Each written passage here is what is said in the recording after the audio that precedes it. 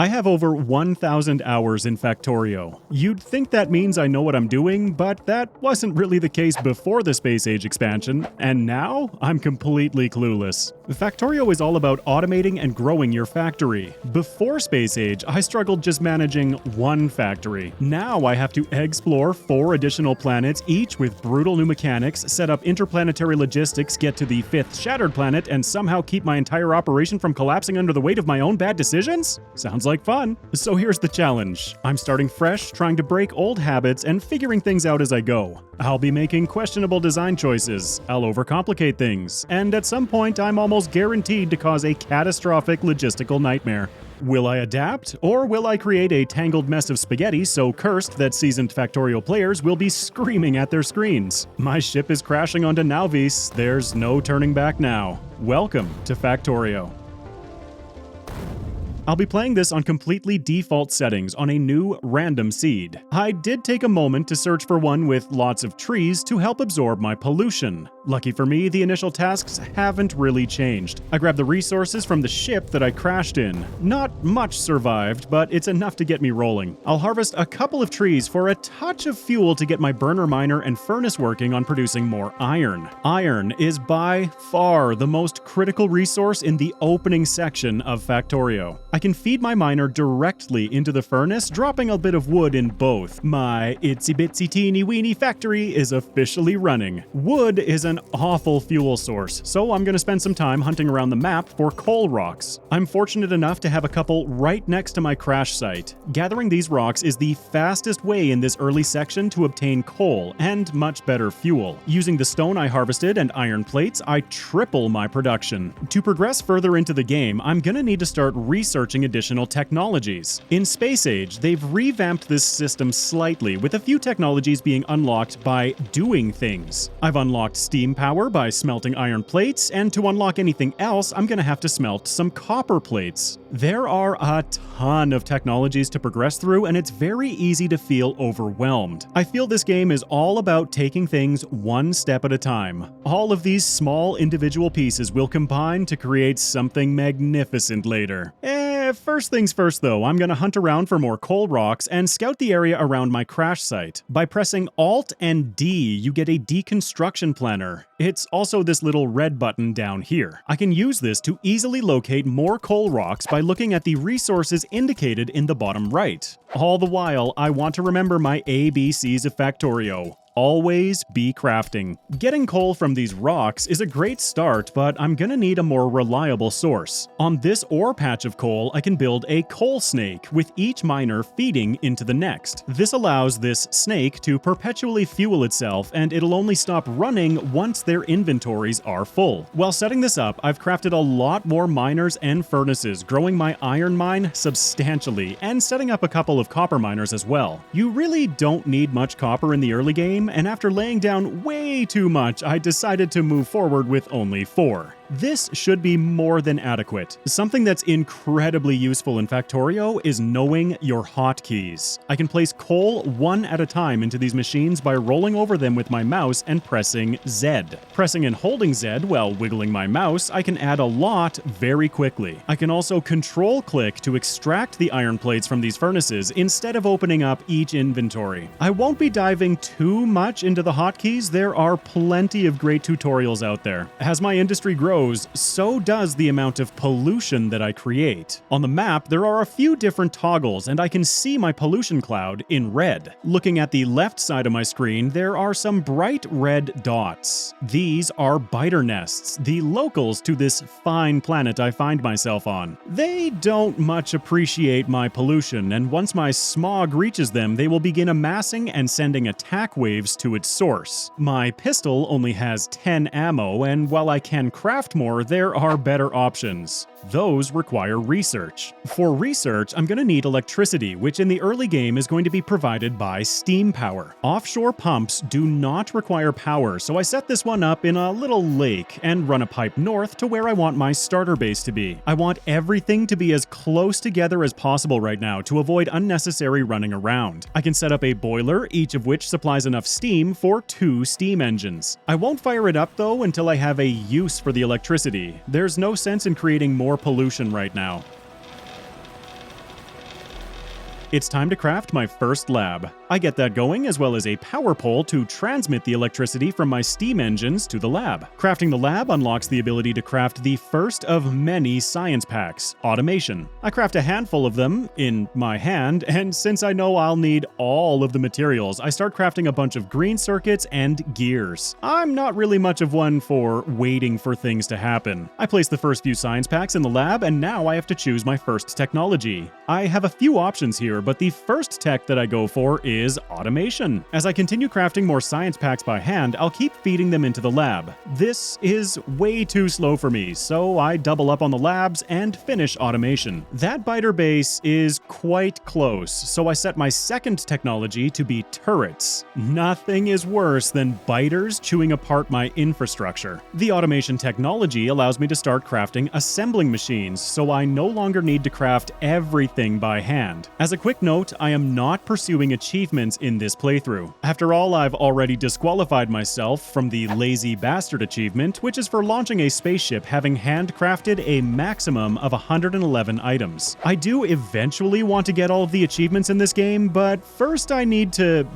get good. Assembling machines also require power. As long as they're within the radius of a power pole, even if it's just the corner, they will be fully powered. I start setting up some recipes in my assemblers, not only to relieve the burden from my poor engineer, but to make things faster. For now, I'll be hand-feeding ingredients into these machines, but I want to get things fully automated ASAP. Turrets finish researching, and I go for military science. I really don't like the idea of looming biter attacks and would like to clear out that nearby nest. As you can see on the map, it's already begun to absorb some pollution. I'll queue up a few turrets in an assembler and then multiple research projects. The labs will go through these one at a time, queuing up repair packs, lamps, and logistics. I have more gun crafting available to me, and I generally go with the SMG. It's far better than my pistol and uses the same ammo. Not a moment too soon either, as an alert sounds because the first biter wave is already here. My SMG is ready, but it has no ammunition. Ah! Well, that didn't take long. That's my first death of the playthrough. The biters aren't done though, and they scatter from my lifeless body to go chew on everything that I've built so far. Come on, come on, come on, come on! At least now they're spread out and easier to deal with. What a terrible start to this playthrough. Almost all of my infrastructure that I've set up so far is now gone. Alright, you nibbly jerks, game on. As I start recovering, I craft myself some light armor. At least now I won't be quite as squishy. More turrets, please. But I gotta get the power turned back on.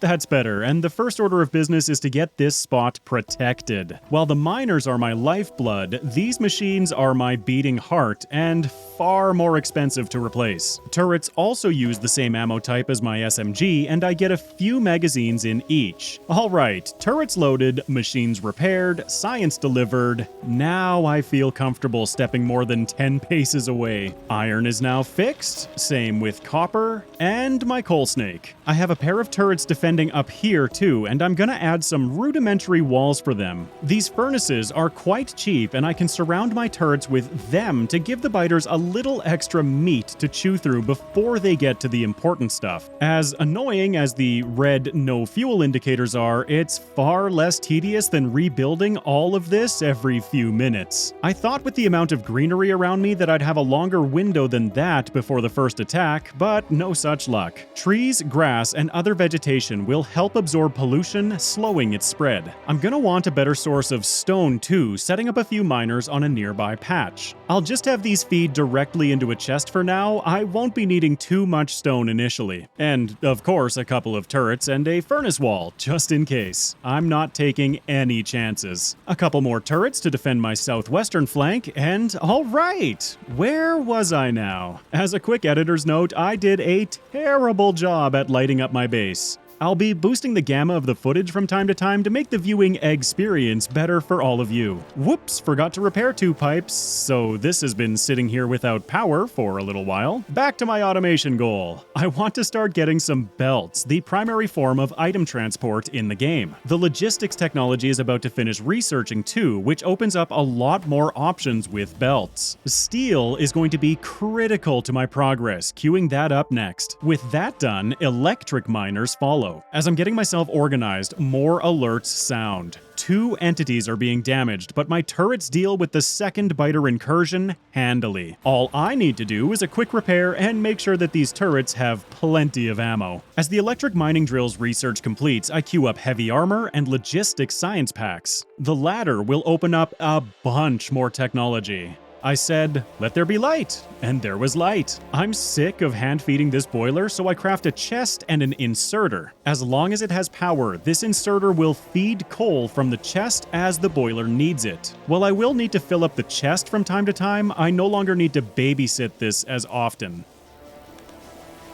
The biter attacks on my coal mine are becoming more vicious, so I expand my turret defenses. I get some electric mining drills crafting, expand my assemblers, and my labs. I've been sitting around like an egg, too scared to leave his shell for far too long already. As logistics science finishes researching, I want to start pushing back against the biters. Less attacks means less iron being consumed by ammunition. Another way to save on my iron is to research physical projectile damage 1, which applies a damage buff to my ammo. Turrets gain the effect 2, effectively doubling the damage buff of this research when they are firing. I'll also grab shooting speed 1, proper stone walls, and radars. Radars will provide vision in their radius and slowly scan the world around me so I can have more information about other nearby biter nests. This is an evolving problem, as the biters will be constantly expanding and forming new bases as the playthrough progresses. Alright, it's time to start getting a proper base laid out. Holding Shift, I can place down ghost images of items in-game. This will allow me to plan things without having to spend innumerable hours tearing up my mistakes.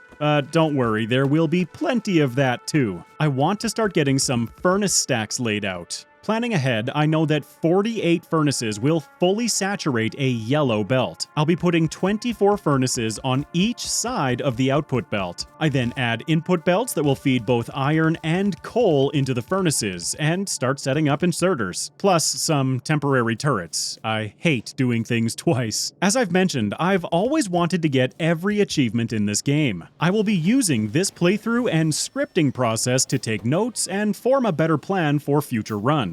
Also, I know that all of your comments will be immensely helpful, so thank you in advance. A big flaw of mine in this early section of the game is that I'm hand-feeding all of these assemblers. It would be quite easy to automate all of these components in an equally small footprint, but all I'd need to do is supply a chest with iron and copper instead of micromanaging every assembler. I get all of my power poles laid down, and this furnace stack is nearly ready to begin working for me. At the base of it, I have 2 splitters feeding the input belts. Belts have 2 sides to them, so you can easily manage 2 resource types on a single belt. I've never been much of one for seafood, so I'll be trying to avoid the sushi belts. One splitter will input coal and the other one iron ore. Underground belts allow me to move resources in 3 dimensions, like an underpass on the highway. I'm setting this up to allow a single coal belt to pass through and feed multiple furnace stacks. The messiness is already starting to compound.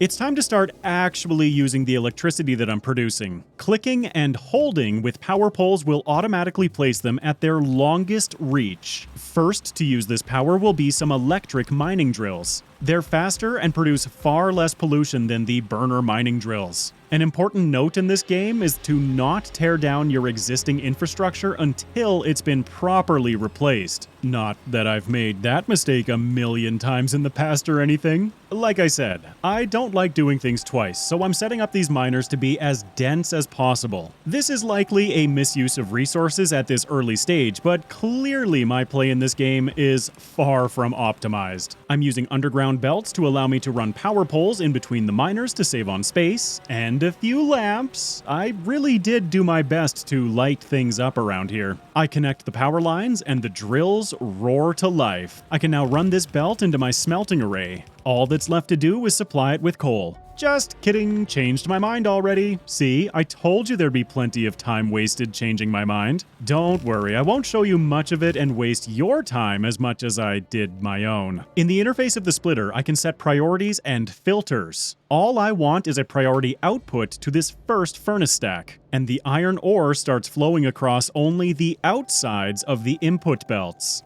Right, this is built to handle one full belt. I'll just change that quickly. Instead of running a proper coal input line, I'll just slap down a chest and some inserters. While this array consumes a full belt of iron ore, it won't consume anywhere near that much coal. This will suffice for now. Beautiful. Time to get the coal patch set up, and this is a great example of not tearing everything down prematurely. Right as I get these turrets back down, a wave of biters comes in.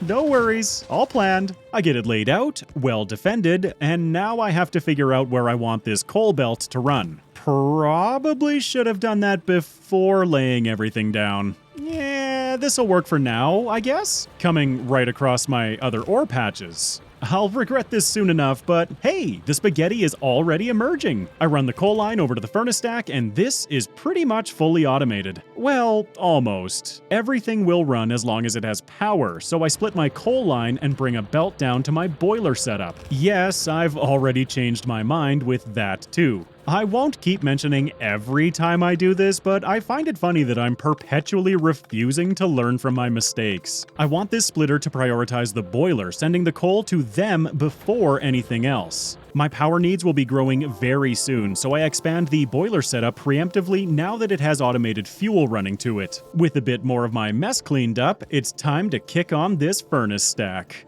Glorious. I choose to research fast inserters next because I'm already getting unfocused. This furnace stack, while super awesome, isn't really all that useful right now, so I've built a chest buffer at the end of it. One of the greatest functions in this game is the ability to copy and paste. I can select the entire array and paste it down so that I no longer need to think while I build it. This functionality will become far more powerful later once I have access to bots. Then when I paste down a blueprint, they'll build it for me. For now, though, I still need to do everything manually. Alright, time to start getting an actual factory built. Putting gears on a bus is a controversial issue for some. The reason I want to do it is because trying to figure out the gear demands of individual builds was just too much to think about, so add it to the bus. Newer players might be asking, what's a bus? A bus is a collection of belts running along the length of your factory, typically in the center. These belts will carry the raw resources that I produce down the line, and I'll be siphoning them off in order to build everything else that I need. Using a bus makes it easier to see which resources that I'll need more of, because if by the end of the bus, say I'm low on iron, I know that I need to produce more iron. I'm also going to throw a chest here with an inserter to pull off gears for my own personal use. Don't forget to add limits to your chest unless you want 3,200 gears for some reason. Now with gears automated, the other resource that I'm going to need innumerable amounts of as the playthrough progresses are green circuits. This is one of the few ratios that I do know by heart. 3 copper wire assemblers will feed 2 circuit assemblers. Now, I need to add copper to the equation, so it's time to build out this second furnace stack. While I'm at it, I might as well upgrade the copper mine, making sure to add plenty of defenses. My pollution cloud is only continuing to grow. These ghost blueprints aren't fail-proof either. I can still place things in the wrong spots. As far as I know, while clicking and holding, power poles are the only exception to this. Alright, the copper is online. Time to keep building. There are multiple types of inserters unlocked with more technology. Burner inserters, which I never use, and these standard yellow inserters that we've seen so far. These red ones are long inserters, which, as the name implies, have a longer reach, allowing me to run 2 belts in parallel next to my assemblers. One supplying iron, the other carrying green circuits back down to the bus. Inserters will grab from both sides of a belt, but will only drop on one or the other. That's why most of my builds will be mirrored across a single output belt. With those 2 intermediate products handled, it's time to automate the components that I'll need to actually build my factory. First and foremost will be belts. Just look at how clear and concise this is. Absolutely no spaghetti emerging at all with only 4 items on the bus. Oh boy. The underground belts and splitters both require belts as part of their recipes, so I'll feed the output line from my belts up to them and drop down some chests that I can grab these supplies from as I need them. And I'll add some lamps. They really do make things easier to look at, eh?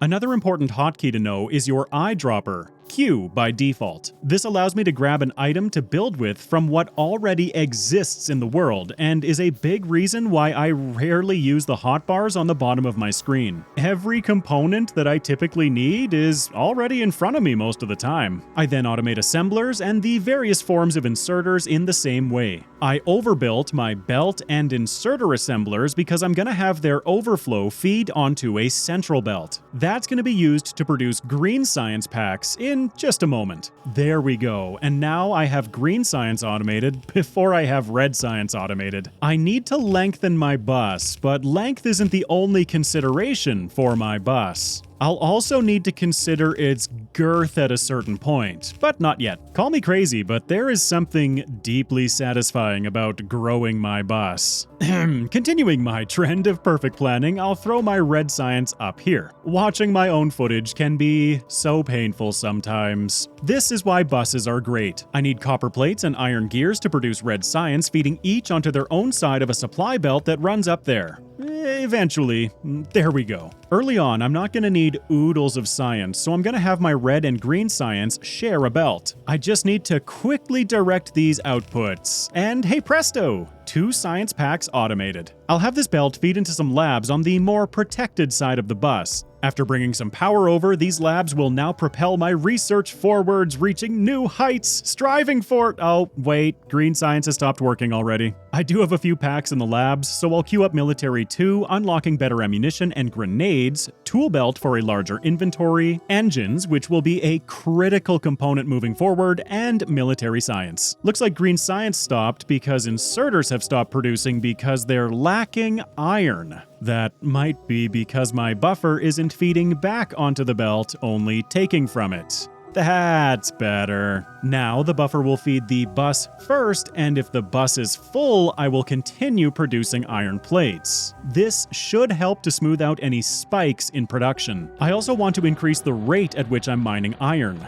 Miners that have fully depleted all resources within their range will begin to flash with a red indicator. I about double my iron mine with a second belt feeding another furnace stack. While bringing a second belt of iron plates onto the bus in the messiest way possible, I get distracted. I've now added lamps and copper wire to this mini supply mall that I'm building, followed by electric miners and turrets. While continuing to build out my third furnace stack, I get an alert, then another, and a few more. Okay, I'm officially concerned. It looks like the coal mine turrets have just about run out of ammo, allowing the biters to chew through most of the furnaces. I really need to deal with that nearby nest. I throw down a quick and dirty bit of ammo automation. I'll need a fair bit to go push back against the biters. Military science has completed researching, and I'm sick of these wooden power poles going for electrical energy distribution 1. Automation 2 and logistics 2. Sure, that'll keep the labs busy. Now that my iron supplies are buffed, I can actually expand said labs, doubling them from 8 to 16. I'm also going to build a 4th furnace stack, but this one will be different. I'm going to supply it with iron ore, then feed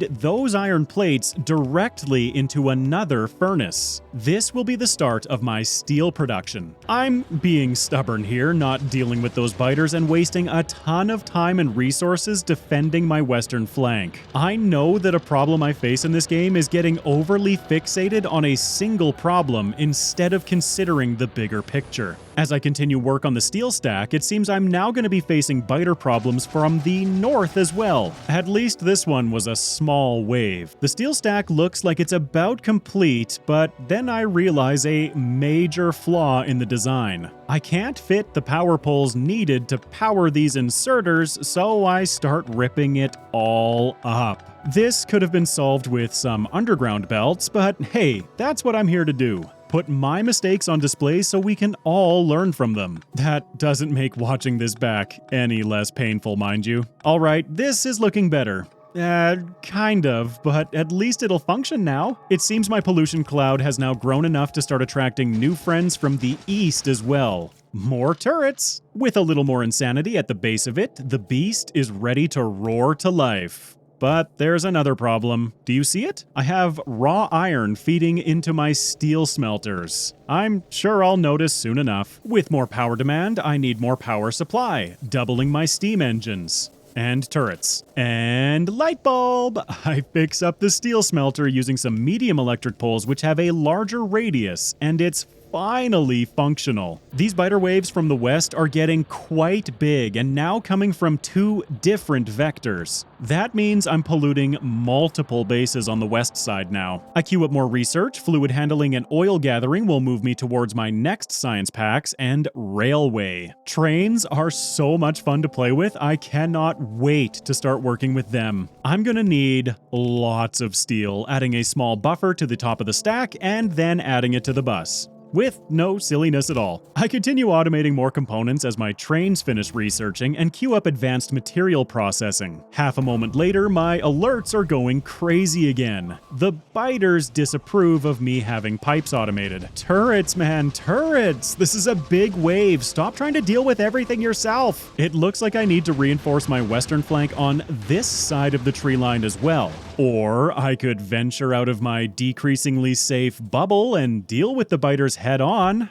What a mess. Instead, I'll automate red belts, which can transport 30 items per second, twice as fast as the yellow belts that I've used thus far, and continue research for my rail network. I'll finally start setting up some of that military tech, automating grenades. These will help immensely against those large biter waves, dealing area of effect damage, and will be a component for military science itself. That copper wire that I automated over here earlier, while used in lamps, will also allow me to automate medium and large power poles. This bowl of pasta is already starting to look full as I automate another component of military science, piercing or red ammunition. After playing Warptorio, my favorite Factorio mod, I've been adverse to using red ammo defensively, and I'll only be using it for science. Continuing along this small space surrounding my initial stone patch, I set up engine crafting. This is way overbuilt for what it'll actually be used for, getting a car. That's why I've been so averse to venturing out and dealing with the biters. Walking long distances is so abysmally boring. Speaking of this stone patch, I want it out of my way.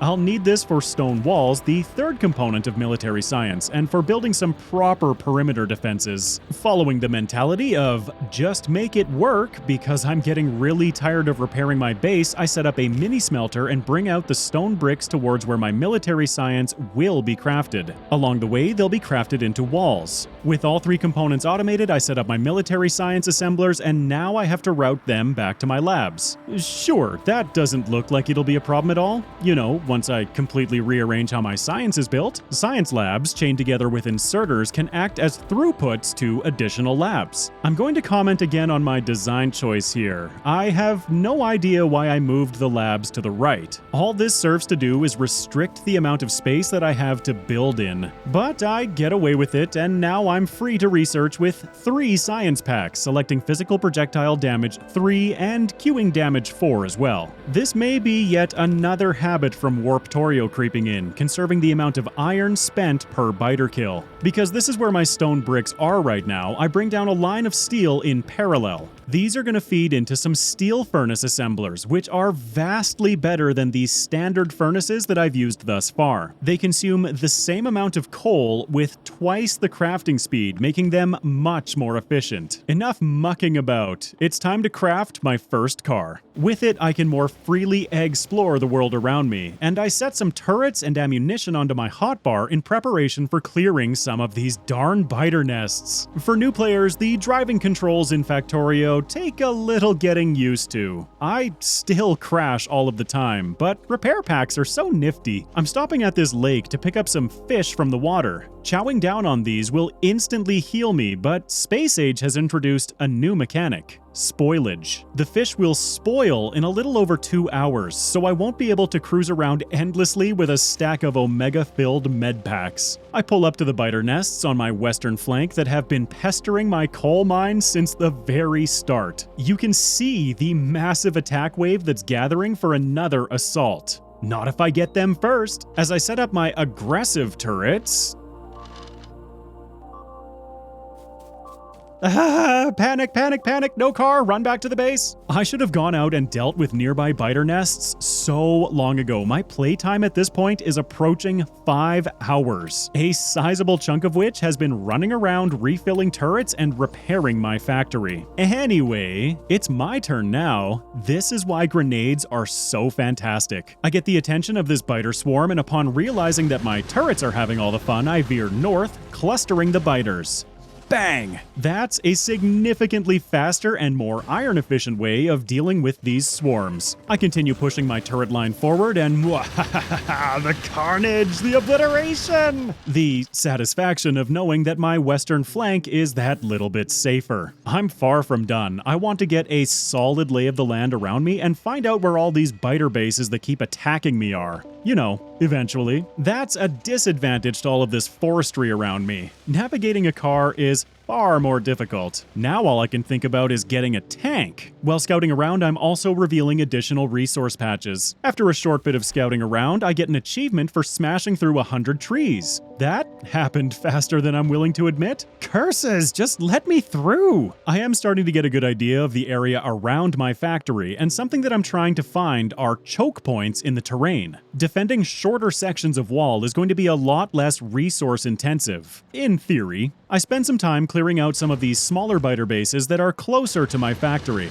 Trust me, I'm gonna hit a limit of what I'm able to fight with my current weaponry. The further away from my spawn location I get, the more massive and difficult the biter bases become. This is what my map is looking like now. I should have some time to collect myself before my pollution cloud reaches any of these other nests. Remember though, on default settings, the biters will continue to expand, so I won't be safe forever. Speaking of expansion, these initial resource patches aren't going to last forever, so I want to start getting some train infrastructure ready. I automate rails, which are going to be used in production science, but for now I'm only focused on infrastructure. Once my borders grow and I feel safe behind them, this entire starter base is probably getting ripped up. Red underground belts have a slightly longer gap that they can span, something that I'll start using to my advantage. I automate more train components, locomotives, cargo wagons, and fluid wagons. This expansion is also going to make a new raw resource available to me: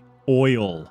Oil is so important. I start piping it all up, making sure to leave myself room to walk. I'm not using any mods in this playthrough, so there will be no squeaking through pipes today. I'll need to extend power down there, and the best option is big electric poles. They don't provide much coverage, but they have the longest reach between poles, reaching 32 tiles as opposed to the medium poles 9.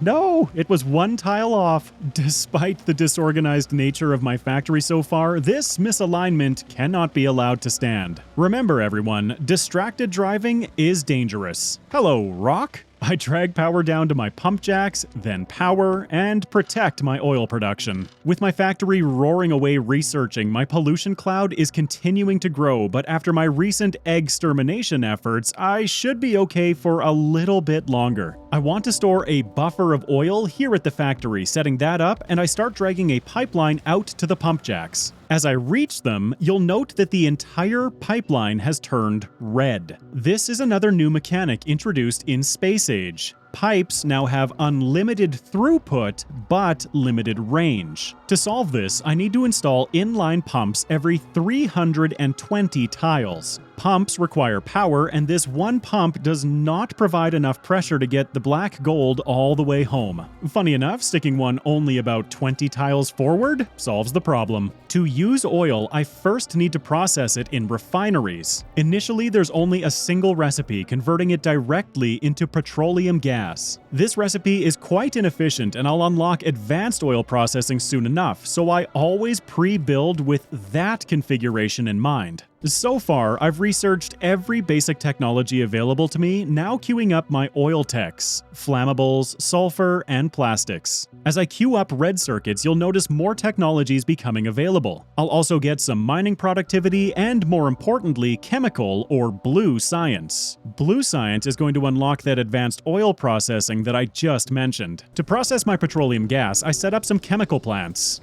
Yes, the only available recipe is solid fuel. I'll need to finish researching sulfur and plastics to actually create them. Well, might as well use the time to integrate them into my bus, which is already incredibly cramped. I feel like there's a fine line to this game. Creating and navigating spaghetti bases is peak levels of fun, but it opens the door to all kinds of problems. Something that helps with that are the higher tiers of underground belts, each with a longer range. Yellow undergrounds can span 4 tiles, red 6, blue 8, and the new highest tier green turbo belts can span 10 tiles. My green science is backing up slightly, and since I'm not the most patient person, I add another row of labs to increase my rate of research. I can now set the sulfur recipe in my chemical plant. And plastic is done, so I set that too. I'll need to bring in coal to make plastic. Sure, perfect. I'm also going to need to bring in water to my chemical plants and oil refineries once I unlock advanced oil processing. I'll use a new pump to not interfere with my steam power. This might be overkill, as with the new fluid mechanics, a single pump can now support 400 steam engines? Am I reading that right? I'm currently living off of 16. It used to be the case that one offshore pump could handle 40 steam engines, a fact that was very much still stuck in my brain while playing. I'm now set up to produce both plastic and sulfur, the intermediate products required for my next step in progress. I set up assemblers for blue science first to keep it closer to my labs and start installing red circuit assemblers next to it. I'm going to be feeding my red circuits with green circuits from my bus. This is a foolish choice. To produce red circuits, I should be creating an independent green circuit build for them. Not to worry though, as a quick spoiler, this base is not long for this world. I'll need copper wire for red circuits, and barring the fact that engines will be in short supply, I have everything that I need for blue science. Just make it work. I pull the output belt of blue science over to my military science line, so now they'll each feed one side of that belt as my first blue science trickles down the line. It's alive! It's alive! As I wait for advanced oil processing to finish researching, I'll start setting up my refineries to handle the additional outputs. Instead of 100 crude oil producing 45 petroleum gas, now 100 crude oil and 50 water will produce 55 petroleum gas, 45 light oil, and 25 heavy oil, a significantly higher yield. Producing multiple products introduces the possibility of one backlogging, halting production of the others. To handle this, I immediately set up some cracking. Using more water, a free and unlimited resource on Nauvis, heavy oil can be cracked to light oil, and light oil can be cracked to petroleum gas. I'm going to add a couple of circuit conditions to this. Now, one thing in this game that I struggle with immensely are these logic circuits. The conditions that I use here are very basic. As I power the cracking setup, it roars to life immediately, which I don't want. Using these circuit conditions, I can have it crack on demand based on the amount of each fluid type in their respective tanks. I only want the heavy oil cracking to initialize if the light oil is below a certain value, and the same goes for light oil cracking into petroleum. It's not perfect, but it will hopefully do the trick for now.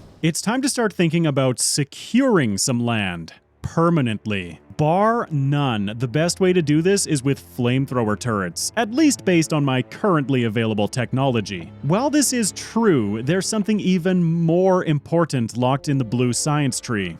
Bots. I switch up my techs gunning for lubricant, electric engines, and batteries. For this, I'm going to want sulfuric acid, which obviously requires sulfur. Time to crowd the bus even further by navigating a pipe of sulfuric acid through it. It's at this point that I realized my engine setup was completely silly in every way, building a new one next to the red circuits. Reactive and organic, this base is. I feed the new engine array back into my blue science. It's beautiful. The other side of that engine splitter will be feeding electric engine assemblers. These require lubricant to craft, so I feed a supply line all the way back over to my oil processing. All that requires is heavy oil, so it's an easy hookup. The standard assemblers have no fluid input, so I have to use the next tier to make these. The research needs to finish before I can complete this build, so I start getting ready for batteries. I also queue up a bunch more research, flying robot frames, construction robots, modular armor, blue circuit, and power armor because I intend to skip right to it. And pow! Automated electric engines and batteries. Ratios, smatios. All I need is for this to work for the moment. More janky split belts later, and I have flying robot frames automated.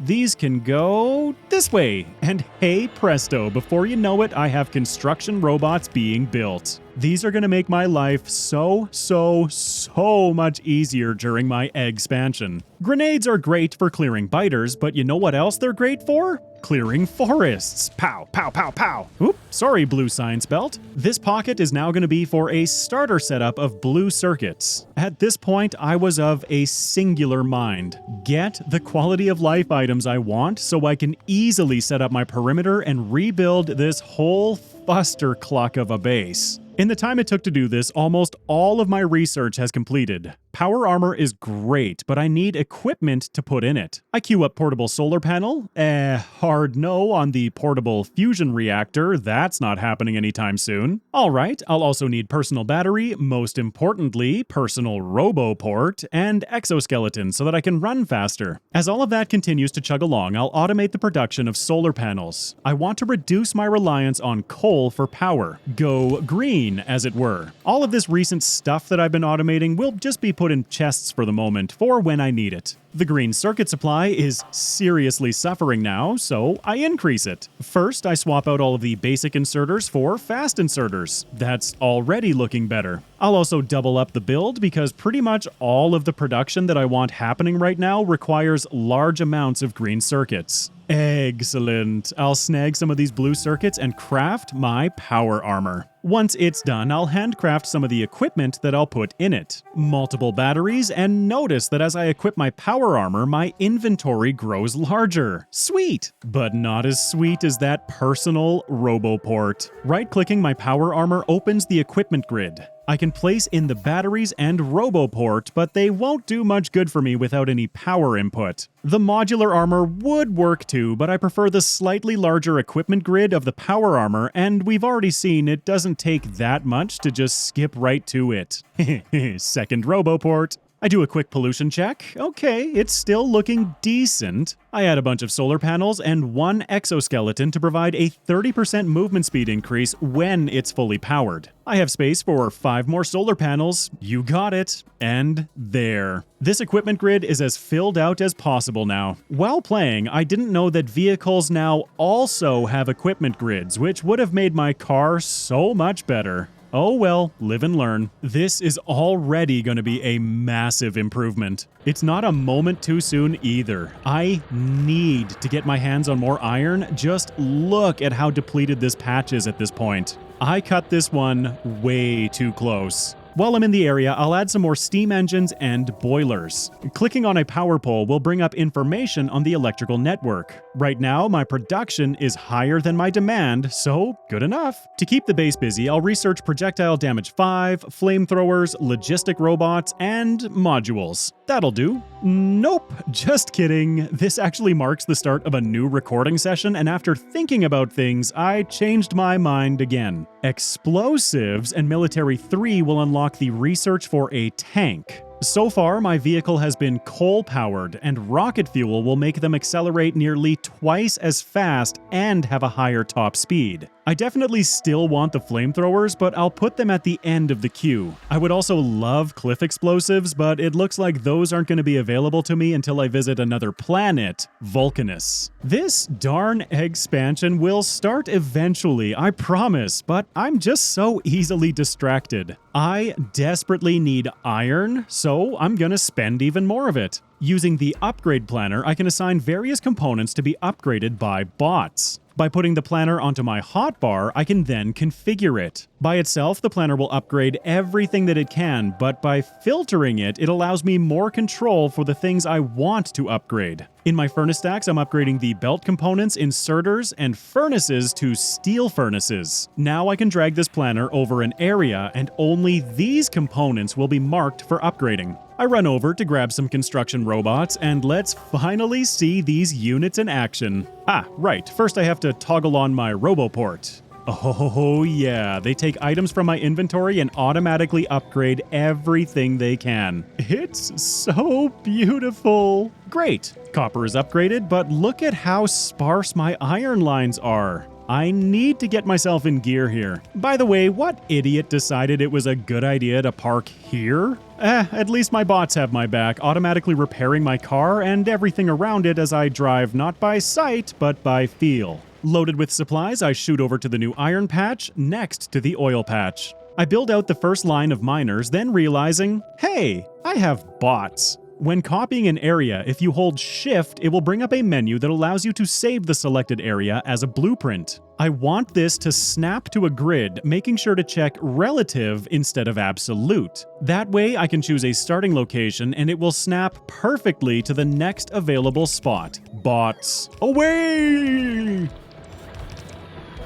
As I stamp down the next line, I get an achievement for fully depleting a resource patch. Well, there goes the last of the iron back at base. With this new iron patch fully saturated with miners, it's time for Phase 2. Getting it back to the factory. I want the resources distributed evenly across the belts, building my first balancer. Yes, I'm looking at a picture online while doing this. I love designing things and learning from my mistakes in this game, but some things like this are better left to people smarter than I. This balancer will accept 6 input belts and evenly spread them across 4 output belts, a 6x4 balancer. I connect the lines and this iron is now ready for transportation. Not by belts, of course. It's time to start playing with trains. For the time being, all I want is to get this iron back to the factory. I'll work on proper rail infrastructure soon, but I want to create some blueprints for that process. I'll create this basic little teardrop-shaped loop with a train station in line with the iron belts. All trains require a minimum of 1 locomotive, and I'll add 2 cargo wagons to the back. I want the loading and unloading processes to be as fast as possible, adding buffer chests. This way, I'm limited by the speed of my inserters, not the belts. There it is. The first train is officially being loaded. Back at home, I set up another teardrop. This will serve as my unload station. The reason I do a teardrop is to allow my place a train to turn around. You can have bidirectional trains, and we'll see why I tend to avoid them once I make it to the planet Fulgora. I set up another train stop and take a moment to name it. For the sake of organization, naming train stops is immensely important.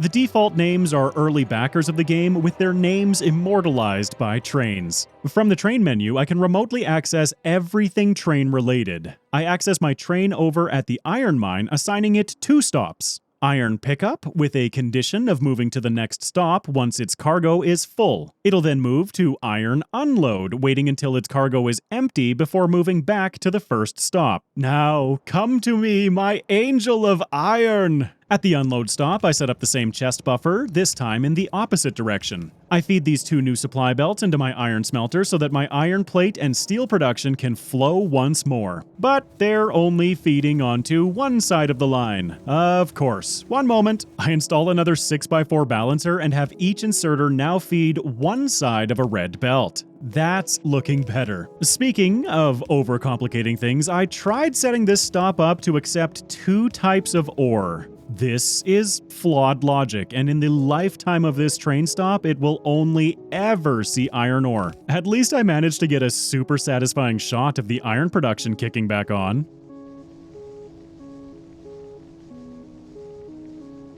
Right, time to plan a proper train network. Hitting F4, I can open up the debug menu. I want to select Show Tile Grid. Now, there's all kinds of trouble you can get yourself into in this menu, but be aware, clicking certain boxes may disable achievements in your world. Showing the tile grid will not. Similarly to Minecraft, Factorio world generation is based around chunks. Each chunk is 32 by 32 tiles containing 1024 tiles in total. Why is this important? Well, I'm going to be making some chunk-aligned rail blueprints. Having a set of these blueprints will make expanding my base much easier. Yes, there are lots of blueprints available online, but I want to make my own. I start by finding the center of this chunk, then lay 2 rails on either side. This will make my trains function like highways. One side goes east, the other west. Big electric poles used to have a range of 30 instead of 32, which is why I'm adding 2 to the centers. I'll take some inefficiency here to alleviate thinking while I'm stamping blueprints. I'll add some lights and then create the blueprint. This time, I'm going to edit some of the values, setting the height and width to 32 by 32, one chunk. Setting the grid position to -12 on the y-axis centers my design in the chunk itself. And for these, I want my alignment to be absolute instead of relative. I name it with a standard convention, rail straight. Now when I go to paste down this blueprint, it should be perfectly aligned to the chunk.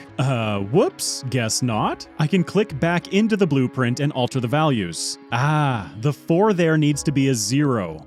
There. Now this blueprint is a perfectly aligned section, both horizontally and vertically. Time for the next level. Just like roads, I need to handle intersections. After some finagling, I get my curves aligned with my straight rail pieces. I add in some straight sections, and I add some cross sections to give my trains more freedom. I will note that since creating these, I have done some research and feel that there are better ways to design intersections. But I was letting my heart guide me here, and having a blast, I might add. I can't get too comfortable though. Quick pollution check. After adding power in the last straight and cross sections, this is a completed 4-way intersection. Except for one little snag. Nothing here provides the trains any information about other trains. If I leave it like this, they will inevitably collide. I need traffic lights, or in this case, rail signals. There are 2 types of signals, chain signals and rail signals. The nuances of these signals leave my brain feeling a little scrambled, so I've always stuck to a simple rule that will more or less keep things working. Chain in, rail out. Signals divide the rail network into sections. Each section can only have 1 train in it at any given time. Anytime a train is entering an intersection, I add a chain signal. On the other side of that intersection, I add a rail signal. It's important to note that adding intermittent rail signals along your straight tracks is also important. This will divide those longer stretches of track into smaller sections because remember, only 1 train can be in each section at a time. You don't want a train 2,000 tiles away thinking that the track in front of it is full. That's the mentality that I will be following while designing this, but it's flawed. I've learned since then and would recommend checking out Doshington's train tutorial. It's only 3 minutes long and absolutely brilliant. For the longest time in this playthrough, I operated on my old knowledge and will see the cascading effects of that as my rail networks become more complex. I continue blueprinting the sections that I'll need, a 4-way intersection, a 3-way, a 2-lane curve, all aligned to the chunk boundaries. Alright, bots, get rid of this for me. Step by step, I'm getting closer to being ready to finally expand properly. I set up some flamethrower automation. These will take a short eternity to craft. To keep the base busy, I've been researching random things like inserter capacity. Really anything that might be useful at some point. I add electric energy distribution 2, unlocking substations, 2 levels of worker robot speed to make my bots move faster. I'll scooch these forward actually. 2 levels of braking force so my trains will move faster, and another critical component to progress in the game. Low density structures, or LDS for short. Trains need fuel to run, crazy, I know, so I make sure to drag a coal line over for the time being. Anytime my train is dropping off iron, the locomotive will be getting filled with fuel. Uh-oh, looks like my radars have picked up a biter expansion. Easy. Have I mentioned yet that I love bots? I'm sure I'll mention it another 1,000 times before the end of this video. The next design project is setting up wall sections. I'm chunk aligning these as well, but I feel like this is a mistake. While rails are perfect to design in this way, I feel that wall segments need a little bit more flexibility. Are you as happy as I am to see some proper walls being used instead of furnaces? In front of the wall, I'm adding some dragon's teeth. In the past, these tended to mess with the biter's pathing. If nothing else, it's more meat in between me and them. I then take some time aligning flamethrower coverage. I might have overdone it here, but once I head off to other planets, I want to be absolutely sure that my factory will survive while I'm absent. I add power, lights, and have another blueprint ready to go. I really don't want to fuel my vehicles or my trains with coal anymore. I could use solid fuel, which is crafted from any of the 3 oil products, with light oil being the most efficient. Instead, I'm going to use this solid fuel in combination with even more light oil to create rocket fuel, which I've been wanting for a while. While waiting for the first one to craft, I, of course, get impatient and need to build a bunch more assemblers. That's better. I've also unlocked the tank, so yes please. At least trees won't slow me down anymore. I'll need to supply my perimeter flamethrowers with ammunition, for which I'm once again using light oil. I'll transport it on trains eventually, but while I'm establishing that infrastructure, I'd like to feel protected. I can put light oil into barrels and carry it with me in my tank for a temporary supply. In order to power anything out there, I'll be relying on solar. A flaw with relying on solar energy is that the sun isn't providing it 100% of the time. Something that I forgot to research are accumulators, placeable batteries to store any excess power that my solar panels generate during the day. As I'm preparing everything else, I'll get those researching quickly. Once they're done, I'll just handcraft a bunch. I won't need many for this expansion. This expansion that I've been talking about for far too long. It's time to actually do it. My next research will max out my flamethrower damage. Well, it isn't maxed, but it's as much as I'll have available to me right now. I load up my tank with supplies, and it's time to get this show on the road. I'm careful to avoid driving on the train tracks. Something tells me that my tank would lose that battle. Also, tank! It's so much fun. Trees? What trees? I'm gonna set up my easternmost wall over here. Excuse me, Forest, you're kind of in my way. I'll be sure to make more green choices in the future to make up for this heinous destruction of nature. But it's so darn fun! I get my first section of wall lined up and fly, my pretties, fly! Build everything for me. I set up the lamest solar panel and accumulator design ever, but it'll work. The locals are already displeased with my deforestation. Sorry, eh? I won't be expecting too many attacks on this eastern flank once I'm done with my workout here. I'll use this small amount of power to pull the light oil out of the barrels that I brought. This should provide my flamethrowers ample fuel until I get a more permanent supply established. I paste down my wall blueprint all the way down to the south corner, quickly throwing together a solution manually. Could I design a proper corner? Probably. Do I? Nah. I'm able to copy and paste everything that I need to quickly slap down a defense. This wall is kind of useless if there are biters behind it, so I do take time clearing out the last of the biter nests. This is the biggest nest that I've faced so far, and grenades clearly aren't the answer. Remember how tanks don't really slow down for trees? Well, turning up the fun dial a notch, I can smash. I'm gonna need a lot more supplies than I thought, and while restocking back at base, I queue up more research to keep the base busy. I'm not mentioning all of my research, but I'll keep mentioning the tasks that will propel my playthrough forward. I'll also add more shooting speed and explosive damage, moving them forward in the queue. Having the research queue enabled by default, as well as being able to move the queue around, are more features added in Space Age. Wait a tick! I have bots! I should be using them to help turret creep these larger nests. I can't face these medium nests without incurring some casualties, but this technique is going to allow me to take them out at least. I haven't discussed worms yet. You can think of worms like biter turrets. They'll spit at me across a large radius, leaving puddles of acid on the ground. Patience, Yago, patience. No need to rush in and suffer more losses unnecessarily. Awesome! As the last worms fall, my confidence rises, and I can repeat this process over and over to create a secure perimeter.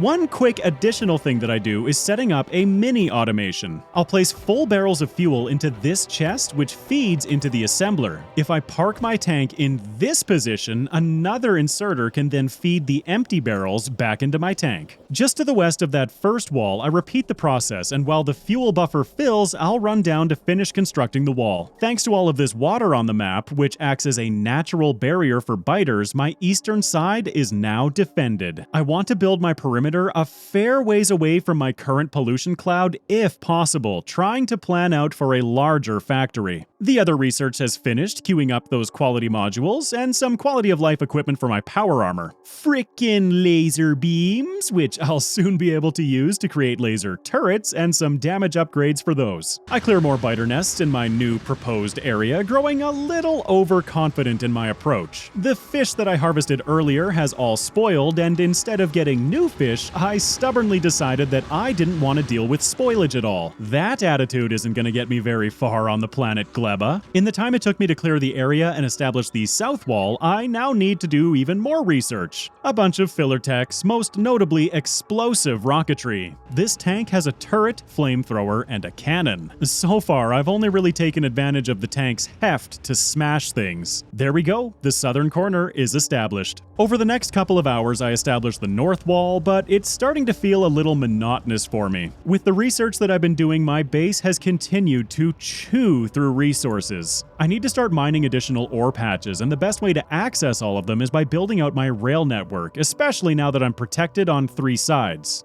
Mostly. From the map view, I can start planning it all out using those rail blueprints that I created. The best part about doing all of this with ghost entities is that I can plan it out without committing the time to build it. Yet. I'll need to create train stops too, because I don't want the trains sitting on the main lines. Again, with the power of hindsight, I would design this differently, but the way that I build this will work for a long time. I copied one of my furnace stacks as a measuring tool to plan out my stops. 1 locomotive and 3 cargo wagons feels like a decent size to plan my rail network around. I create new blueprints, not forcing them to be aligned this time. The rails themselves are already chunk aligned, and I don't need to hamstring my ability to place these stops. I then mirror it, creating a double stop, which is looking pretty snazzy. There's just something so satisfying about building in this way. I aim my tank south, driving slow enough for my bots to keep up, clicking and dragging my rails down and watching them materialize before my eyes. Bots.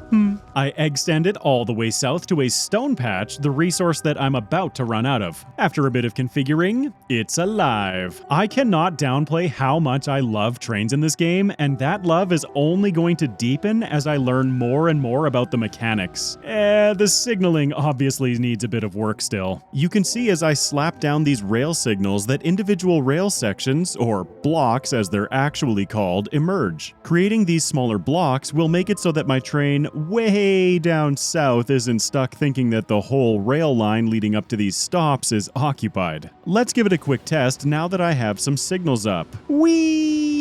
Have I mentioned that trains are fun? And they're only going to get more fun to watch as my network grows. Now that I have the rail set up, I need resources for it to carry. I create a 6x6 balancer, which will feed this train. Because red belts are twice as fast as yellow belts, 3 input lines can saturate 6 yellow belts that will feed the train buffer. There's a second stone patch right beneath me, so I have room to grow, leaving the other side of the balancer empty for now. I blueprint some load and unload stations, getting ready to bring all of my resource processing to this north quadrant. 2 smelting arrays ought to be adequate for stone for a long time. I get all the stone belted in, and now I need a coal stop to fuel these furnaces. That's going to require a new coal mine, and hey presto, bots and blueprints, my friends. If you aren't using them, you're doing it wrong. I pop down the last power pole, and the new coal mine roars to life.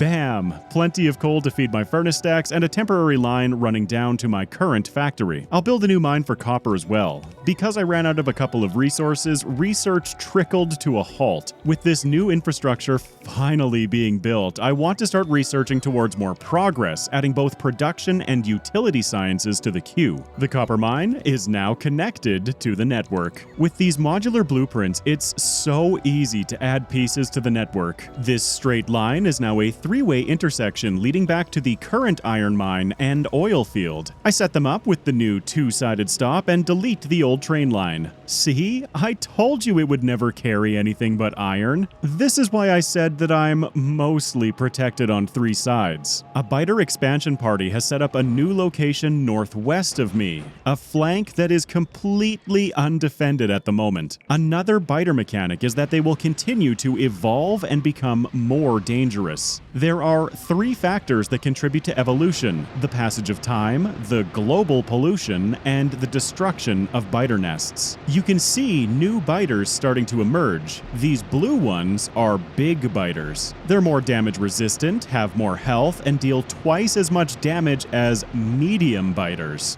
which are a step up from small, of course. There's another stage beyond big biters as well, behemoths, and I want to be fully enclosed in walls before I start having to deal with those monsters. As you can probably tell, even the big biters are difficult to bring down with my current weaponry. Big biters also mean big spitters and big worms. Big worms pack a wallop, and I die for the second time in this playthrough. Okay, safe again for the moment. I reconnect the iron mine and set up a new train for oil. Instead of inserters and cargo wagons, these will be loaded and unloaded with pumps and fluid wagons. Makes sense, right? In typical me fashion, I overkill the situation, but at least I know that this will work forever. Oil fields will produce indefinitely, but as they're consumed, they will produce less and less oil over time. This will fall to 2 crude oil per second, or 20% of the original yield, whichever is higher. I set up new copper and iron unload spots in preparation to feed my new furnace arrays. 4 lines each of copper and iron will supply 8 arrays. This will be the foundation of my new main bus. You can see my mouse flicking around, planning things out in my head on the map. Another thing I need to be aware of is the amount of time that has passed since I established my walls out east. I've edited out quite a few hours of getting this work done, and I can't rely on those initial fuel buffers to last forever. I also want to defend my western flank sooner than later, fully enclosing my factory. As I drag coal lines over for the smelters, I'm also making sure to feed my trains with fuel. This is before I was aware of the new train interrupt mechanic, which I'll discuss once I realize how magnificent they are. I plan out the new furnace outputs through another balancer, this one a 4x4.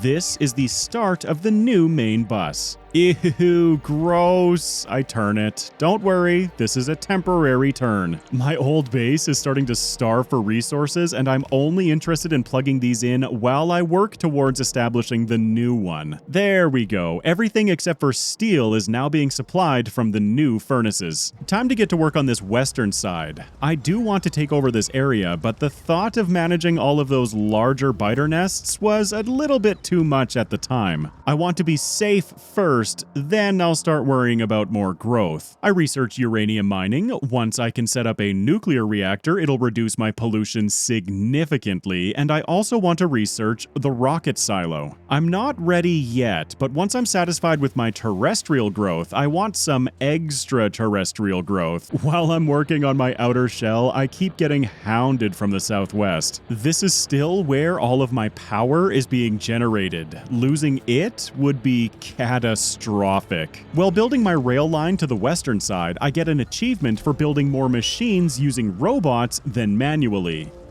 That didn't take long. Because my rail blueprint includes power poles, I don't have to bother with the solar panels anymore. This wall is already connected to the main base. I'm going to use another train to supply my wall defenses with fuel. For now, this train will only bring light oil, but I already have plans to supply these walls with other materials in the future. I wonder how long it'll be until I actually implement them.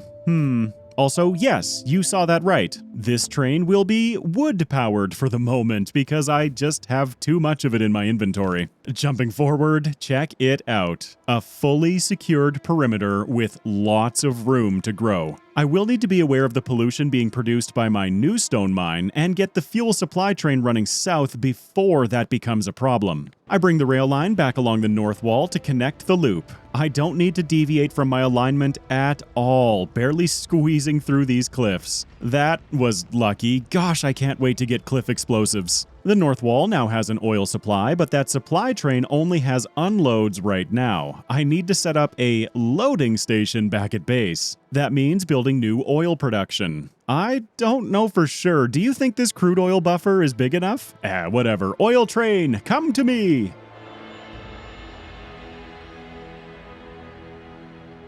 Whoa, hey, who put the wrong footage in here? Nah, fooled you. I created a separate world so that I could install a mod without disabling achievements in my main world. I know I said that I wasn't pursuing them, but I do still want to earn whatever achievements I can along the way. The mod that I installed is HellMod, a useful tool for planning. I won't dive into the how of using it, only the why. I'm going to let it do all of the thinking for me, and now I know that for a full belt of yellow plastic, I'm going to want 8 chemical furnaces being supplied by 14 refineries. Good enough. I won't show any more planning sessions in HellMod, but I wanted to showcase how nifty of a tool it is. From a design perspective, these refineries are very much using old methods. As I mentioned earlier, in Space Age you can now flip the inputs and outputs of machines, but I hadn't watched any content on Space Age at this point. I wanted to explore it for myself first. So I need 14 refineries, this is 12, carry the 2, 24, sure! I also tried planning for future expansion, leaving room for beacons, but let's be honest, by the time I get to that point, I'll probably just redesign the entire thing again. I'm gonna need a water line brought into the area, and once again, I fail to Space Age. Pipes have unlimited throughput now, so there's no reason for me to build 4 water lines here. I just hope that all of my mistakes help to make us all better players. At least I know that I'll never need more water. Did I say I was leaving space for beacons in the middle? I must have meant buffer tanks. As I've mentioned, it's so fun critiquing my own footage. I really do learn a lot about how my mind was putting the pieces together and where my logic was flawed. I set up some cracking next, 8 heavy oil to light and 24 light oil to petroleum. C is for cookie, so that's good enough for me. I set up even more buffer tanks, because reasons, and these will be the ones that actually supply the factory. I also include an 8-tank buffer for lubricant. Excessive. All of this, while being useful for the factory as a whole, was to supply my walls with flamethrower fuel. I can't squeak through the cliff cracks this time, only somewhat begrudgingly I'll build a few things manually.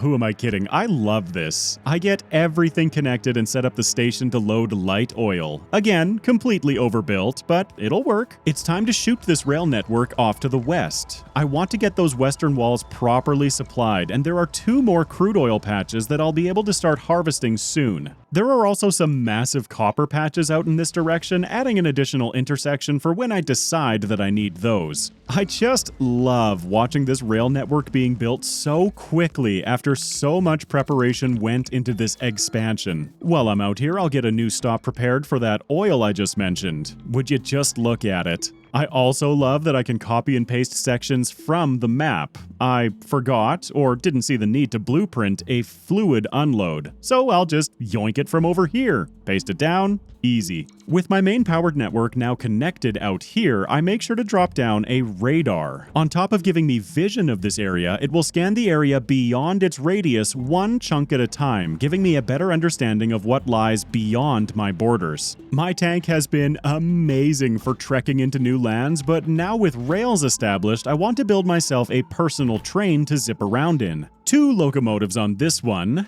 Gotta go fast. I load all of my junk into the cargo wagons and take it for a joyride. Don't mind me, just enjoying the fruits of my labors.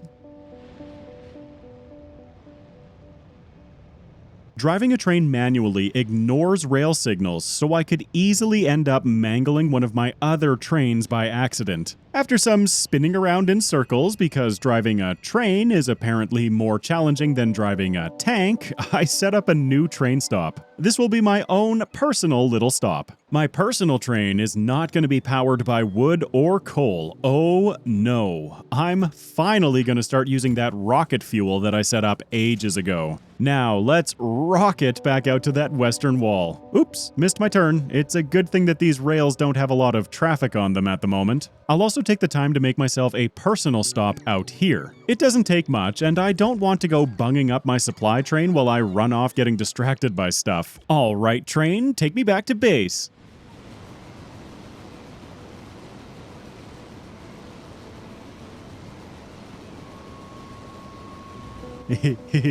Oh, you're taking me right back out west again. I'm here for it. I'm just going to enjoy the ride.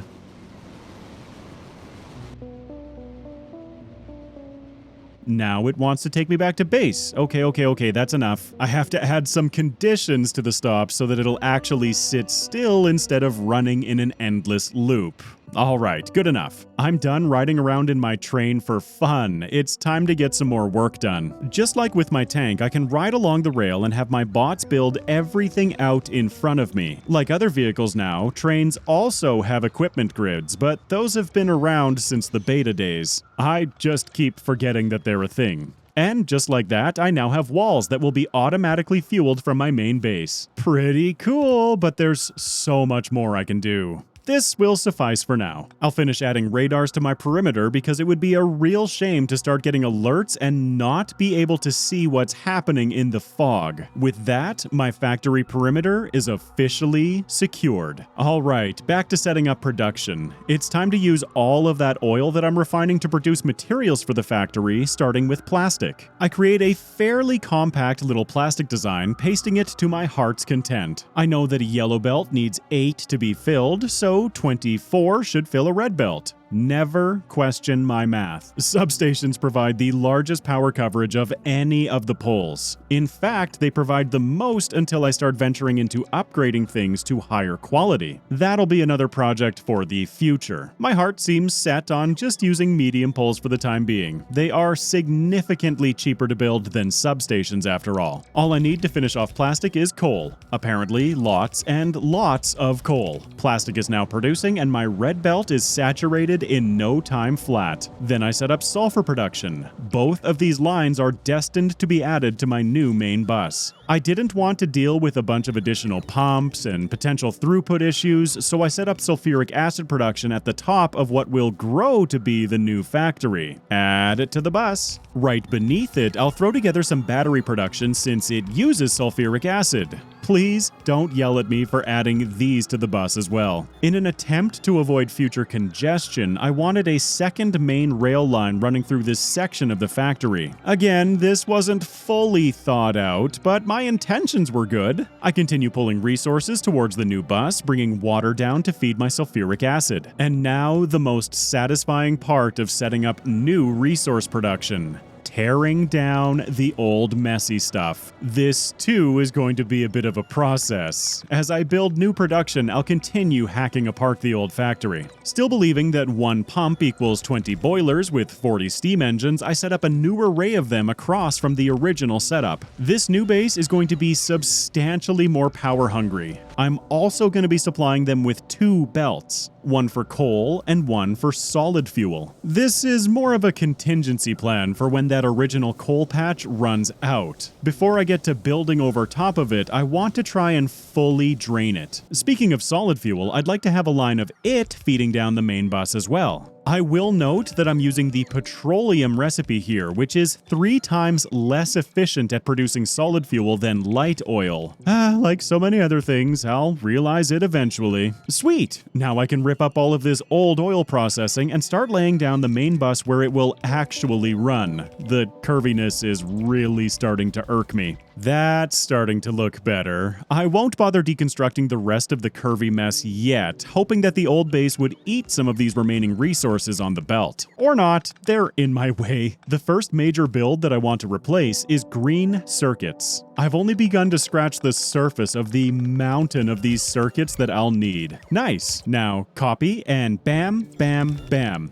Bam, bam, bam, bam, bam. I get the input belts connected, and that's a good start. I'll double it up, but I make a mistake here. I paste it such that two arrays share a copper input belt. A single red belt is going to fall well short of supplying enough copper plates for both circuit builds. I'll reconnect the new main bus to the old one, again temporarily. I can't have these machines running out of resources. After all, they're currently building all of the components that I need to build the new factory. It's another instance where I'm feeling like I could have planned things a little bit better, but hey, at least the main bus isn't curving anymore. Time to start designing some proper red circuits. I'd wager that at minimum, one full belt of these green circuits is going towards creating red and then blue circuits. This looks like it'll work.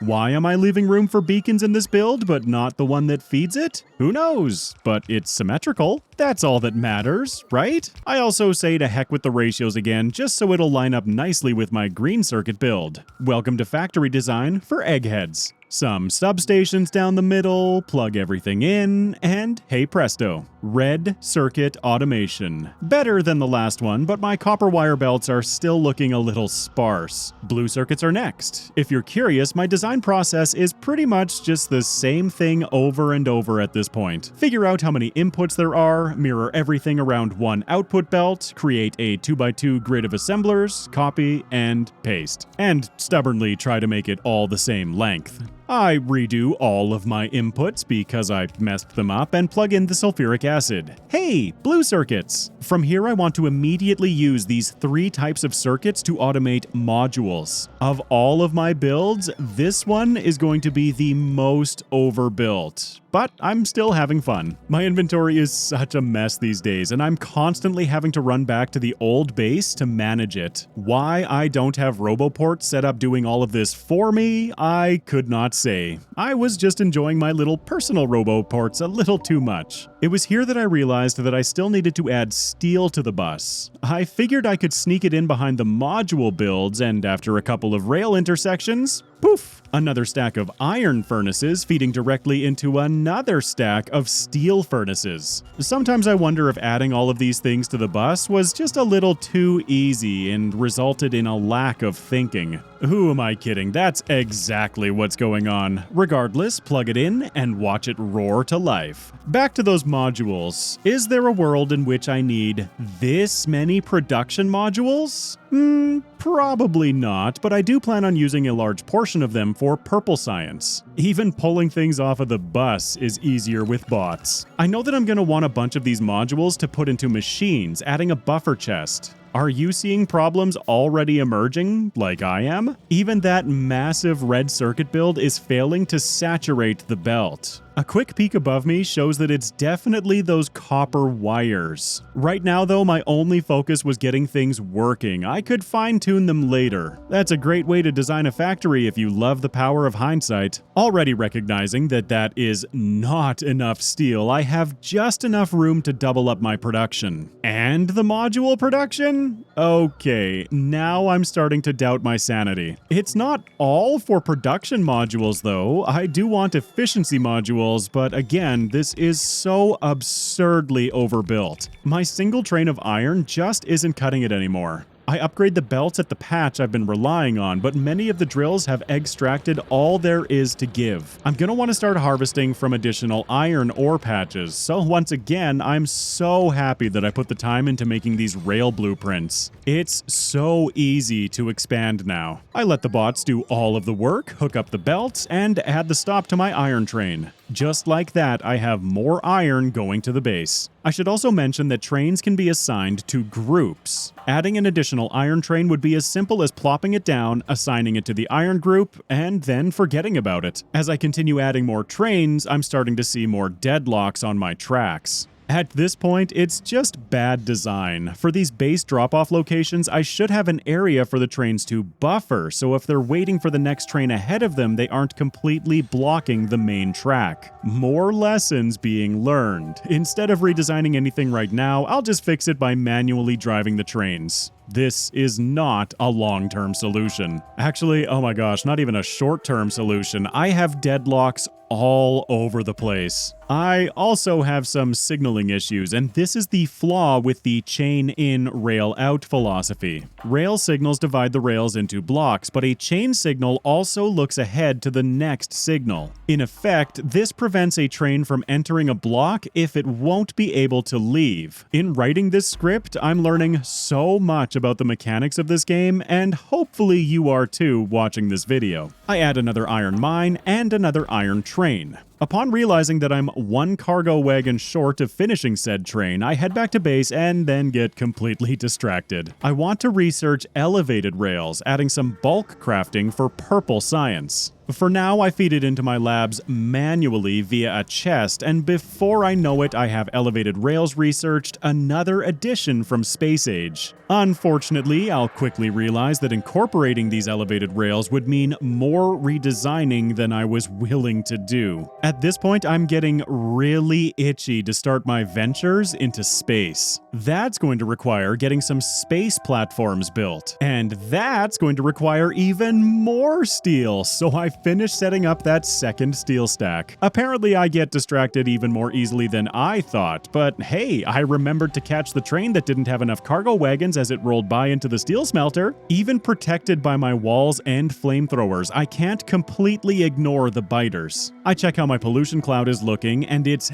definitely growing. One solution for this that I have not explored in full is solar. Also, I'm officially dipping below 100% power satisfaction in my base. That's nothing that some quick and dirty accumulator automation can't fix. Along with more solar panel production, of course. These two machines will be working in tandem, with the accumulators hopefully charging enough during the day that my steam power won't be so strained at night. I keep running past these green rocks though. They're also on my mind as a power solution. So what I was saying is that I need Roboports? The distractions, everyone. Seriously. The Roboport is the resting place for all construction and logistic robots in your network. The orange area represents the logistic coverage, and the green area is construction coverage. Another lovely feature added in Space Age is that Roboports also grant vision in their radius. Something that once again I was unaware of while playing. Once I realize it, I'll be able to get rid of a bunch of those power-hungry radars. I don't want to overcomplicate things right now. A single Roboport and a bunch of storage chests. This will give my construction bots a place to,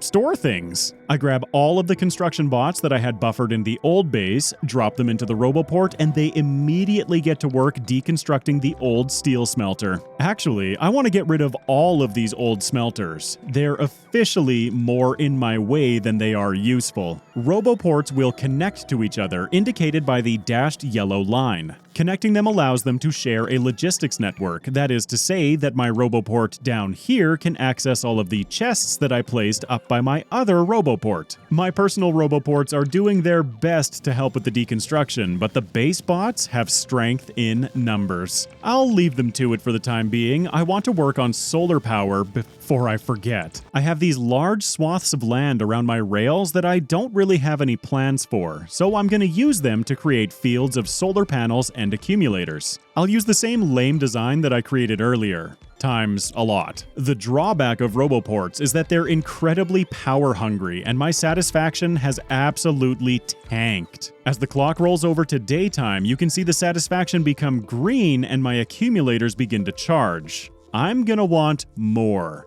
Lots more. So I'll start laying down some fields of accumulators. At nighttime, you can see that the accumulator charge is dropping fairly quickly, but I'm definitely approaching being fine again with my power demands. The best part about solar is that aside from the initial investment of resources and pollution to create the panels and accumulators themselves, this is a 100% green, 100% free method of gaining power from now until forever. Even so, I don't want to risk running out of power. Dealing with rolling brownouts, or even worse, a full-on blackout, would be a really painful process to come back from. Darn it, trains. I know you're only doing what I tell you to, but be smarter. Watching the base bots build this bus entertains me. Is it just me, or does it seem like I'm always capturing footage in the dark? I have power armor. Why don't I have night vision? Bad YouTuber. I attempt to increase the throughput of my trains unloading by changing over my fast inserters to bulk inserters. It still feels weird to me that filter inserters are no longer a thing. I liked the purple and white inserters. Another way to increase throughput would be to add multiple stops, but I've designed this in such a way that I don't really have room to grow. Oh well, at least the steel is roaring along nicely whenever a train lands. I'm pretty over manually filling my purple science, so with my absurd module production, I might as well build out actual automation. 3 inputs, 1 output. It's nothing we haven't already seen. I set up rail automation next to that, an ingredient in production science. I'm butting up against my boilers and don't seem to have room for power poles. Please, everyone, let this video serve as a PSA on planning ahead. So many hours were wasted deconstructing and rebuilding things because I just ran into them. Rails also have 3 inputs and 1 output, so I just copy the whole build over right next to it and change the recipe over to electric smelters. I'm beginning to realize that that's the real blueprint that I need to focus on making in the future. Blank builds for 2 inputs, 3 inputs, etc., with a few more nuanced builds like green circuits having their own blueprints. For the most part, though, it's iterations of the same design over and over. How the heck am I meant to feed these assemblers now? Shh, don't tell anyone. I'll snake it through just above the production science. Even when I'm trying to be smarter and plan things out, I'm still running into spaghetti solutions. It's no joke, this game will always scramble my brain a little bit, but it's beautiful. Belts everywhere. That should be purple science automated for a good long while. Oh, forgotten underground. Or a lot of them. On the smelters too. Hey, purple science. More solar, more accumulators. But really, I should have this connected to the base's bot network to build itself over time. I could be off doing literally anything else instead of standing here watching the bots do stuff. This is the 3rd time that I'm showing this intersection deadlocking. There's a problem with my signals and I should be fixing that instead of each deadlock manually. Up north, I left room next to the stone furnace stack because I knew I'd need production for concrete and refined concrete. Now, I've heard that a factory isn't a real factory until it's covered in concrete.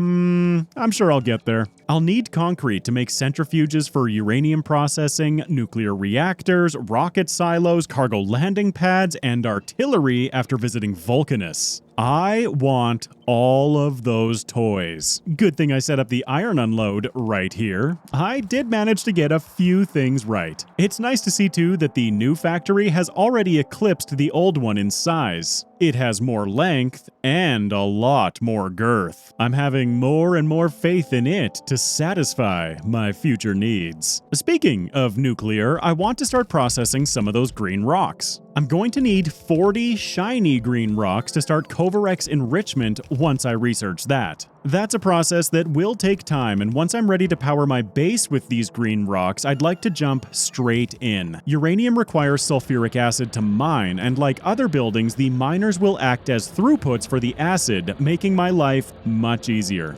I set up some centrifuges on either side of the belt. They will start processing the raw uranium into uranium-235 with a 0.7% chance of getting uranium-238, the shiny green rocks that I just mentioned. U-238 is the real meat and potatoes of nuclear energy, and once I have 40 and the research for Covarex enrichment, making more shiny green rocks becomes almost trivial. I set a splitter to siphon off my shinies and a buffer to hold the rest. I already have one. Nice! Realizing that I probably don't need 96 assemblers for efficiency modules, I trade over half of them to speed modules. This is still overkill, but at least I'll never be short of these components. I expand the robot network to cover more of the old factory. This way, as I continue to replace parts of it, I can continue to assign bots to deconstruct it. I queue up some progression research, nuclear reactor, and fuel reprocessing. Before jumping all the way into nuclear energy, I will continue to wait for Kovarex enrichment, which will require space science. I play with a new design idea, setting up some temporary laser turret assemblers in the old base. With this setup, I could get as many as 6 inputs on a single side of the machine.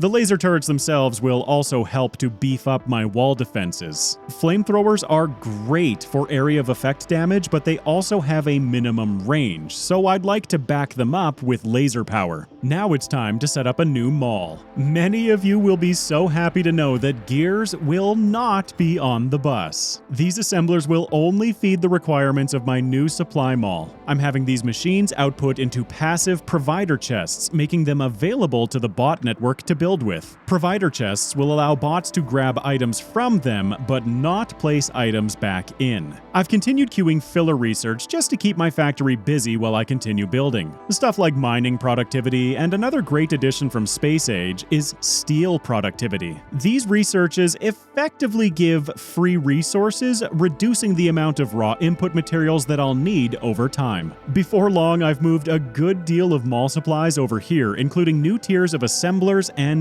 belts. Express belts, or blue belts, are 3 times faster than a yellow belt. I will come to rely heavily on them in future builds, but I again feel like this is an error. Once I visit Vulcanus, I'll have access to turbo belts, the new green ones. I feel I could have happily relied on red belts until getting access to them, which are 4 times faster than a yellow belt.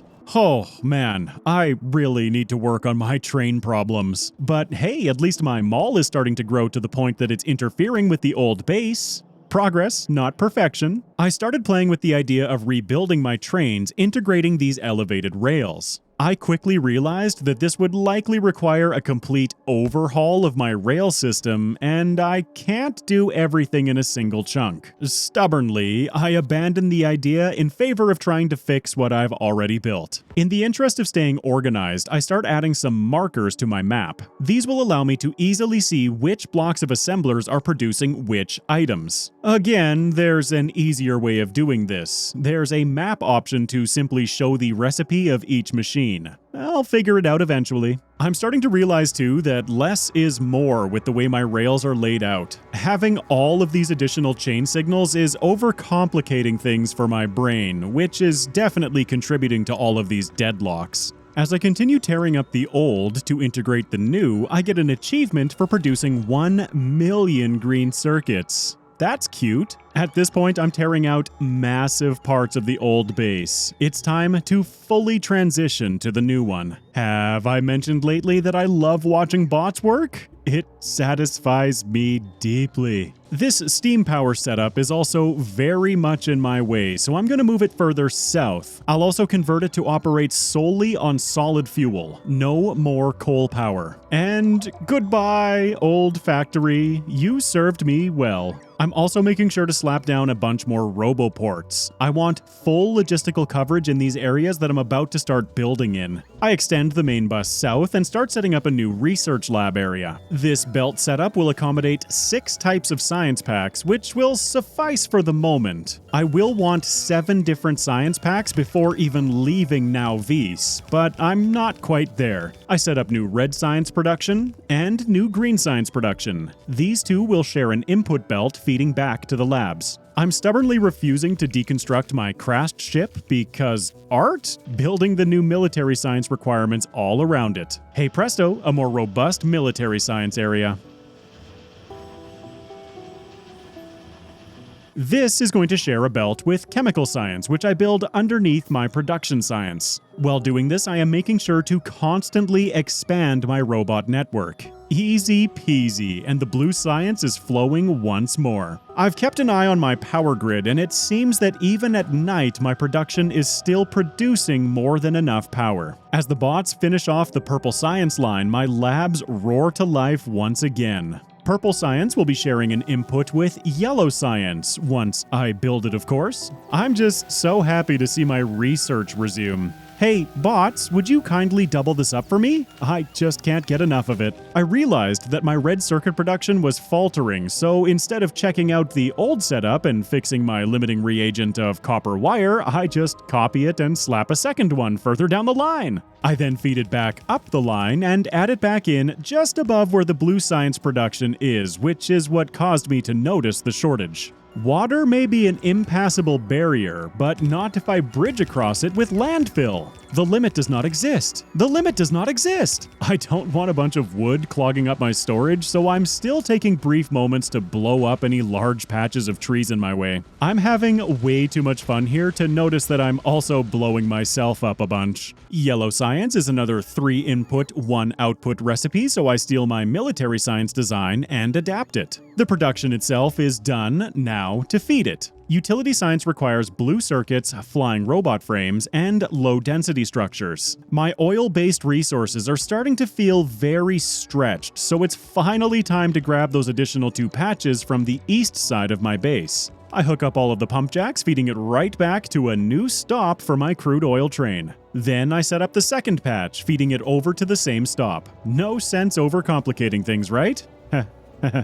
This should provide all of the crude oil that I need for the foreseeable future. Buffering these tanks is incredibly important, as once these 2 oil patches have been running for a while, they'll drop to that 20% production threshold. I want this oil to be constantly trickling in. Whoops, missed 2. There we go. These new oil fields have increased the amount of pollution being generated on my eastern side, and it isn't long before the biters take notice. Everything is still in the green here, but I want to reinforce this pronto. Also, whee! I love riding my trains. Out at the eastern wall, I start laying down some of those laser turrets I was producing. Completely on purpose.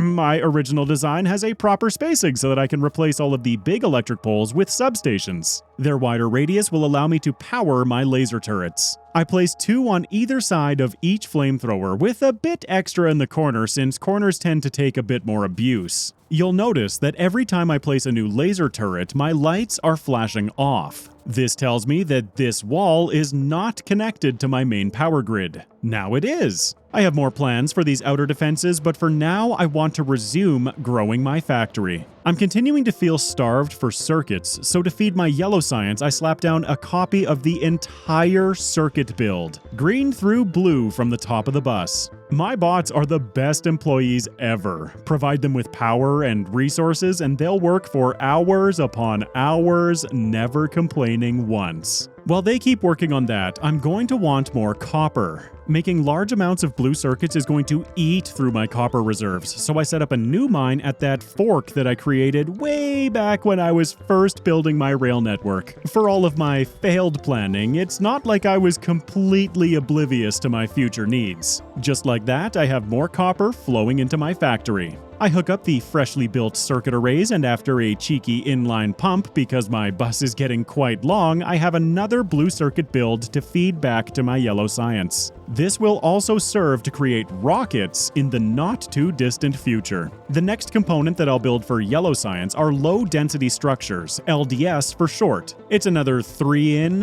1-out recipe, so once again, I'm using the same design. These require 2 steel, 5 plastic, and a whopping 20 copper each. I'm really glad that I just buffed my copper production. On top of being used for yellow science, they're also needed for rockets, so I double up the build. After copying down my entire blue science engine setup, I steal my blue circuit design to convert those engines into electric motors. I'm finding more and more that a few well-made designs can more or less carry out the majority of my needs. Then I take the LDS build, slap it down, convert it to flying robot frames, and just like that, I almost almost have utility science automated. I bring in all of my input materials from the bus and pull my output belts over to the yellow science build. There is no escaping the spaghetti. Since I'm mass-producing robot frames here anyway, I add a couple of additional assemblers that will serve to craft more bots. I'm not saying that they're disposable or anything, but I'll probably end up, retiring a bunch over time. Cool! Now that I have the first 6 science packs automated, I want to do a ton of filler research. First and foremost, a bunch of worker robot speed. This will make all of my bots better at their jobs. I also want military 4 and power armor Mark II. No rush on these. Now, I've discussed construction robots at length, but I haven't explained logistic bots. While construction robots build things, logistic bots are in charge of moving items around my network. In my player inventory, I can assign bots to keep my character supplied with items. By setting an upper limit on these items, whenever I have more than, say, 100 fast inserters, the logistic bots will remove the excess from my inventory. Similarly, I set up another group that I'm calling trash. These are items that I have no use for in my inventory, and setting the upper limit to 0 will have the bots remove them anytime I pick them up. I didn't even realize that I had spoilage taking up a slot this whole time, and now the bots will remove it for me. That is, as long as I have the storage available in my network to place the items that they're taking from me. As my industry grows, so does my pollution cloud. My north wall is starting to get a bunch of attention from the natives, so I reinforce it with more laser turrets, just like I did on the eastern wall. My power armor Mark II is now researching, and I can also research more toys for it. Personal battery Mark II, a portable fission reactor so I don't need to rely on solar anymore, and a bunch of laser shooting speed. This will help defend my walls, and I'll have personal use for more lasers soon. I reinforce the rest of the walls with lasers, and take a look at this factory. It's looking much bigger, and therefore better these days. Not big enough though, I want to grow it even more before I'm willing to leave it unattended for the many long hours of my space adventures. After all, just look at the size of that pollution cloud. I continue setting up my personal logistics as my power armor Mark II crafts. Once it's completed, I pull all of the equipment out of my current armor. The Mark II armor has a much larger grid that I can play with. I'll add even more to it once I have the other equipment that I want researched. Again, unsure of what exactly I'll need to move into space, I set up some manual assemblers for bulk crafting. I can tell you right now, this is not sufficient. I build a bunch of space platforms aiming towards getting my first bits of space science producing. The pollution cloud kinda spooked me, and I want to prioritize the space science to grab that Covarex enrichment I keep mentioning. Using these platforms, I can create my first space platform starter pack. I only really need one, but don't worry, I'll be using them all eventually. A fat load of good any of this is going to do me without the ability to shoot it into space, so I start crafting my first of many rocket silos. And there it is. Now the question, where the heck do I put this thing? These days, Factorio comes with a built-in wiki. Like I mentioned, I hadn't researched or watched any content on the Space Age expansion while playing. I wanted to experience it all for myself, so setting up these space platforms is completely foreign to me. I have all of the shiny green rocks that I need at this point, so I create a small automation to start creating some nuclear fuel. I'll need it for that portable fission reactor for my power armor Mark II. It's probably best that you don't mess with the Factorio engineer. I'm about to find out that the guy weighs a full ton and can carry around nuclear fuel rods in his pocket. What a guy. I've been slowly crafting and adding additional equipment to my grid. Mark II batteries, 2 more exoskeletons for movement speed, and bye-bye solar panels. This single fission reactor creates as much power as 25 personal solar panels, plus it produces all of the time instead of only in daylight hours. Right, rocket silo. I elect to make all of my rockets sandwiched in between my LDS and blue circuit production beneath me, given that I need both to create the rockets themselves. I'm going to be making a lot of rockets. And they're fairly expensive, so adding production modules to the silos feels like a no-brainer. Blue circuits, LDS, and now the final component, rocket fuel. Duh. I steal my electric engine, no, blue circuit design for the creation of rocket fuel. And there it is. My first rocket is crafting. You'll notice a purple bar that's growing underneath the green crafting bar. Those 4 productivity modules I installed are giving me a 16% bonus at the cost of more power consumption, pollution, and less speed. In other words, every 7 or so crafts, I get 1 for free. Whoop! Quick distraction. While I'm waiting for this rocket to craft, I filled out the rest of my armor grid. 2 fission reactors, probably overkill, and now 4 personal Roboports. Lovely. As I wait for the rocket to craft, I drop in the space platform starter kit, ready to launch. And there it is. I can now tell it to build my first space platform. I name it Help Me because, yeah, and with some very questionable camera work, I fire my first rocket into space. Let's just take a quick look at what the game is telling me to do. Oh, goodness. Well, that doesn't look intimidating or anything. Like everything else, I'll have to start with the basics. Here it is, my first space platform in all of its glory. The first thing that I do? Shoot a bunch of space platforms back down to the planet. This is going to take some figuring. I have a feeling that I'm going to need a lot more space platforms, so I automate those right next to the rockets. I'll just start indiscriminately firing those into space. Another batch? Sure, why not? Some cargo bays and one of those claw grabber thingies? Yeah, I saw those on the info screen. More grabbers, more crushers, and there's a little bit of room left in the rocket. More space platforms. Send it! This is already starting to feel a little too slow. More rocket silos seems like an appropriate solution. A lot more. Now this is more what I imagined when I heard space age. In order to get to space myself, I need to completely clear everything in my inventory. A rocket has a capacity of 1 ton, which my engineer alone completely fills. I'm only allowed to bring up my equipped armor, the equipment that's within that grid, and my weapons. No ammunition, no supplies. It's time to go to space for the first time.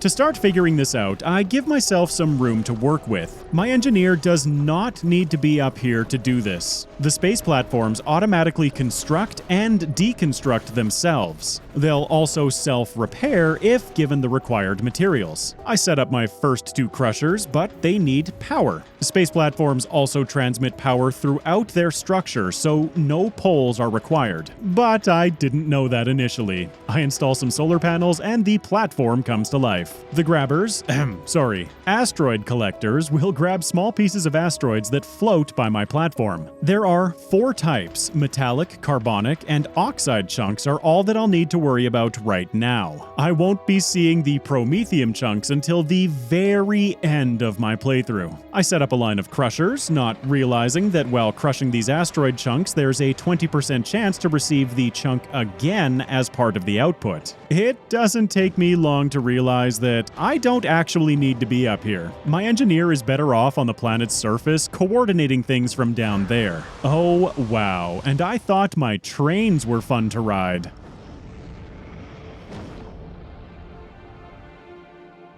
I'm going to need a lot more supplies, expanding my mall. Here I am thinking that sending 4 rockets at a time is a lot of fun. Just wait till later. Since they're now available, I'll queue up 2 more research projects. Covarex enrichment, finally, and logistics system, adding more options to my bot logistics. I'm trying to figure out this asteroid processing still. I know I need crushers for each asteroid type, but I still haven't realized that I need to feed asteroid chunks from the output back into the input. Oh, my head is starting to spin again, so I'm gonna watch my trains dance around each other for a minute. Okay, where was I? How about something like this? This setup actually works for a few minutes, but it'll gum up on the output belts before long. Plus, I didn't leave myself enough space for those yummy white science packs to get back to the hub. Rebuilt again, and I'm now able to start feeding space science back down to the planet's surface for research. Oh, that is so cool. And this is how to evenly distribute that science across my labs. Admittedly, I might have been a little overexcited by this. That was enough space science to get Kovarex enrichment, and I jump on that task immediately. This setup should serve me for the foreseeable future. I'm even going to plug the output line right back into the same output line that's been coming from my raw uranium processing. Kovarex enrichment allows me to take 40 U-238, the shiny rocks, plus 5 U-235, the not shinies, to output 41 shinies and 2 boring rocks. In effect, I can now convert 3 U-235 into 1 U-238 endlessly, and I've backlogged a lot of U-235. While that processes and continues to ramp up, I'm going to add a bunch more solar. My power grid is feeling a little thin again. Soon enough, though, I'll be able to start using all of those shiny green rocks to make absurd amounts of power. I add a few more Roboports to expand my coverage, and the bots will take it from here. I've got to implement a better system for putting these science packs into the labs. For techs, I start researching more worker robot speed, space platform thrusters, which unlocks the ability to research other planets, the second tier of all 4 module types, and atomic bomb. I'm kinda scared of those, mind you. I've accidentally blown up big pieces of my base with them in the past. Only 1 cargo landing pad can be used per planet, so I move mine over to the science area for easier offloading. I set it to request space science, so as my space platform above creates it, it will be sent down to the surface of Nauvis automatically. Now to squeak more science into my labs. I'll start by converting these solid belts into undergrounds, placed in line with the inserters. I can then split another red belt into those gaps and feed a 4th belt into the labs, making room for 8 total science packs. Having my bots deconstruct all of that old infrastructure resulted in having a lot of random junk in my storage chests. To solve this, I'm going to put inline inserters feeding from requester chests. Requester chests request items from the network, in this case iron ore. Having them placed between underground belts won't interrupt the flow of iron from my trains and will start to mitigate the problem of messiness in my storage. I do the same setup with the other resources as well. My space science production has already ground to a stop. I've dealt with my metallic asteroid crusher outputs, but not my carbonic, which is the current issue. I'll also quickly refine how I deal with the metallic ones too. Things are flowing again, for now. To heck with bombs, I want to research planets. I queue up the initial 3, Fulgora, Gleba, and Vulcanus. I'm going to have to decide which I want to tackle first, and that's going to come down to what they unlock. Vulcanus looks inviting, but my mouth was slightly frothing at the sight of that mech armor. The ability to fly? Yes, please. The sunk cost fallacy is our tendency to continue with an endeavor we've invested money, effort, or time into, even if the current costs outweigh the benefits. I'm not falling for it again. I delete the whole platform and start fresh. Every redesign offers the opportunity to learn and get better. One thing is for certain. I'm beginning to realize that I suck at designing stuff in space, but there are critical mechanics that I am not using. The ability for inserters to throw overflow materials out into the void of space being a big one. Alright, enough thinking. I want to go smash some stuff. I load up the equipment grid in my tank with some solar panels and personal lasers. That's right, my tank now shoots frickin' laser beams. Of course, I want a bunch for my personal grid too, taking out some of my personal Roboports. I won't need 4 where I'm going. Installing some gate sections into my wall will allow me to pass through freely. It's time to go mess up some biters. I'm also going to use this time outside of my walls to explore more of the world around me. Before leaving the planet, I want to grow my perimeter, and I'd like to know which direction is best. The nests that seemed so daunting when I was relying on turret creeping absolutely melt away. I can't let my guard down entirely though. I'm not invincible. Hitting, say, a rock could end catastrophically. Good thing I have so much laser damage. After a while, I need to stop back at base to refuel. Rocket fuel just isn't cutting it for me anymore. I can make nuclear fuel for my vehicles. It has the same top speed as rocket fuel, but 250% acceleration as opposed to 180. A more nimble tank sounds lovely. It's almost too easy. This is so much fun. I can't wait until I get even more advanced tech options to mess with these biters. Space Age has also added new weaponry for me to play with. Egg, want, big, boom. I've decided that my expansion should be westward towards the sea in my own twisted version of Manifest Destiny. It takes time, but rest assured that I am enjoying every second of this carnage. As I reveal more area through the fog, I become aware that this section in the south is actually a little peninsula. This should allow me to have a very short choke point on my southern border. After so much biter destruction, I became a little overconfident, thinking I could ram through multiple biter spawners, getting stuck barely on the second. That marks my third death in the playthrough and presents a bit of a problem. All of my good gear is now sitting in the middle of that nest, and my tank is long gone. I have 15 minutes to recover my corpse before it despawns. Hopefully, a different kind of turret creep will suffice. Gosh, I move slow without my power armor. I drag a power line down with me from my base. Once I'm closer to the nest, I drop down a substation and a front line of laser turrets. Rinse and repeat. Luckily, I've invested fairly heavily in laser damage and shooting speed research so I can melt through the biters quite effectively. Until I realize that my inventory is too small without my power armor to collect everything, including said power armor. Think. Oh, my trash slots. Outside of my logistic network, these are essentially free inventory spots. Now I'm panicking. But I get my armor back on and wipe out the remainder of this nest. Phew, I'm gonna try really hard to not do that again. Now knowing that I can only bring myself and my armor to space, I want to check out another new mechanic introduced in Space Age. Quality. There are now 5 quality levels: normal, uncommon, rare, epic, and legend, wait for it, dairy. Right now, the best quality I can achieve is rare. Epic can be researched on Gleba, and legendary requires the science packs from Gleba, Vulcanus, Fulgura, and Aquilo. Increases in quality will increase certain stats of the respective items. Assemblers will craft faster. Power poles will reach farther. And what I'm gunning for, power armor, will feature a larger player inventory and a larger equipment grid. For the first time in this playthrough, I'm also going to start using beacons. Beacons accept modules, transmitting those module effects to nearby machines. I'm going to fill them primarily with speed modules, slowly replacing the quality module assembler modules with more quality modules to get a higher chance at higher quality modules? Right? Better idea.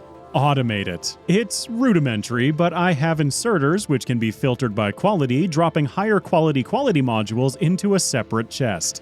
By the way, that Kovarex enrichment is coming along swimmingly. I've created this little setup to get a few rare quality modules. The aim of this is to create a rare quality power armor Mark II, but it's an expensive craft, and so I want it to have the highest possible chance. Although it's possible that I'm throwing more resources at this setup than it would have taken to simply roll the dice for better armor? Learning new mechanics, huzzah! Before my brain starts leaking out of my ear again, I'm going to go smash stuff. Ha ha ha! Take that, trees! Take that, biters! Oh, shoot, I don't have my lasers equipped. Run away, run away! Okay. Now the fun can resume. A short while later, I find where I want my southern choke point to be. This tiny stretch of land is the kind of choke point that I love. I removed some of the old map markers where I thought I was going to build my walls originally, but this Thermopylae-style land bridge is way better. A new rail stop, pre-built for an iron stop if I should ever need this patch, and a few new wall sections. Another short wall section on the north side, and I've secured all of the land that I just cleared out. Meanwhile, in space, this design sucks. Now, I'm about to make another fundamental mistake. This platform is producing space science, which I want on Nauvis, and I'm now trying to convert it into an interplanetary cruiser. I should just leave this one here and make a new one, but hey, check this out. That looks rocket-y. Oh yeah, this thing is starting to look like it's ready to penetrate the depths of space. Lots of cargo bays means that I can deliver large loads. I'm sorry, my inner 13-year-old is sitting here having a giggle fit as I'm scripting this. Also, I'll quickly mention that as I need more machines and components, I'm automating them in my mall. Nowadays, I've foregone belts entirely, setting up everything with logistics. Requester chests for inputs and passive providers for outputs. To keep things moving smoothly, I add a ton more logistics bots to my network. Not by inserting them directly or anything smart like that. I'm just having fun watching them scatter as I place them in the world. Construction bots too. Unfortunately, I can't move items in and out of cargo bays directly. Only the hub itself can do that. I know that space has larger asteroids and that my power production up here is very limited, so lasers are out. Also, larger asteroids have 90% damage resistance against lasers, but this is just a happy mistake on my part, jumping straight to physical projectiles. To move between planets, I'm going to need thrust. Must resist more jokes. Thrusters require two types of fuel, both derived from the same 3 asteroid chunks that I'm already processing up here. I set up some automation for these along the shaft, the length of my ship, and set up some buffer tanks to hold the fuel that I produce. Need more circuits? Don't investigate the current designs for optimizations. Simply drag an upgrade planner over the whole thing and let the bots do their work. I'm also adding some inline 4x4 balancers to the main bus. I'm starting to notice a lot of plates riding on the left side of my copper line since I'm always siphoning off from the right side. Upgrade everything from red to blue belts? Sure. That'll probably do something.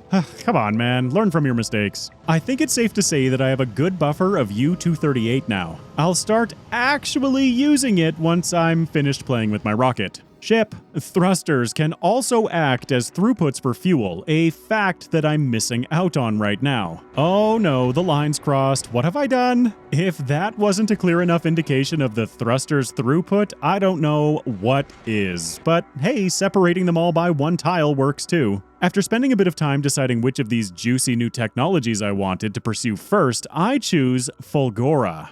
I want mech armor. To go to Fulgora, I need to set it as a destination. Uh-oh, the ship was set to automatic and immediately launches towards Fulgora. I'm not ready for this. Luckily, I run out of fuel very quickly. Because I didn't make it very far, my ship loses all momentum and drifts back towards Nauvis. I need to consult my guide here. Hold on. Space, the Hitchhiker's Guide says, is big. Really big. You just won't believe how vastly, hugely, mind-bogglingly big it is. No, I think I believe it. Back to preparing. I take a look at how my pollution cloud is now looking in relation to my walls. Not good. It's time to step into the nuclear age. Quick tip, you can copy and paste recipes from assemblers. Shift right-click to copy, and then I can shift left-click to paste onto my requester chest, automatically assigning the item requests. Factorio has so many quality of life features, it's truly mind-boggling. While I'm building up my nuclear fuel reserves, I check back with my quality build. Good enough. Get out of here. I set up some assemblers to craft Power Armor Mark II, and after all of that resource investment with 3 rare Tier 1 quality modules, I have an upgrade chance of 6.4%. That's 6.4% total, a 5.76 chance for uncommon, and a 0.64% chance for rare. Statistically speaking, I'll need to craft upwards of 150 Mark II armors to get a rare one. Okay, why am I using Tier 1 modules despite having Tier 2s unlocked, may you ask? Well, that would have been too expensive. Oh me. Being this close to my space adventures, I really didn't want to design a nuclear reactor myself. I still haven't figured out that pipe throughput is unlimited, which would make it much easier to design. So here's one that I copied from the internet. I'll design one myself eventually, but credit for this design goes to Vanateveld, inspired by Dave McW's thread. I'll leave links to any designs I, borrow in the video description. ×2. Why not? Nuclear power is officially running. Now, for another trick. I want these dirty, polluting steam boilers to kick on in emergencies, but otherwise I don't want them running. I place a single accumulator and wire it to the 4 pumps that are currently feeding my boilers. The accumulator will read the energy level of my power grid. Then on my pump, I set it to only enable when that value drops below 30%. Without water being supplied to them, the boilers quickly shut off, and I've pretty much gone green. Because less pollution and I'm powered by green rocks, get it? I'm still gonna stamp down more solar power and another bank of accumulators. That way I know that my boilers are very unlikely to kick back on. Cool! Now with an excess of power, I feel quite confident creating a beaconed smelting setup to buff my incoming resources. Modules are incredibly power hungry, but now that I've gone green, I don't really care anymore. Lovely! I'm going to set up new copper and iron arrays on the west side of the factory. 1, 2, 3, 4, 5, and 6 should suffice. That army of incoming bots is so cool looking. And then I condense what should be 6 full blue belts of output onto 2 belts to feed my factory. I had plans to use all 6, but in truth, those plans will never be realized. There are far better ways to manage and transport resources once I've visited Vulcanus. The other way I had this set up was only outputting on one side of the belt. I'll fix that quickly.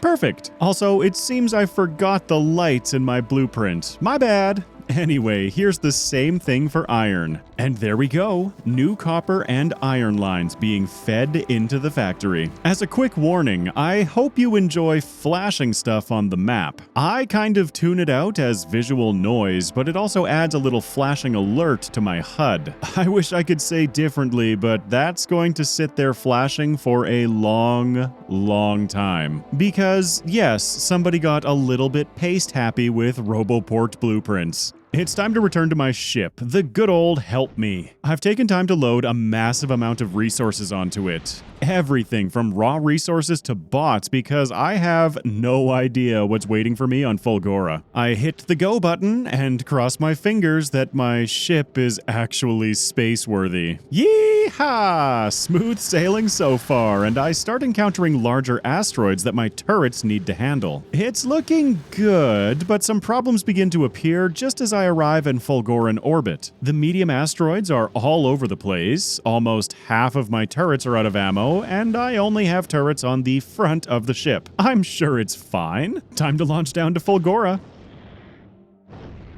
Fulgora is a barren desert planet. The entire surface is populated by island-like plateaus and deep oil sands. I foolishly start deconstructing all the stuff around me, exposing myself to the lightning storms which ravage the planet. Oh, whoops. Quick, help me! Help me by sending down supplies. Since I don't have a cargo landing bay, the pods are scattered all over the plateau. At least I have my bots with me now. I almost immediately stumble upon some Fulgoran vault ruins. Fulgoran ruins are all over the planet, but these vault ruins tend to cover up large piles of scrap, the primary resource on this planet. Mining a vault unlocks the recycling research, which is how I'm going to break down scrap into usable materials. I scout around the area a little bit, finding another vault. I was trying to find some footage of myself getting struck by lightning, but I'm either getting very lucky or my exoskeletons are outrunning Thor?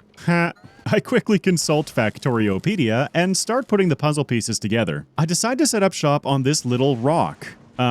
don't do this. It's very worth the time investment of scouting around for a larger plateau, a mistake I'll be paying for dearly. Lightning rods will protect a radius around them from lightning, also serving to capture that energy into accumulators. One single lightning strike contains 1 gigajoule of energy, and these initial lightning rods have an efficiency of 20%. That will net me 200 megajoules per strike, enough to fill 40 accumulators, but that ignores transfer rates. Energy that isn't captured is lost. Taking energy transfer rates into account, a normal lightning rod will generate power for 1.33 seconds, and accumulators can only charge at a rate of 0.3 megawatts. So, for a single lightning rod struck by a single lightning bolt, 125 accumulators will only capture 40 of that 200 megajoules. The remaining 160 megajoules would then dissipate. What I'm trying to say here is that real estate to build on is going to become very limited very fast. I cover my initial area with substations and lightning rods. Solar panels on Fulgora operate at 20% of their capacity, so it's far better to use that space for accumulators. I have bad news for Help Me too, because it's already getting pummeled by asteroids and there isn't a darn thing I can do until building a functional base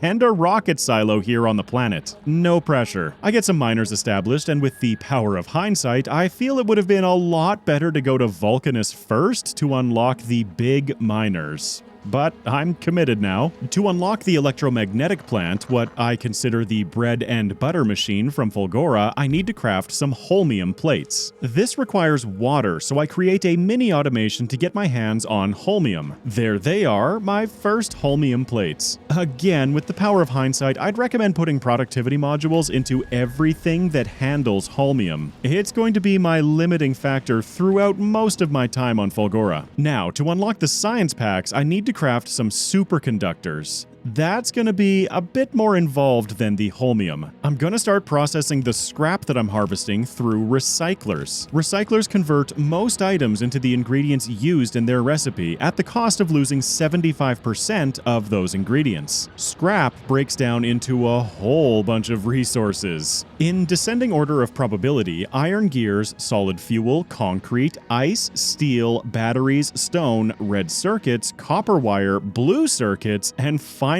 LDS and holmium with only a 1% chance each. Welcome to the first logistical nightmare to try solving. My first attempt at this is using belts and splitters to siphon off resources from the sushi belt. As you can see, space is already feeling quite limited. A setup like this will work, but not for long because stone will inevitably backlog. A way to handle this backlog is to feed excessive items back into more recyclers. Here, I'm testing it, inserting a full stack of gears, which processes down to 58 iron plates. Processing those plates again results in only 3 iron plates. Alright, it feels a little janky, and while something like this might work, it's far from being optimal. I expand on that idea, but this island is already pretty much full. A tip is that after crafting your first electromagnetic plant, craft everything else possible using it. Electromagnetic plants have a built-in 50% productivity bonus, so without any module for every 2 recipes of ingredients I put in, I get 3 outputs. Using elevated rails to traverse the oil seas, I'm trying to figure out how to get more space by expanding to other plateaus. It's often the case during the day that I'm running out of power and my factory grinds to a halt. There's nothing I can do about it but wait for the next storm. While lightning strikes will damage unprotected infrastructure, some entities are immune. All rail components, aside from train stops, are immune, so I can ride across to another small plateau north of me in relative safety. I start setting up a new grid of substations and lightning rods, filling the entire north end of the plateau with accumulators. My basic idea here was to have one island producing and processing scrap, one island doing the same recycling for oil products, and one more island to take all of those resources to build everything else. The 3 islands are connected with a train. Heavy oil can be extracted directly from the oil sea using offshore pumps, then I crack it down to light oil for other products. On Scrap Island, I'm loading the resources from my scrap recycling onto cargo wagons to cart everything up to the North Island. I'm calling it Production Island, and I'm attempting to use bots and provider chests to sort through the chaos of all of these items. I'm also trying to use 2 trains right now, one entirely fluid and one entirely cargo. They keep interfering with each other, and I can't build elevated rails in the darker, deep ocean sections. Adding a bypass is becoming increasingly challenging, but I'm trying my darndest here. Yep, this is becoming a little nightmarish. To help with things, I've filtered all of my cargo wagons. Since Scrap Island is always producing water, I've been barreling it to transport to the other islands. In fact, I've started barreling all of my oil products and have switched to only using a single bi-directional train. I keep feeling like I'm getting closer to a solution here, but we'll see. I continue building out Production Island, building the superconductors that I need to unlock electromagnetic science packs. By the way, my ship sitting in orbit is getting increasingly hammered apart by asteroids. I'm just gonna grab the resources that I can from it before it ceases to exist. Superconductors are used to craft supercapacitors, which I automate next. I'm relying entirely on bots here because I simply don't have the space to belt things around. I've also now set up recyclers on Production Island because I'm getting way too much of certain resources that I just don't need. With nowhere to store them, I simply recycle them. Using bots puts a serious demand on my power grid, so I've been trying to add additional accumulators, costing what precious space I have left to build in. I'm filling every tiny space that I can find with more accumulators, but I do have good news. I already have a rocket silo built. I can't do anything with it yet, but hey, that's progress. Oh boy, the hub's health bar is red. Once it gets destroyed, the entire ship disappears. Quickly now, please get a rocket built so I can send up some repair packs, but it's too little, too late. Giving up on my ability to design ships, I grab another one from online. Luckily, with my bot network back on Nowvis, I was able to assign them to build this sucker, designed by Gendelf Black Wizard. It's so much better than what I came up with, and even comes with a logistic request to bring repair packs and ammunition from Nowvis, something my old ship sorely lacked. Come save me from Fulgora, please? So this is what a proper ship is supposed to do. Would you look at that? It even has a circuit monitoring the entire belt that feeds around the ship. A couple of inserters are tied into that circuit, disposing of excess materials.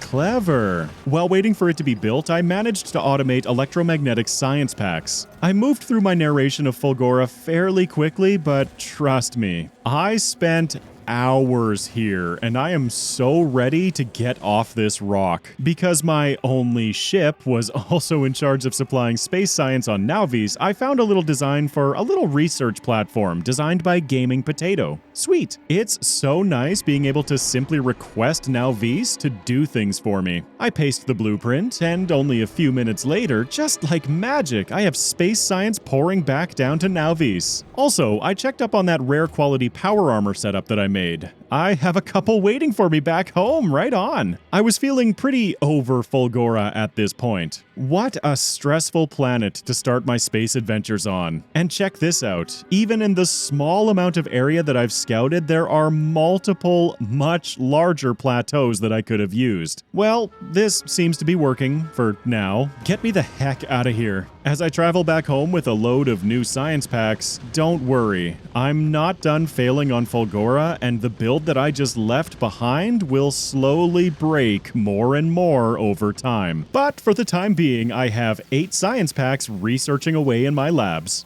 First things first, I want my new toy. That's enough resource wastage by you. Right, I should probably pick up the rest of my items. There we go. I empty out my current armor's grid, which by the way is 10 by 10. I equip the new one, gaining 18 more inventory slots, and now I have a 12 by 12 grid to play with. That may not sound like much more, but remember that area scales quadratically. A grid size of 100 becomes 144. Just look at all that extra space. My network needs more bots. Fly, fly! It's all about enjoying the little things in life. I add another 4 exoskeletons to my armor, and check out how fast I'm moving now. I'm pretty sure that I'm faster than my car with nuclear fuel in it. My time away from Nauvis revealed a couple of flaws in my current systems, trains being the big one. I spent some time reorganizing my stops, adding time past conditions so that no train should ever sit at a stop blocking the trains behind it for too long. I also tune up some other minor things like upgrading the fast inserters to bulk inserters. Here is where I discover the beauty of train interrupts. I'm not going to get super involved here, but adding a standalone fuel stop with an interrupt makes way more sense than trying to cart nuclear fuel all over my base. I add a condition so if the trains have less than 2 fuel rods in their fuel slots, it will interrupt the normal schedule coming to this stop to grab some fuel. I can now get rid of all these coal lines running to my unload stations, and now my trains will run on nuclear fuel instead of coal, which is also a massive upgrade. I add the interrupt to all of my trains, and as they come to pick up new fuel, I manually take out all of the coal. Train interrupts are so cool. I might have slightly overestimated the amount of nuclear fuel production I need, mind you. Hey, guess what? Fulgora is broken already. Completely backlogged with junk from Scrap Island. I can't think about this right now. I'm just gonna make the storage buffer bigger for now. What a brilliant short-term solution that will not haunt me at all. All of those flashing alerts that I mentioned earlier were my half-witted attempt to expand my robot network. It turns out that I didn't make the blueprints line up well enough, so the majority of these alerts will never fade until I deal with them manually. I'm sorry, dear viewer, they're going to continue flashing for the foreseeable future. The other ship will continue to travel to and from Fulgora, and I assign a new one to be built to bring me to Vulcanus. That'll build itself for the next few minutes. After my Fulgoran adventure, I have a much better idea of what I need to set up a new planet. Well, in theory anyway. I have a lot less cargo space on this ship, so I target the materials that I want to bring instead of just throwing the kitchen sink at it. Construction bots are by far the most important thing. Alright, I think I'm prepared enough. It's time to ship off to Vulcanus. See what I did there? Ship off?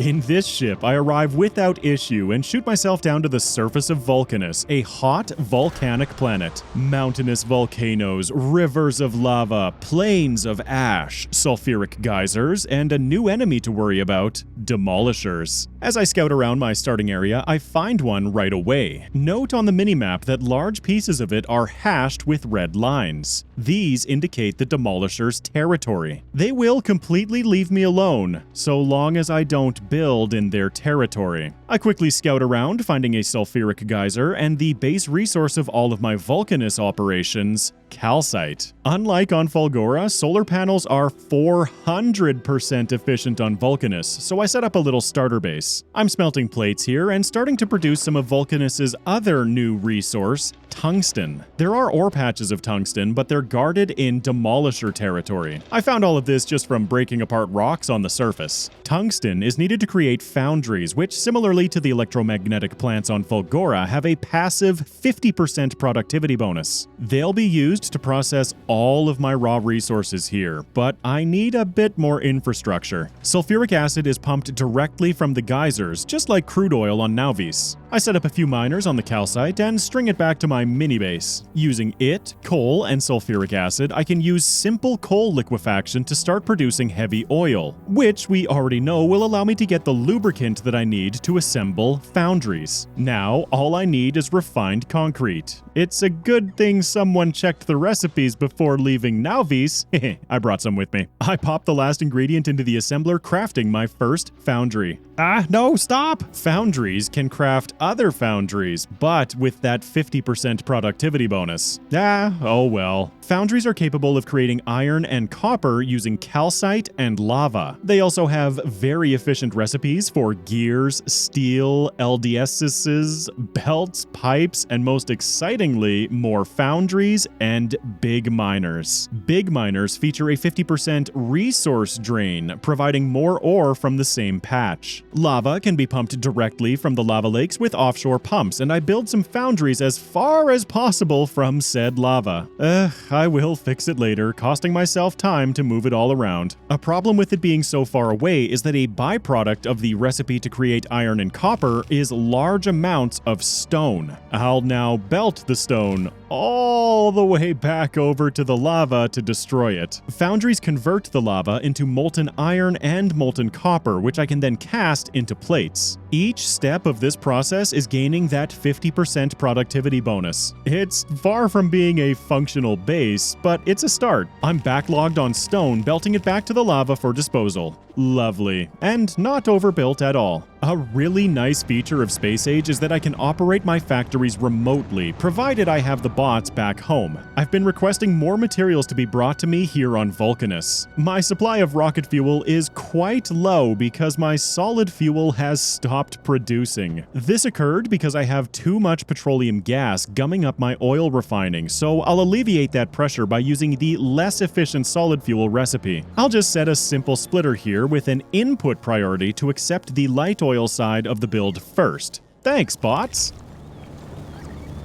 I continue automating things in the same way that I've automated 100 things before, but I'm rapidly running out of tungsten. My only source of it are the rocks scattered around Vulcanus' surface, so I want to get a proper mine set up. This will require taking out one of those demolishers and claiming their territory. To do this, I want to rely on good old turret creeping, so I set up some uranium round magazines to be crafted. But I'm impatient. Speed module and beacon, everything. I do have to keep one eye on my power grid though. If it goes down, there isn't a thing I can do about it until I get back to the planet. Waiting on materials to fly to me. This is why there was no way I was pursuing all achievements in this playthrough. Even this deep into the playthrough, I'm still bumbling around without a clue. I am starting to craft my first big mining drills though. This unlocks the technology for tungsten steel, which is going to open up so many new toys, including the path to metallurgic science packs. Fulgora is such a mess. These storage chests are filling up quickly, so I'm routing them right back into the recyclers. Another half-baked solution, but hopefully it'll keep things functioning for a little longer? I mean, rockets are still launching, so that's good news, right? Back on Vulcanus, I'm ready for some expansion. I locate my first quarry, drop down some turrets, and load them with uranium ammo, absolutely obliterating him. Alright, maybe that was a little overkill for a small demolisher. But there are medium and large demolishers to contend with as I expand further out, and just like the biters, they are significantly stronger compared to their small counterparts. I destroy a second demolisher. Harvesting the demolisher bodies provides me with lots of tungsten, which I can use to build more big miners. I'm not really sure why this third demolisher was the first to be triggered by me building on its territory, but he's not around long enough for me to ask. This third one finally opens up my first proper tungsten mine. Before setting that up, I want to make sure that my calcite supply is dialed in, replacing the old miners with the new big ones. These things are massive, and I love everything about them.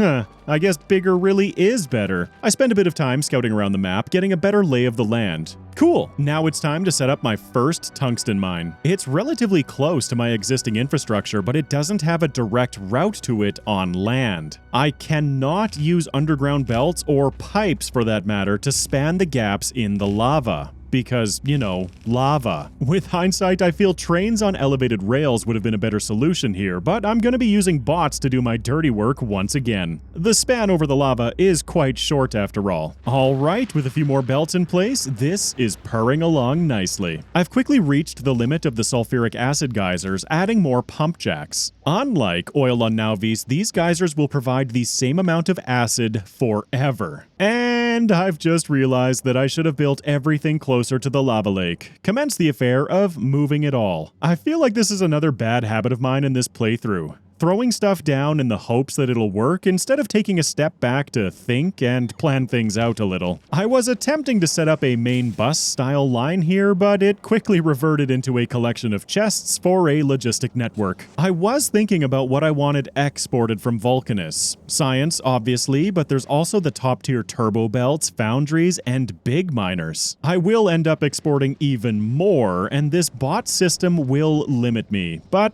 heck, power is darn near infinite on Vulcanus between acid neutralization and the 400% solar efficiency. Speaking of acid, the simple coal liquefaction recipe is my best option for oil products at the moment. This little setup that I'm creating is going to severely limit my Vulcanus base for quite a while. Believe me, I will do all kinds of, let's call them adjustments, before I finally rebuild a large section after unlocking the better coal liquefaction recipe. Here's that acid neutralization that I just mentioned. Sulfuric acid plus calcite will generate steam, which I can also condense into water. Both calcite and sulfuric acid are pretty much unlimited, so I can produce a lot of steam power from them. If you will forgive a small spoiler, by the end of this entire playthrough, I still hadn't depleted even a third of my starting calcite patch. With a bunch of steam turbines laid out, I can generate huge amounts of power off of that one little acid neutralization setup. It's plastic that ends up being my Achilles heel on Vulcanus. Coal is available as an ore, you can see the belt bringing it from my miners, but petroleum gas is going to be a perpetual pain in my butt. As always, I will figure it out eventually. Coal is also used to produce carbon, combined with more sulfuric acid. Carbon is used to create tungsten carbide, a component of big miners, foundries, metallurgic science, and sweet, sweet cliff explosives, which I have been waiting on for a long time. As I set up some basic belt automation, again using foundries for the 50% base productivity bonus, you can see how feeble my plastic production currently is. And now, the long process of deconstructing everything that I built before and consolidating it into the new factory. That'll keep the bots busy. I've been focused on establishing other basic resources and a small mall. A bunch of these components definitely require circuits. At least I brought some of those electromagnetic plants with me from Fulgora.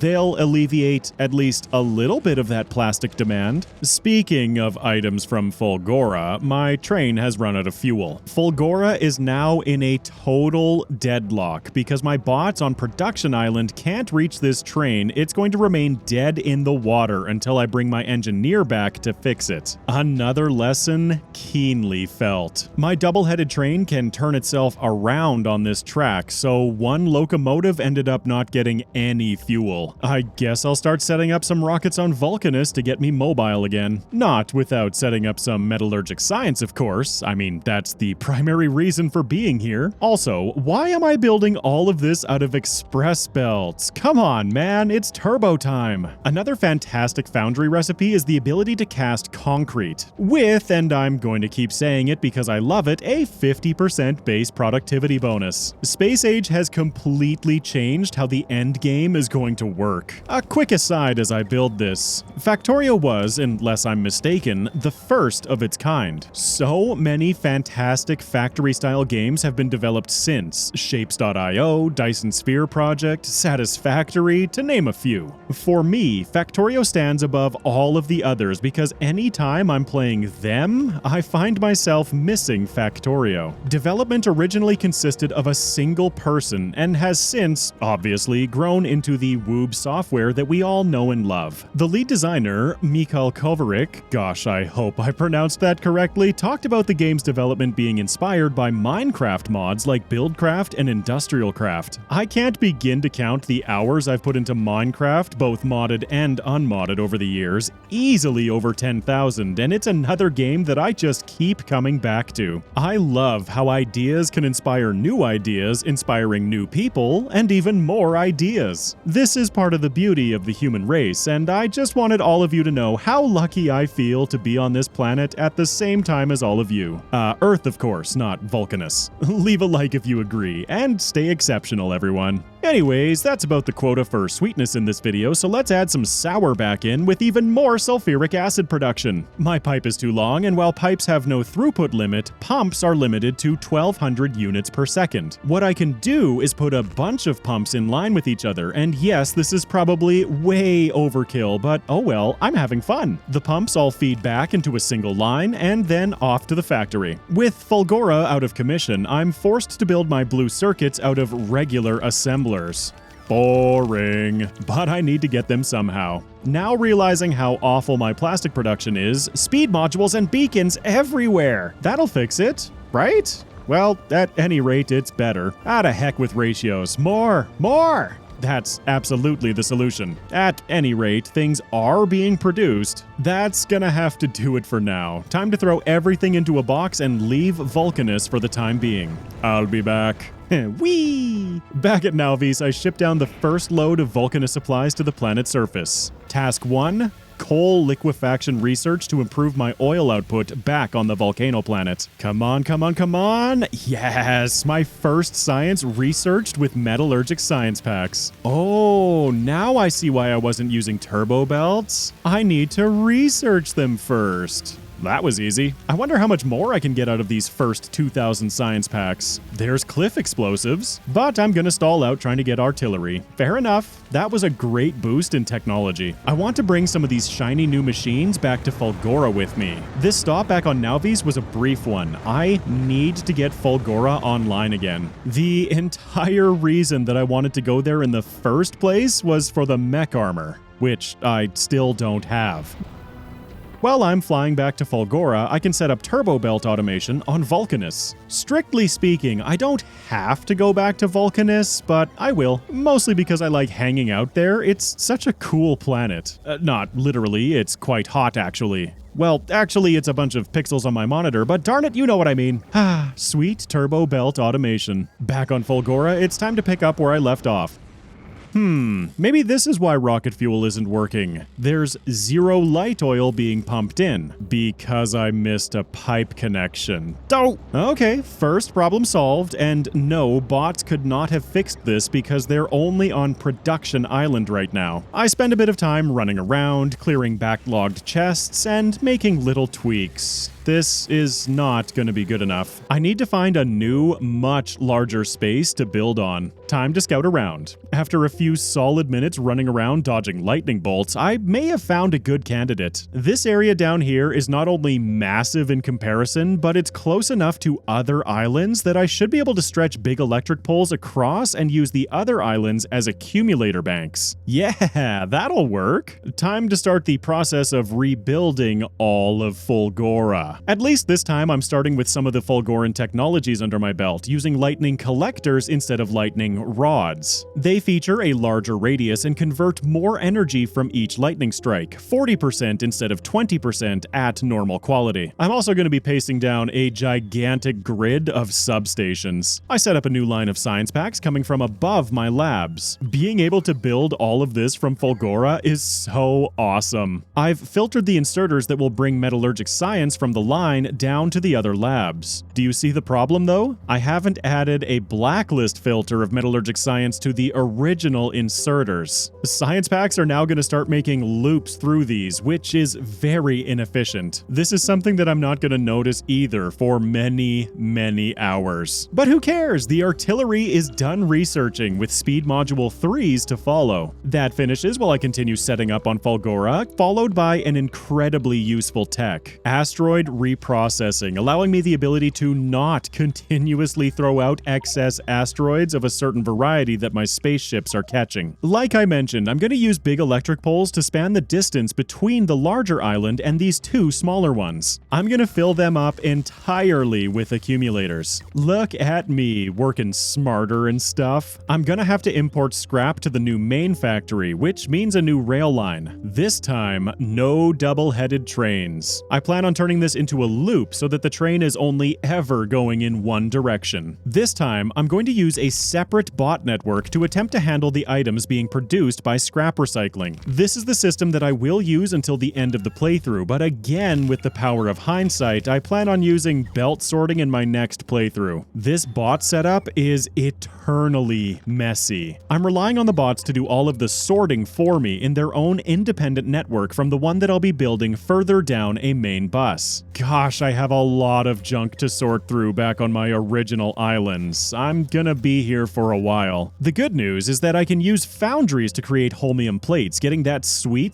productivity bonus. I won't do it for a while, but I will be adding productivity modules to everything that involves holmium. I would 100% recommend it because holmium is almost always the limiting factor. After a bit of fan dangling, I established a new rail loop on a small island with scrap. Oh yes, big miners tickle me in just the right way. That'll work. And now to fill in every single tile of available space with accumulators because I can't reach over here with power poles. This island is going to have to generate its own electricity. Also, I do apologize about the flashing screen. I didn't realize that I could turn those effects off, so I'm trying my darndest to only show you daytime segments on Fulgora. To help with their power draw, I'm going to add efficiency modules to all of these big mining drills. I finished filling in the accumulators and scrap is flowing once more. Oh yes, just look at the chaos of bots flying around trying to account for my egg-headedness. It's as glorious as it is ridiculous. Kind of like this contraption I built whenever I was feeling fried with this project. This all started with wanting a third monitor to work on, so I built a stand out of Knacks for my decade-old monitors. Then, over the time that it took to complete this video, my method of de-stressing was building this slightly insane audio tent for myself. Even if it doesn't make a big difference in my audio quality, it just makes me happy every time I look at it. Absurd, yet awesome. Just like me, right? With all of that bot activity, my accumulator charge isn't nearly sufficient. So it's time to add accumulator island number 2, right next to the first one there. I then re-automate everything that we've already seen, but better this time, because I actually have room to work with. At the far end of this new bus, I also add a quick bunch of inserters with a circuit condition monitoring the chests further up the line. If they fill to a certain level, the inserters will kick on and feed the excess items to a bunch more recyclers to be deleted. Hopefully this fixes my backlogging problem? Spoiler alert, it doesn't. At any rate, with the new base more or less established, I want to stretch a rail line back to the old base. This is to haul all of that junk from the old base down to the new island. And I do mean a whole bunch of junk. Look at all these random barrels of oil and water that I've accumulated from my old system. Silly design. I'm not even sure it was worth the time bringing it all down to the new island. Slowly but surely, I consolidate all of my resources to the new factory. At least riding on the train is a blast. As I empty and clear everything from the old factory, problems are already starting to creep up in the new scrap recycling system. It's already completely locked up. So here's the first of many adaptations that I'll be making to try to resolve this. I'm now pulling from a priority splitter, going first to the bus, and any overflow gets sent to more recyclers. This is moving towards a better solution, conceptually anyway. As it stands, it's going to continue backlogging. Both of my accumulator islands are now full, and I'm still struggling with power consumption during the day. So I add even more to the second, larger island. I still have all of the room in the world here. At long last, Fulgora is starting to feel productive. It still has problems, but at least I'm deriving value from it. Check this out. My entire Fulgoran base has been rebuilt in this one strip. The old islands are now completely cleaned out, and I think I'm okay to leave it to its own devices again. There will still be problems to address, but in this configuration, I can have my bots address them for me. It's time to head home and start preparing myself for the third planet, Gleba. And oh boy, Gleba does a number on me. Check out all of this electromagnetic science that I'm bringing home. It should definitely be enough to get me my mech armor that I've so desperately wanted. I'll have it soon, right? Alright, first point of order. I have a lot of little flashy bits on the map to get rid of. Yes, dear viewer, you're welcome. I'm finally getting rid of the alert box that's been flashing incessantly for many hours of gameplay. All of this was meant to be a gigantic bot expansion, but I blueprinted it horribly, so most of it didn't get built, being slightly out of range. Something I can do is go into a deconstruction planner and assign it to only delete ghost entities and tiles. This way, when I drag the planner across my screen, I won't end up with a bunch of wood and rocks and fish and other stuff I don't want. Apparently, I can't remove things from the fog, though. I'll need to go get some vision out there. Whoops. I kind of left that little setup that was rolling for rare quality Power Armor Mark II running. I suppose I'll just recycle them all? Maybe I'll use the quality components at some point in the future. I won't. Among the new toys that I have access to after my adventures on Vulcanus is artillery. I have set tungsten carbide and tungsten steel to import from Vulcanus so I can automate building the artillery and shells on Nauvis. These bad boys will be the newest addition to my perimeter defenses. While I was away, the walls held up incredibly well, but there are a few spots that have been pretty effectively hammered by the biters. There are some massive nests in the area, and artillery is going to be just what the doctor ordered. I'll start by setting the artillery turrets themselves up along the wall. These turrets have two ranges, automatic and manual. At normal quality, the automatic targeting has a range of 224 compared to the flamethrower's 15. Manual targeting allows ranges up to 560 tiles, 840 at legendary quality. Automatic will suffice for now, and these bad boys won't be targeting attack waves. They'll be in charge of targeting nests, keeping them away from my walls. I'm gonna set up requester chests on everything and add small remote bot networks to each wall section fed from my train. My trains will also deliver components like walls and repair packs so that I can have some peace of mind knowing that the walls are self-repairing. The train will also be in charge of delivering artillery shells on top of the regular light oil shipments. Cool beans. I need to set up a stop to feed the train with all of those supplies, and I'll drop it right here ahead of the fuel stop. Optimal factory design is a forte of mine, if you hadn't noticed. I'll set it all up with requester chests, then filter the cargo wagon itself so I know it'll never back stuff with a million repair packs and no shells. Fulgora is stuck again. But I did feed in an absurd number of materials from the old base. I'll just add a janky thing here to add a bunch of green circuits to the belt. Sure, moving on. Back to the wall. I've started using wait conditions of inactivity. If the train sits doing nothing for 10 seconds, it'll move on to the next stop. I want this train to be constantly moving to make sure that my walls are supplied. I just need to kickstart the network out here with some bots, and here we go. Ho, take aim, me hearties. Achievement unlocked. Destroy an enemy structure with artillery. Obviously, the locals aren't very happy about this and retaliate, but they're met with the fiery wrath of my flamethrowers and lasers. Burninate in the countryside. Burninate in the biters. Trogdor would be so proud. Then it's rinse and repeat at my other walls. They're now self-repairing with long-range artillery coverage. It's almost too easy. Now, I have another confession to make. I'm now going to spend the next several hours trying to design my own ship again. But remember what we established before? I suck at making ships. While I work on that, I've been adding provider chests for my supplies from the other two planets, all being filtered out of my cargo pad so that I can use Nauvis as a hub for my other space adventures. Plus, I really wanted calcite here to take advantage of foundries on Nauvis.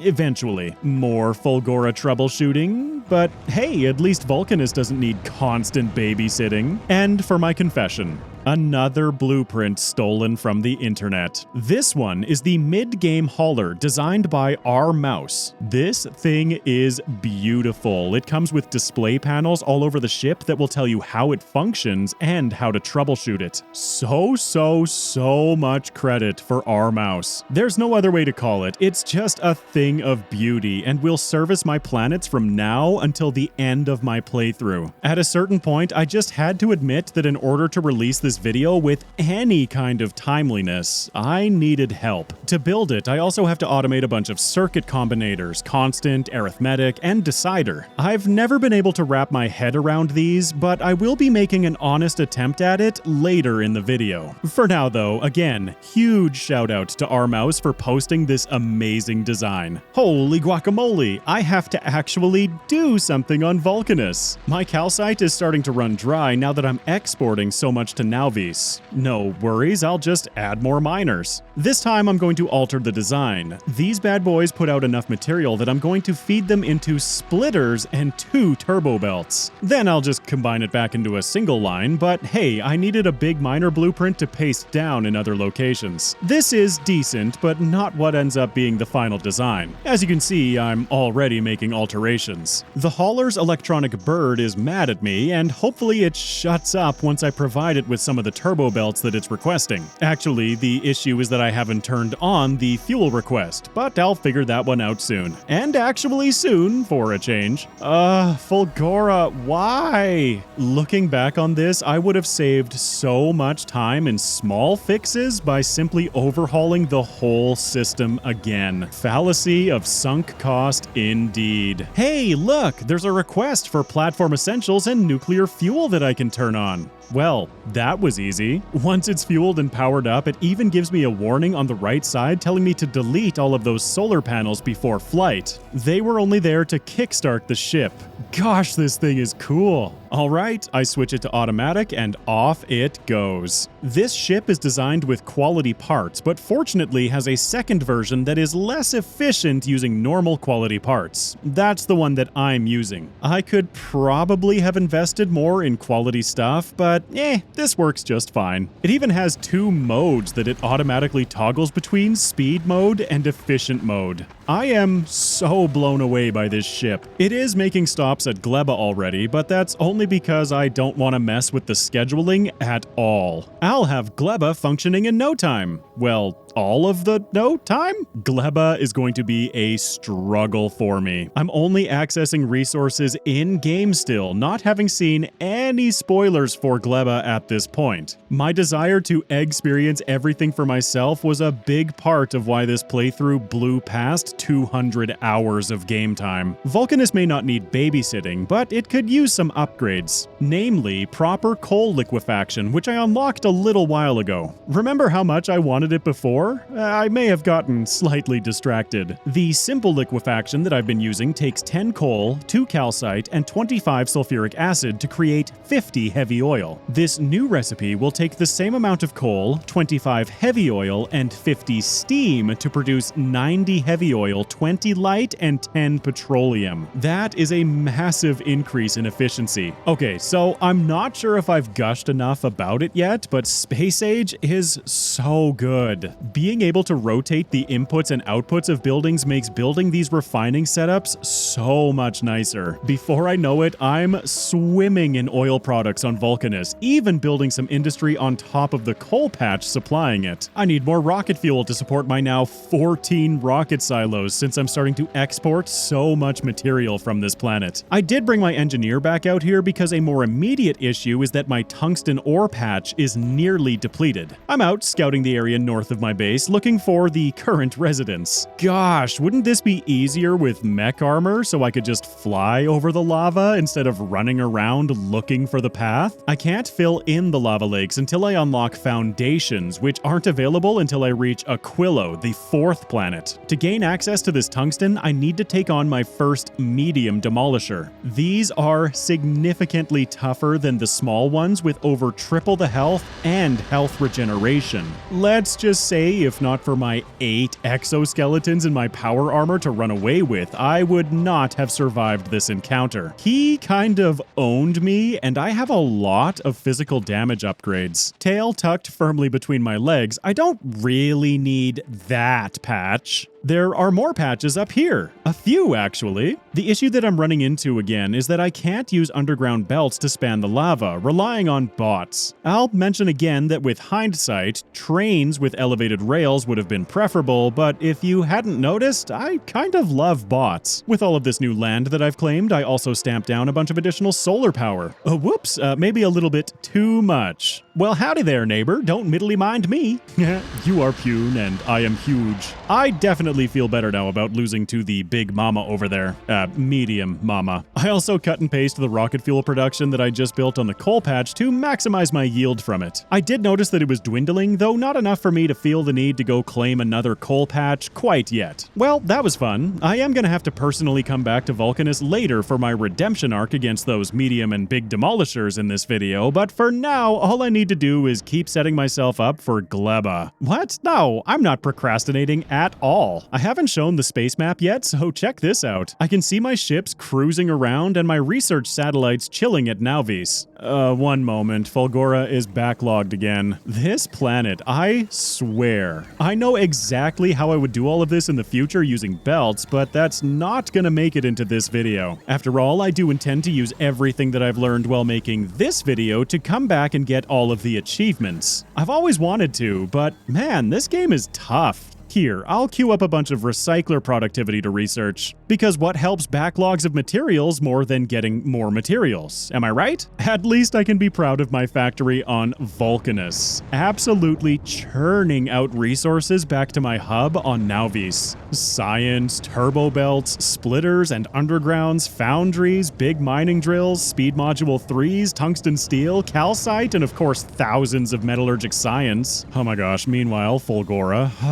Fulgora! But there's something amazing that I haven't been using from Fulgora, and that is the Tesla turret. I want to play with these because they sound really cool. They shoot bolts of electric energy that can bounce to additional enemies. These bolts also temporarily stun enemies, slowing them down. Me want, so I set up some quick automation. Also, yay, Fulgora footage during a storm with the lightning flashes turned off. Good job, me. I also decided to set up an absurd amount of additional storage for electromagnetic science packs. I think at this point I was so tired of Fulgora sucking that I wanted it to at least have large buffers. Through all of this time, I've been slowly accumulating resources to take with me to Gleba. Now, at last, I think it's time to go there. For context, these last few segments of footage spanned multiple weeks as I caught up on scripting this video. I was definitely not procrastinating Gleba. From what I heard, it's pretty painful for most people. Well, here I am, sitting in orbit, so I'll remotely play with Fulgora a bit more. I'm finally setting up some automation for that mech armor, but not any mech armor will do. I want a rare quality one. I felt so spoiled with my rare power armor Mark II, let me have this. I'm also going to add a bunch of quality modules to my plants that are making accumulators. Good quality accumulators have double the capacity of normal ones, plus I have the chance to roll rare ones for triple the capacity. That sure sounds like something that would have been nice to figure out an eternity ago on this planet. I set an inserter to pull everything off of the line feeding my science of greater than normal quality to start accumulating these? For the mech armor, anything that comes out normal quality is getting recycled. I'll let that run, and I also set up cliff explosive automation on Vulcanus to start exporting those as well. So, things are getting a little messy around here, but at least it works. As I sit here watching this mech armor craft, let me remind you that my engineer is sitting in Gleba orbit. Definitely not procrastinating. Revising stuff. Planning? Okay, that one wasn't rare. I wonder if I'll get any upgraded components back. No. Hey, I could use some more holmium processing, sure. I have, as I mentioned earlier, now added productivity modules to all of it. These will be upgraded to productivity module 3s once I unlock them. On Gleba. Okay, deep breath. Time for Gleba. Fudge-sicle. Like the little engine that could, I can do this. Okay, agricultural towers, those look pretty cool. Spoilage, all right, I'm kind of familiar with that from the fish experience earlier. With some supplies from orbit in hand, it's time to get a lay of the land. Gleba has a few different biomes. The blue ones are marshes and aren't very special. The red and green ones are marshlands where jelly stems and Yumako trees can be grown. Fertile soil can be found in them to plant and harvest additional trees. These will be the basis of my Gleba production, though there aren't many fertile patches to start. I can add artificial soil to these areas and eventually overgrowth soil, which is more flexible. As I cruise around the planet, I don't know any of this. Gleba seriously broke my brain for a while. After some reflection while writing the script for my earlier adventures, I want to take time to stop, think, and plan. Not right now though. Gleba has enemies, and like the biters on Nauvis, they will expand their bases and be attracted to attack me. They aren't attracted by pollution, but by the production of spores from farming the jelly nuts and Yumakos. Say hello to the pentapods, strafers, and aptly named stompers. What's this? An unguarded small egg raft? I wonder what mysteries are inside. I'll try smashing it open. A bunch of pentapods spawned. I did collect some eggs though. I'm so not prepared for this planet. Okay. Here are some jelly nut trees that I'll harvest. They provide a fair amount, but a common theme on Gleba is that everything spoils. These, along with Yumako, will spoil in 1 hour. Those eggs in my inventory spoil in 15 minutes. I'm sure that won't be a problem. Won't be a problem. Eating a jelly nut gives me a boost of speed? Well, that sounds fun. Whee! Right, here I find some iron bacteria. Any guesses as to what this is used for? Harvesting this opens some technology: agriculture, jelly nut, and Yumako. The signature building here are biochambers, which run on nutrients. I'll need to process the jelly nuts into jelly and Yumako into Yumako mash for them to be useful. It seems I can craft nutrients from spoilage, but this recipe is very slow and the nutrients spoil in only 5 minutes. I'll note that when crafting these chains, the spoilage does impact the resulting product. A half-spoiled jelly nut will turn into a half-spoiled jelly. I've sent the ship back to Nauvis for more supplies because I'm feeling woefully underprepared for this planet. All I brought were fancy items and no base resources. Here's a hotkey tip that caught me off guard. I'm walking incredibly slowly right now, and I could not figure out why. The hotkey to toggle my exoskeletons is Alt-E. I accidentally pressed it and had no idea why I was suddenly walking so slowly. Does Factorio suddenly have encumbrance?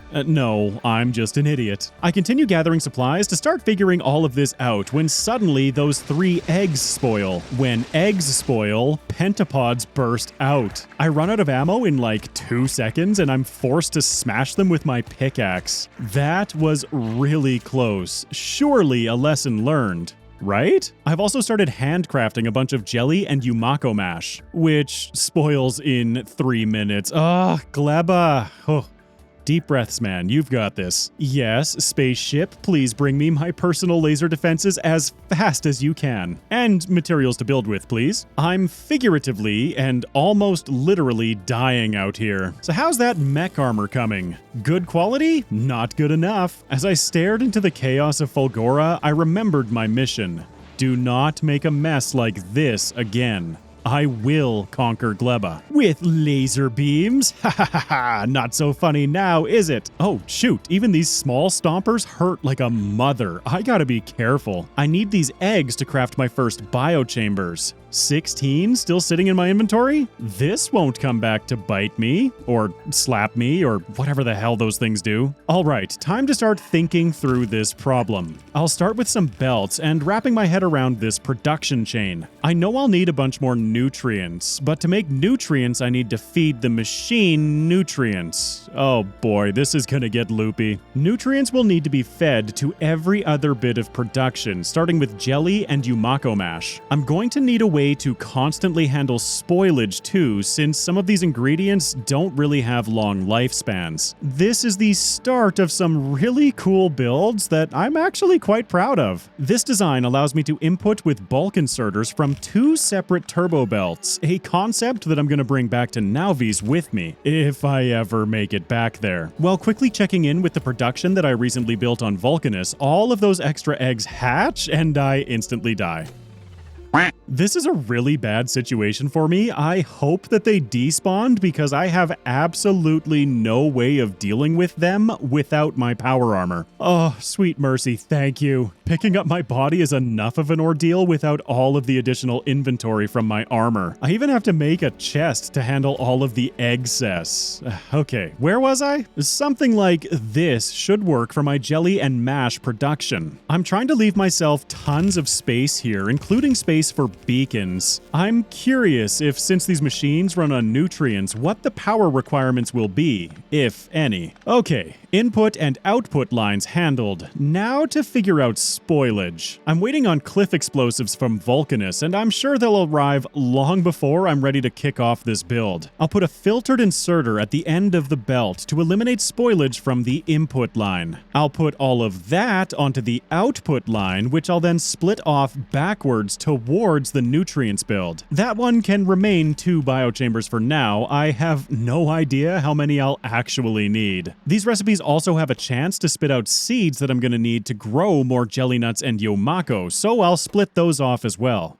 Mech armor, please? Double good, not good enough. But I can start stamping down a bunch of good and rare quality accumulators. There are patches of stone on Gleba, and I'll be needing it sooner rather than later, setting up a quick mining outpost. I have to be sure to keep my wits about me here. Some plants explode when they're harvested. Oh, Gleba. By the way, these solar panels that I put down are only serving to kickstart things around here. Solar generation is only 50% on this planet, but hey, at least it's better than Fulgora. The real meat and potatoes of my power generation is going to be from heating towers. Everything on Gleba burns, and given how much stuff has already spoiled on me, I have a feeling that I'm going to be burning a lot of spoilage. With my first 3 little production chains set up, I think it's time for a test run. I don't know if it's gonna work, but there's only one way to find out. But it's nighttime, so the solar panels aren't working. At least the cliff explosives arrived. The next step is going to be combining Yumako Mash and Jelly into Bioflux. Bioflux is needed for pretty much everything beyond this point in the production chain. It also provides a much better recipe to generate nutrients, so I'll feed it both forwards and backwards on the bus. For safety, I'm going to maintain 1 biochamber making nutrients from spoilage. After all, if things break around here, I can't make nutrients from Bioflux without having nutrients in the first place. To supply this, I'm going to need to set up some agricultural towers. Using the search bar on the map, I can find out where the soil patches exist. I'm trying to find a place where both soil types are close together, and I have a winner. It's just far enough away to be a bit of a pain, so it's time to create a chain of Roboports.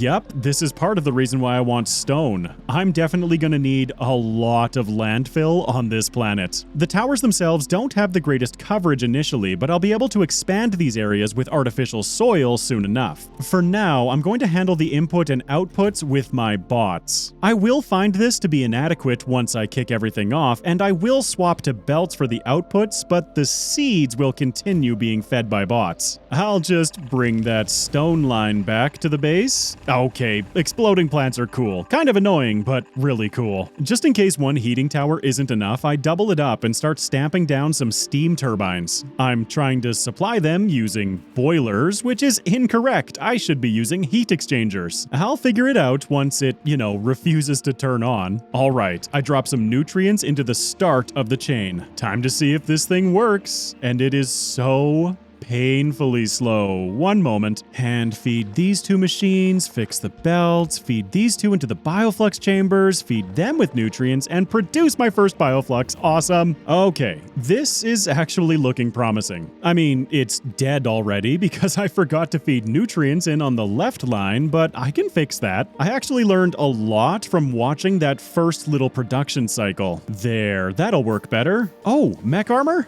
Oh yeah! Rare quality mech mech armor. I'll just turn this off because I don't need it anymore and export that for me right now, please. Spoilage can also be converted into carbon, and I add another bit of production at the start of the bus. If you hadn't noticed, the bus is progressing left to right with spoilage being transported backwards, right to left. I then couldn't figure out why the mech armor wasn't exporting from Fulgora. Aha! I had the planet filter set wrong. Now that I have it set to Fulgora, I should have my mech armor on the next go-round. And here it comes! Ugh, I have been waiting on this for far too long. I empty out my power armor and check out my new grid on the mech armor. From a 12x12 to a 12x14. It's not a massive improvement, but the mech suit features better stats, cool, but more importantly, my engineer now flies over anything that gets in my way. This will make traversing the planet surfaces so much easier. I've kicked this factory back online, and wow, the bioflux recipe is a far better option to supply everything else with nutrients. I slapped down some of those Tesla turrets for defense, but I need pentapod eggs again. What do you say we take this armor out for a proper test drive? Perhaps I got a little overconfident against this medium stomper. Just like the medium demolishers on Vulcanus, they're a lot tougher to take down, and it results in my demise. Right as I trigger my first attack from spores. Ruh-roh. At least the big guy was kind enough to despawn after flattening me. I'll be more careful around them from now on. Ugh, this darn inventory is such a pain to deal with. I take some time to continue the production chain. It's the same design, plugging in rocket fuel from jelly, biosulfur, and bioplastic. My heating towers are working very well, so I felt safe adding even more steam turbines for them to power. Both iron bacteria and copper bacteria are just like nutrients. They have a good recipe and a bad recipe. I'm keeping one biochamber at the top of each to supply an initial bit of iron bacteria, then the bacteria cultivation recipe, which uses more bioflux, can be used to actually supply my base. I'm trying to build things with the knowledge that they'll probably break. Hopefully, this safety keeps me from having to return to this planet in the inevitable event that something goes wrong. I'm now starting to pull another bus to the north. These are going to be the resources that I'm used to that won't be spoiling sitting on the belts. Maybe after all of this, I can actually start establishing a base here? Landfill is necessary to fill the gaps in around the marsh and for creating artificial soil for my growing area of Jellynut and Yumako. I've accumulated enough of both types of seeds to create a handful of each artificial soil, adding it around my agricultural towers. This should improve my throughput of these items significantly. And great news, everyone! It looks like my design is working. It's been running for a good few minutes at least, and everything seems to be flowing as intended along the belts. All of the iron and copper bacteria also spoil directly into the base ore, creating the first products that I want to spoil so that I can use them. The bots are great, but I'd prefer turbo belts transporting my items from the agri towers, finally stringing lines out to them. Well, mostly. I'm gonna stop it here and let the bots transport it from the towers themselves. The space around the agricultural towers themselves feels very limited, and I don't want to lose any precious planting area. Do you remember that electric smelter build that I made forever ago, claiming it wasn't overly useful? Psych! I'm gonna steal it for my stone brick production on Gleba. I'm so glad that the time invested in making it didn't go to waste. I'm also adding a few tweaks here and there, trying to manage the spoilage more effectively. Things are flowing, but I'm seeing little backlogs that have the potential to jam things up. I will conquer this planet's mechanics. Hello, foundries. My hauler ship taking calcite from Vulcanus to Nauvis stops here too, so I might as well. I'm once again using my windy belt layout. I'm gonna continue falling in love with this style of design for the rest of the playthrough. After some tweaking, iron and copper ore smelting is complete. Now, with the molten versions, planning materials for this base becomes a cinch. Also, more Tesla turrets. I'll show them in action soon. On Fulgora, I've been dragging an upgrade planner across my fields of accumulators, slowly increasing them all from normal to good and even some rare quality mixed in. Even if this is getting excessive at this point, it keeps those darn scrap belts flowing. I'm also losing bots to lightning strikes sometimes, so I set up some automation to refill the network anytime my bot counts fall below a certain number. Setting my Roboport to read robot statistics, I can set circuit conditions on variable Y, the total logistic bots, and variable T, the total construction bots. Now, my network will always have the exact number of bots that I want it to. My hauler is getting a little full of materials, so I paste down another to be built by Nauvis for the next little bit. One ship for science and one for materials. Then I start automating base resources on Gleba using a slightly different technique. I'll use storage chests that aren't limited instead of passive provider chests that are. I'll filter the storage chests on the network and limit the input at the inserter using circuit conditions. This way, excess iron plates will be brought to this storage and my machine won't produce any more until that buffer is emptied. I do the same for copper, gears, rods, pipes, LDS, everything this mini factory is going to need. For circuits, I'm feeding the electromagnetic plants directly off of foundries producing copper wire. Piping around molten ingredients in bulk is significantly easier than belting everything around. A lesson I'll be bringing back to Nauvis to tune that factory up. Tune up? Who am I kidding? That whole thing is going to be rebuilt.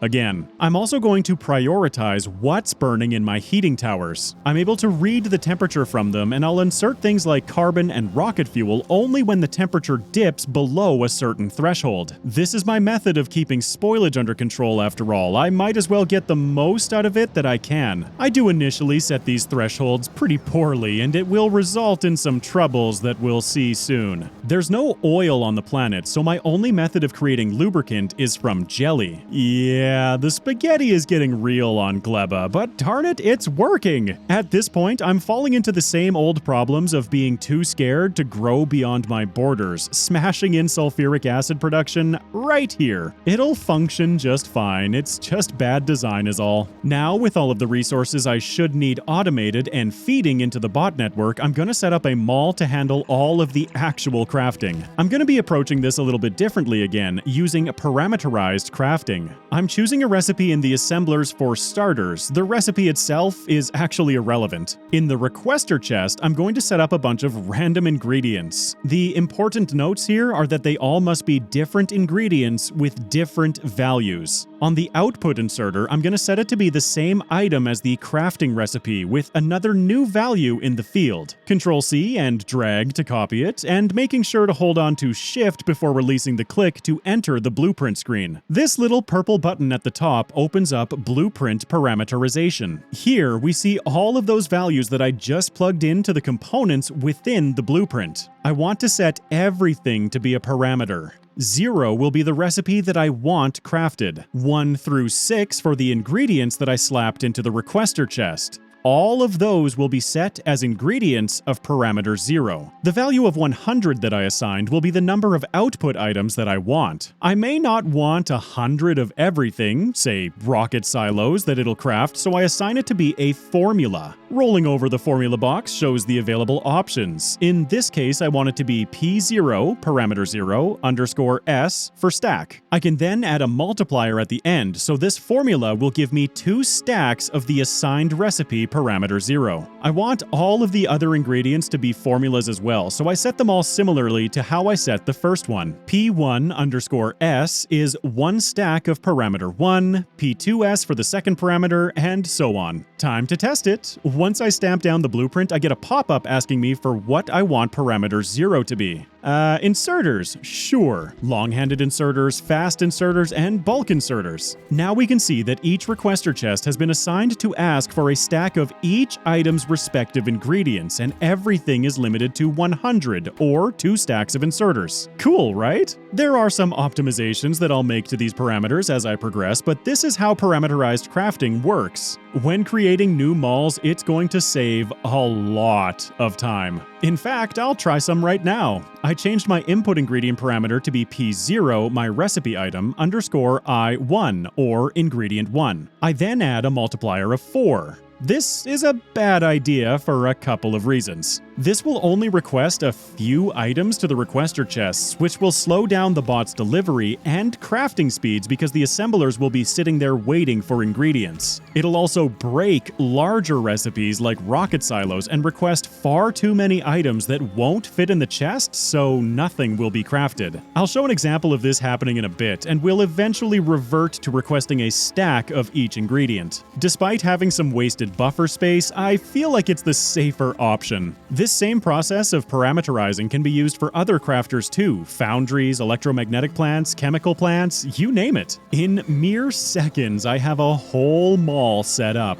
With all of this bot activity, my power is starting to struggle, so pow! More steam turbines, heat exchangers, not boilers, and heating towers. Once these power up, my satisfaction is met and exceeded by the second setup. I only hope that my current production is able to keep up with the fuel demands. Everything seems to be running as planned, aside from those rocket silos. I figure out why they aren't building soon enough. Those science platforms that I borrowed from the internet have jammed up, but now I have the knowledge to free the jams. Get out of here, overflow ice. I decided to close off my bus here just to make sure everything was functioning and spoilage could still flow. Time to continue growing, targeting agricultural science next. The first new step for agricultural science is automating pentapod eggs. This introduces some risk because, as we saw earlier, if the eggs spoil, then they will spawn enemies in the center of my base. I'm using the same design, but a little further away from the rest so that I can add some defenses. Pentapod eggs require nutrients, water, and pentapod eggs, so this is yet another recipe where looping the output back into the input is required. This is the start of a long process of trying to balance this because I can't have a bunch of pentapod eggs just chilling on the belts. In the other builds, if it's spoiled, it just got cycled out instead of starting to chew on my buildings. This one isn't going to be as easy as creating a priority splitter. While I ponder that, I stamp down the buildings that will produce the science packs themselves. Everything else I need for them is automated already. Of course, before I even entertain the idea of firing these up, I'm plopping down a ton of Tesla turrets. I kind of fell in love with these things before I'd even seen them in action. Believe me, my love only deepens. Plus, they're the only defenses being transported by my interplanetary hauler. To test things out, I need a few pentapod eggs to seed the build. That means taking revenge on a medium stomper. That's right, big fella, just chase the insect. Right into his hive? Oh yeah, feel the lightning. Let's watch that again in slow motion.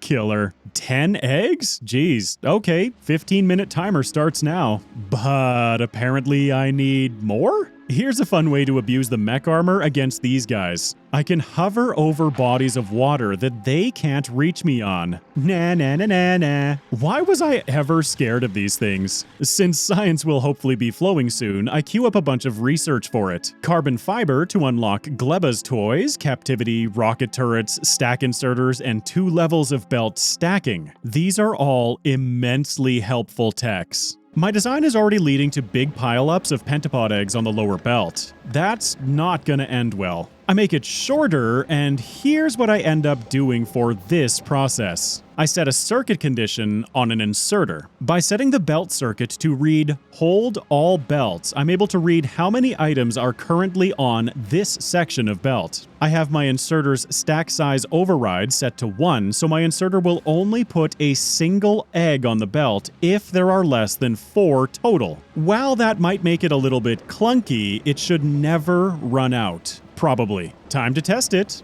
Agricultural science is officially being produced. There's some room for improvement, to be certain. I'll switch the inserter from 4 to 12 eggs on the input line. Have I mentioned that you can drag elements of the UI around on the screen? Yup, that's a thing, and it allows me to watch the effects of the tweaks that I'm making as I continue making them. 12 might be a little overkill. Let's go with 8. And check it out. The first load of agricultural science packs are ready for launch. The agri-science packs are spoiling, but they're at least forgiving enough to last an hour. As they spoil, they will gradually decrease in research value, so it's advantageous to get them back to Nauvis as quickly as possible. Then I start panicking for a second because they weren't shipping up to the platform.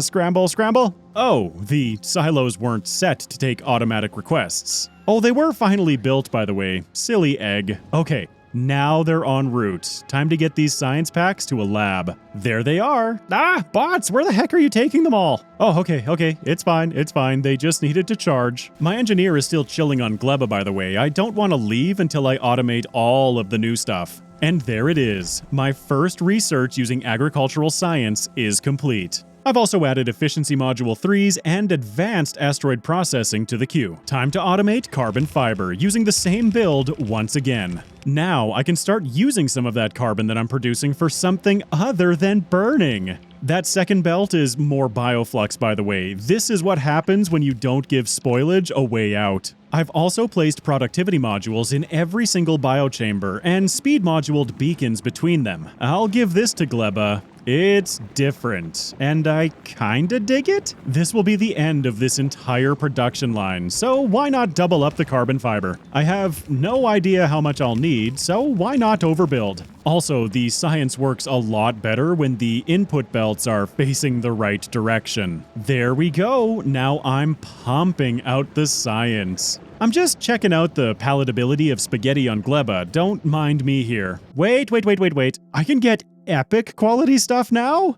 Yes, please. Another super cool thing with parameterized crafting is that I can set it for new recipes that I haven't even researched yet. I set this assembler to craft stack inserters, and once I unlock the tech, they'll immediately start crafting. After staring at the factory for a few minutes, I decided that the far side isn't getting enough nutrients. I have the whole north side of the bus to use. Don't be afraid to expand, man. Tesla's got you. It's such a good feeling to be working on something on Gleba with the sound of a fully automated rocket launching in the background. I feed in the nutrients from the main line to kickstart a build that doesn't have biochambers yet. With some pentapod eggs borrowed from my science, I craft those. It's so nice not to have to run out and hunt for them. That's looking much better for nutrient saturation. Nutrients spoil quick enough too that this will help keep my heating towers nice and toasty. I slap some extra Tesla turrets in the area, and with just a few more tweaks around this place, I might be ready to get off this rock. I do a quick check of my yellow spore cloud, and it's only around my farms. Very cool. I decided what the heck and threw beacons wherever they fit. I also add another chain of bioflux production just before the new nutrients build on the bus. My brain just seems to understand things better if they're left to right, it seems. I can't have too many successes though. Let's look back at Fulgora, which is slowing down again. Can you see what I meant when I mentioned earlier that I should have just redesigned it with newer knowledge instead of fighting with it indefinitely? No, I have not shown every time that this has needed tweaking, but hooray for more accumulator upgrades!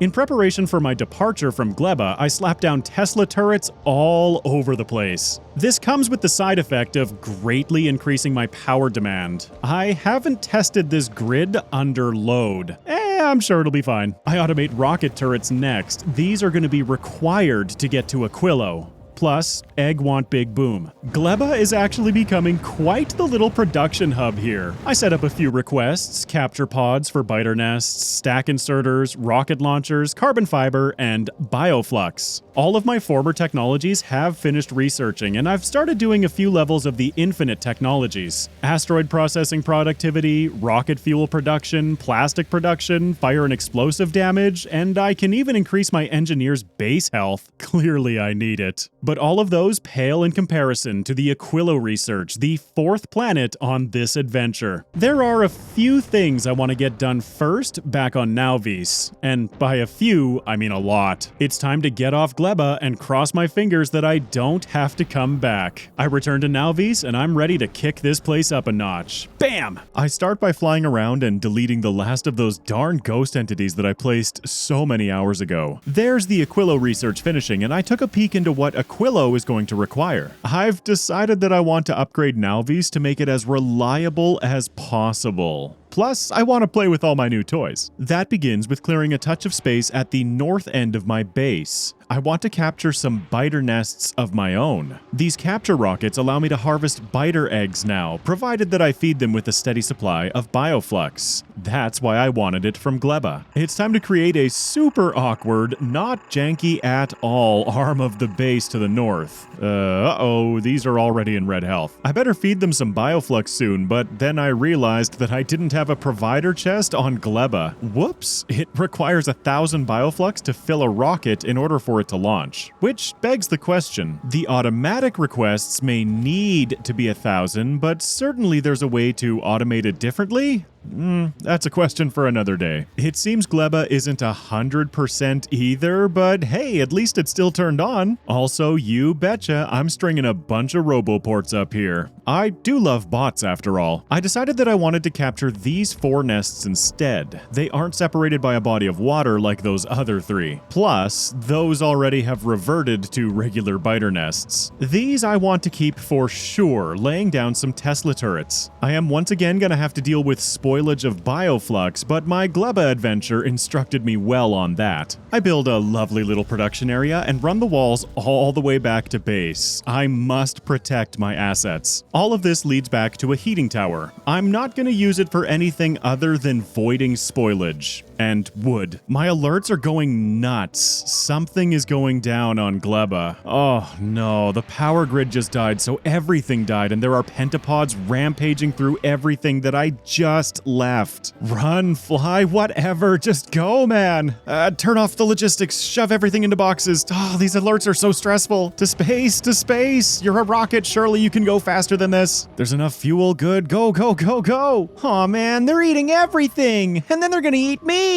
Oh my god! These heating towers can never run out of fuel again. Fulgora has infinite rocket fuel. I'll make sure that it keeps Gleba stocked. Get down to the planet face, come on, come on! It's okay, Papa's here with the laser beams. And now with them defeated, it's time to get to repairing. Then I had a change of heart. I never ever want this happening again, so I set a request for uranium fuel cells from Nalvi's. The single heating tower setup was stable, so bye-bye setup number 2, and in its place I stamped down a nuclear energy plant. This kind of feels like a cop-out, but I just can't afford the time to keep coming back here and troubleshooting. With this setup, I never have to worry about it again. Live, damn you, live! I need things to be running in order to craft these nuclear components. The reactors aren't crafting, and it's for the same reason that I was stuck without silos for the longest time here on Gleba. I'm requesting 2,000 of each crafting component, and it's simply too much for a single requester chest to hold. This is the big flaw with setting up those parameters to request 4 times the recipe ingredients. There we go. Now we're crafting. I have to kickstart everything with some manual crafting of nutrients. Things start slowly, but luckily bioflux takes 2 hours to spoil, so there's still plenty of it in the other nutrient machines. In no time flat, the factory is roaring along again. I need to reseed the pentapog egg build too. Oh, a lone egg. That'll work. And after a moment for it to kick back into gear as well, science is producing once more.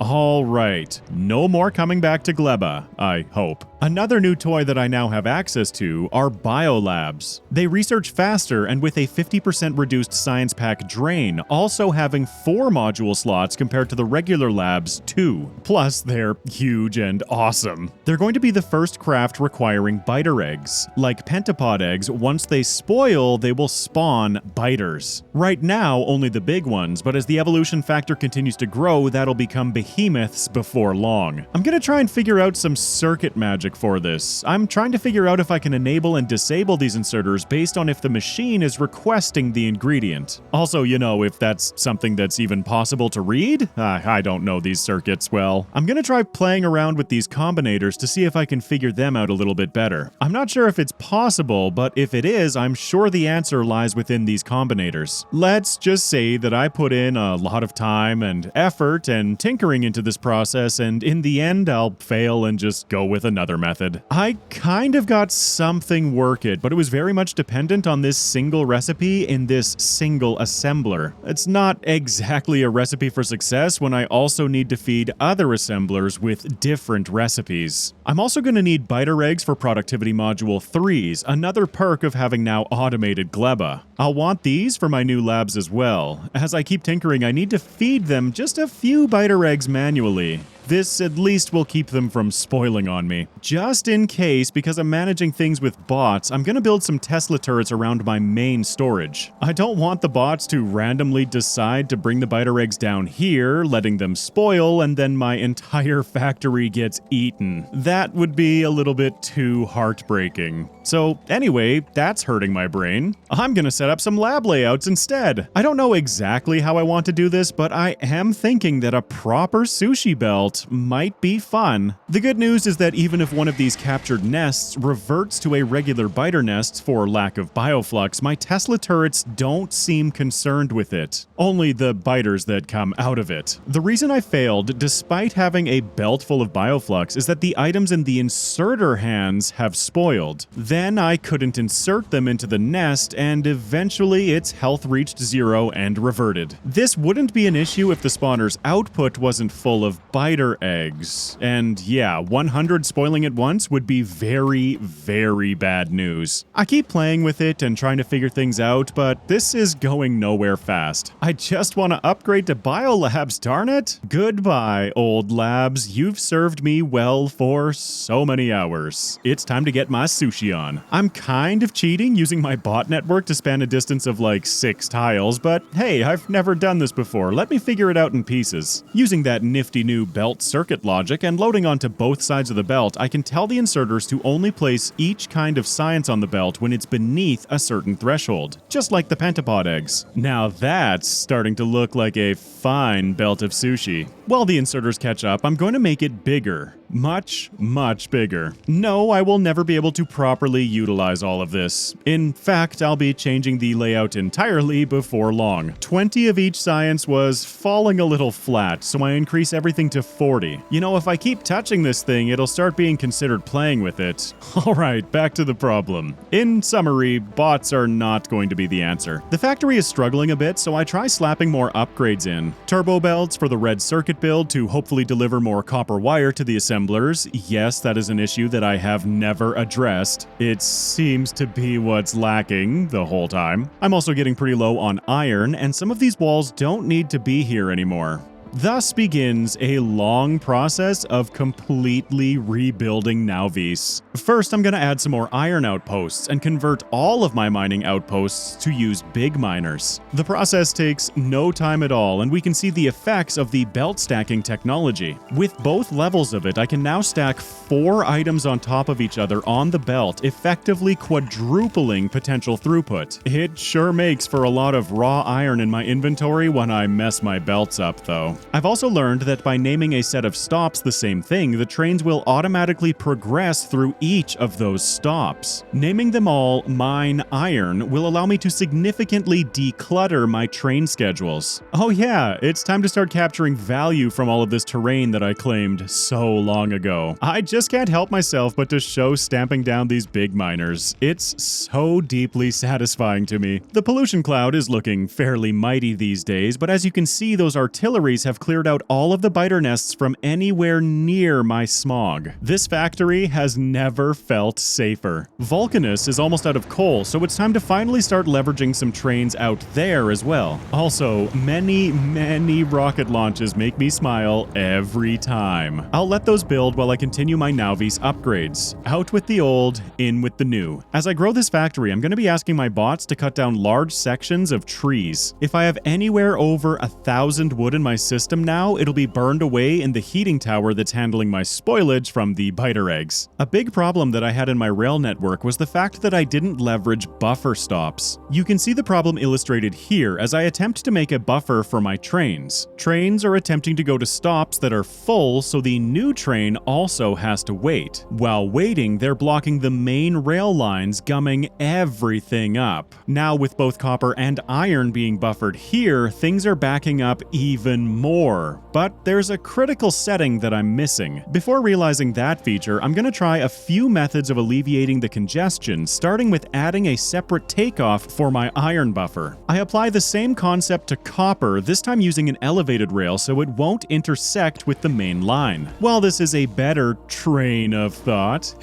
I'm still missing the root of the problem. The trains are still backing up, but at least they're doing it on their own lines now. It's better, but there's still something that I'm missing. In the stations themselves, I can enable a train limit. I'll start by limiting it to 4, but I'll be reducing that very soon. If this limit is reached, then other trains on the network will view the station as being full and won't attempt to get to it. Note that my copper station here has turned purple on the map, indicating that it's full. If I reduce the limit to 2, now only 2 trains will exit the buffer and line up at this stop. That's because the way that the buffer is set up is for the trains to wait at the buffer until the unload station is not full. This is already running a lot more smoothly, and my excitement over this inspired what will end up being a complete overhaul of the entire factory. Meanwhile, on Vulcanus, I've built up a place for a bunch of trains to come and unload products. Right now, that's only going to be coal. Interestingly, I can set it up to the same groups that I have my Nauvis coal trains on. The only reason this won't work is because these stops and fuel interrupt don't exist on Vulcanus. I've dragged an elevated rail all the way out to this coal, a much better solution than having bots transport tungsten across the lava. But because I don't have any interest in revisiting Vulcanus right now, I still need the bot coverage to build it all for me. There's nothing fancy about this train, but my understanding of the mechanics has grown immensely since the start of the playthrough. It also helps that this is the only train operating on the planet, I suppose. No weird inactivity circuits or anything like that. Simply wait until your cargo is empty, then go get more. Keep it simple, stud. My neighbors come to check things out, but I didn't infringe on the property line, so move on, buddy. I also built this a little too tightly if I want these to be additional stops. I had planned for this to be a tungsten stop should I need it, but it's doubtful that'll happen in this playthrough. Yeah, I'm still struggling with this biter egg system. I'll let you know when I come up with something. In the meantime, I'm gonna have some fun with artillery. Remember when I said that I could fire them manually at a greater range than the automatic firing? Well, these biter nests are just too close for comfort. Bang, bang, bang, bang. This game is so great. Oh, also, I've snagged another ship blueprint. This one is from Jonas Bruthrium.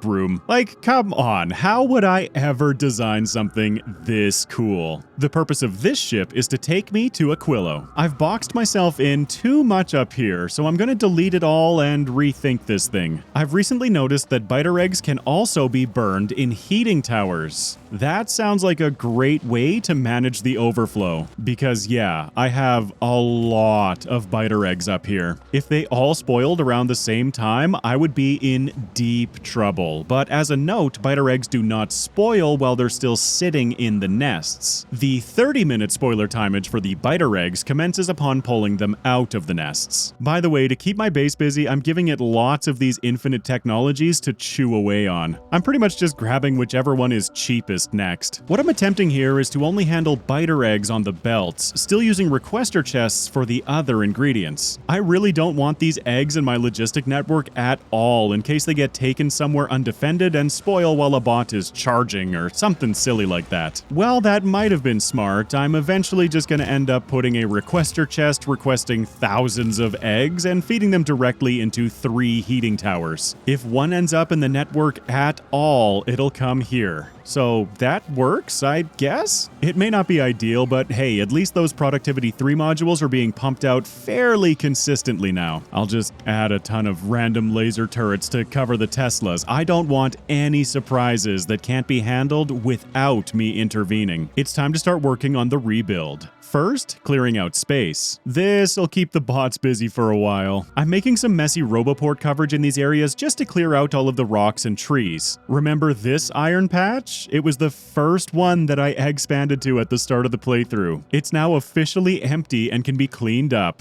So satisfying. There's also this random little spot of stone on the map, so I'll get rid of it too. I don't want anything gross looking in this factory. With 4 speed module 3s in this big mining mining drill, all I have to say is wow. That's some fast mining, and I don't even have the footage sped up right now. This is what it looks like. There we go. Nice and tidy. Oh, good. The Roboports are done. Get rid of all of this nature, please. I have a factory to build. Look at them go. And a bunch of them ran out of battery. This is the disadvantage to having such a massive network. I'm gonna try to be smarter about that aspect too. It is very pretty to watch though. Somebody missed some signals. Now almost every train in my entire network is jammed up at this one spot. Whoops. After a bit of manual intervention, they're all flowing again. I think it's time to redesign this. May I introduce to you the Ballsack, the bidirectional advanced locomotive loop system for aerodynamic cargo kinetics. It's a much better solution to the little teardrop turnaround that I had earlier, but I still missed things like how do the trains get from here to here? This is progress though, and the learning will continue.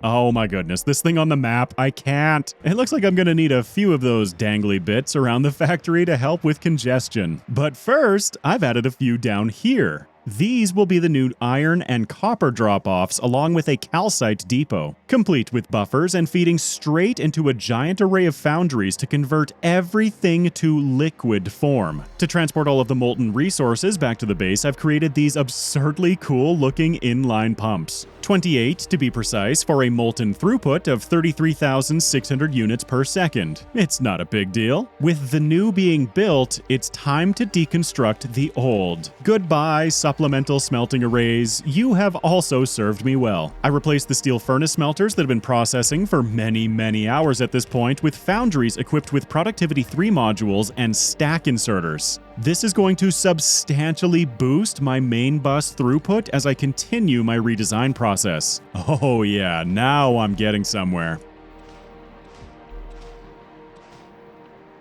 For this new unload system, I have 2 drop-off stations limited to a single train each, sitting right next to an 8-train buffer. The trains will wait patiently to drop off materials to the foundries, completely separated from the main track. I've duplicated this for copper, and I'm staggering the trains right now. For reasons, I'm sure. Now, everything is running like clockwork, with train loads of ore waiting in the buffer to keep my foundries working non-stop, should the demand be there. While all of these stacked outputs are great on the main bus, my current factory is nowhere near equipped to handle this volume of resource income. With the increase in production, my power needs are already skyrocketing. More reactors, please. I wanted my trains to have more acceleration power, so they now have 2 locomotives for 3 cargo wagons. A consequence of that is that all of my current train stops are too short. Time to redesign all of those. Not like that, because now they won't fit into the new unload stations. I'm continuing to make little tweaks, like upgrading these bulk inserters to stack inserters because copper wire is still limiting my circuit build. Oh hey! 20 million green circuits produced. That sounds like a lot. I found that the best way to alter the existing loading stops is to extend them forward, but now all of my cargo loading is 1 tile off. Here commences the largest bot project that I've ever assigned. My poor network is about to get flooded with raw ore, because I definitely couldn't have just bumped the first chest forward along the line. I had to rebuild the whole darn thing for some reason. This is especially painful on the mines that have been upgraded to big mining drills with stacked belts. While they're busy with that, I'm gonna set up a super janky temporary calcite train stop. I need the bulk loads that I'm requesting from Vulcanus to shoot down to the new melting area, and I definitely do not want my bots doing it, even temporarily. The schedule is just like what I've converted almost all of the other trains to now: a loading station, a buffer station, and waiting until the unload station is clear. Plus a fuel interrupt, which I will be redesigning as well. That part of the process is actually quite hilarious to me. It was one of the first tasks that I tackled, but one of the last things that I actually end up doing. I do have an inactivity condition on my load station still. That's because some of the mining outposts are getting pretty skinny on throughput. By the way, the bots have not had a break in a long while. Just like I showed on Fulgora, I do have an inserter with a circuit condition loading bots into the network. Right now, I'm aiming for 10,000 construction bots and 15,000 logistic bots.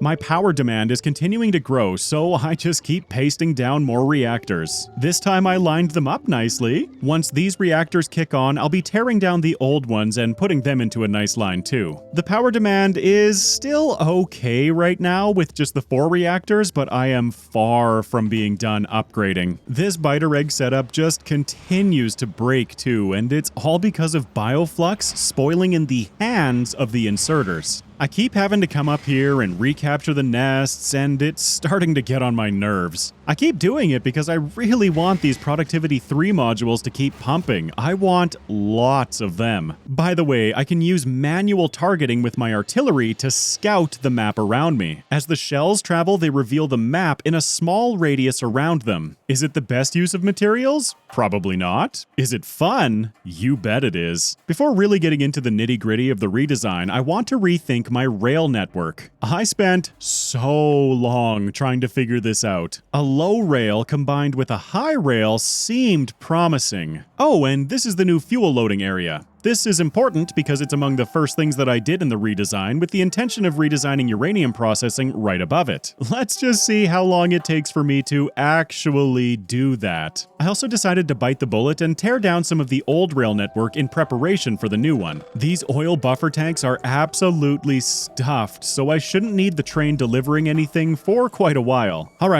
1 rail high, 1 rail low. How is this gonna work? Bots! I need room to work, please! Clear all of this area for me. There's something so incredibly cathartic about redesigning and tearing out the old infrastructure that I don't need anymore. These coal belts served to fuel my old smelters, and I definitely won't be needing those anymore. So, if this rail goes north and this rail goes south, I can... Wait, no, that's not gonna work. I might have to curve off and then rejoin the main line?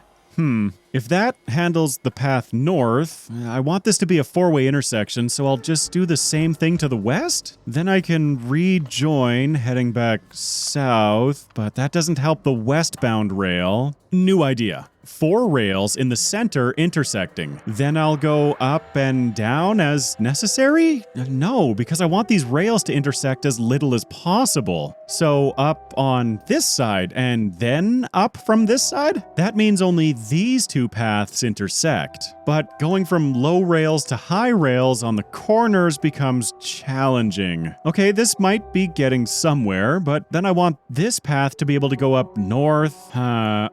Supporting the elevated rails is becoming an issue. I'm sorry, everyone. In the same way I did with the ships, I'm leaning on the community for the rails. It's just taking too much time to wrap my head around. Enter the blueprint book of Lucifer Senpai. This book comes with all of the rail components I'll ever need, and I love it because it's all business. Only the rail system itself, no added fluff. It's also all chunk aligned, so it will integrate almost seamlessly with my existing rail network. And hot dog, look at these intersections. I don't think I'd ever have come up with something this good. I've already installed one of the 4-way intersections, and I love it. Not only functionally, but aesthetically, these blueprints are works of art. So it's time to get to work redesigning the whole rail system with these blueprints as the new backbone of my infrastructure. Hey, at least these buffer stations are creations of my own. I am definitely taking the time to ensure that everything is aligned the way that I want. Having these blueprints aligned to the chunk, just like my original creations, is a breath of fresh air. Up here are all the random pieces of rail that I was accumulating trying to design things. I invested way too much time into this, but I don't regret it. I made lots of mistakes, but that's the best way to learn. Plus, examining Lucifer Senpai's designs is also giving me a better understanding of these intersections. Understanding that I would not have grasped or appreciated as much without going through the process of trying to design some for myself. I've been slowly but surely tearing out the old and installing the new.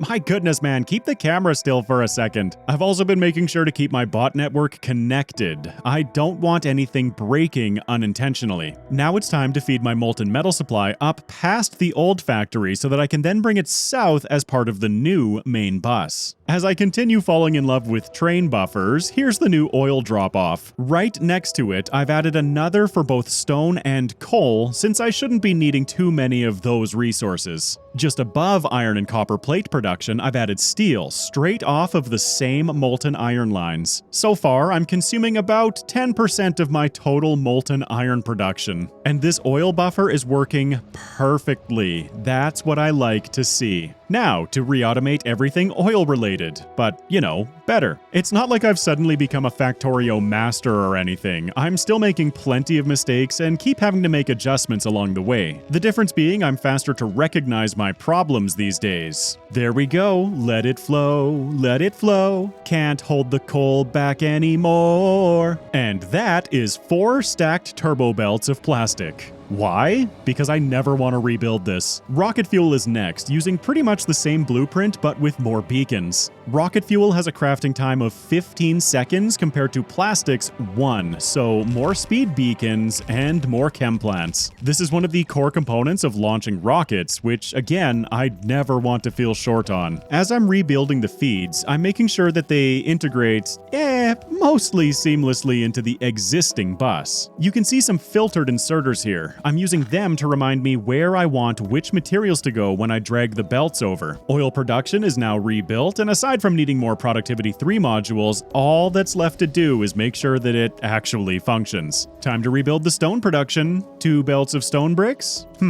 Why? I'll keep one and replace the other with concrete, which again I can make using foundries. So now this can turn into this. Also, you'll note more of these awesome inline pump arrays. I'm continuing to use the 28 pump configuration, even though I'm siphoning some off already, because I love the way that they look. Alright, that's everything stone related now going down the bus. Speaking of stone, that's the last mine that I need to update. I haven't been down this direction in so long, it's kinda like visiting an old friend. Goodbye. I also have a slight issue on my interplanetary haulers. They're running out of uranium fuel cells because I had the rocket fuel supply cut off for so long. Whoops! I'll just capture these 2 stone patches quickly, and done. Minus grabbing a few more big miners. I figured that since things have already started grinding to a halt, I might as well just commit to the whole factory redesign now. I've completely cut off the old main bus in preparation for renovation. Green circuits are first on the list. This is where I'm going to make my design that I end up using for pretty much everything else. I'm also making sure that I can adapt it for other recipes like red circuits that require additional inputs. I can feed 3 turbo belts into these machines using this configuration. I want to make sure to have room on the bus for my liquid materials to flow south along it. More pumps. I'm sure a rich bugger now using assembly machine 3s as measurement tools. Green circuits will start here, and this little build should be close to saturating a full turbo belt. I'll have 4 of those, please. For the input materials of my circuits, I'm not going to be pulling off of the main bus, instead slapping more foundries behind them. My reasoning being is that now I can copy and paste this whole thing, plug in power, molten copper, molten iron, and poof! Green circuits. Here it is. Each of these little cells should provide all of the copper wire needed for an individual lane of electromagnetic plants. The iron in the middle will flow evenly between top and bottom. Plus, it looks cool. I get it all plumbed up and I plug it in for the first time. Oops, bottom half isn't getting any copper. 1 second. Oh yeah, that's a lot of green circuit production. Here's red circuits, a copy of the green circuits with the additional input lane that I demonstrated a minute ago. Here I'm showing that fact. It's almost a perfect copy aside from the additional input belt. My old storage buffer is in the way. I'm so sorry, bots. I will continue to pay you handsomely with the clean green electricity you so crave. Oh hey, look at these. Remember way back at the start when biters were chewing on my stone furnace defense?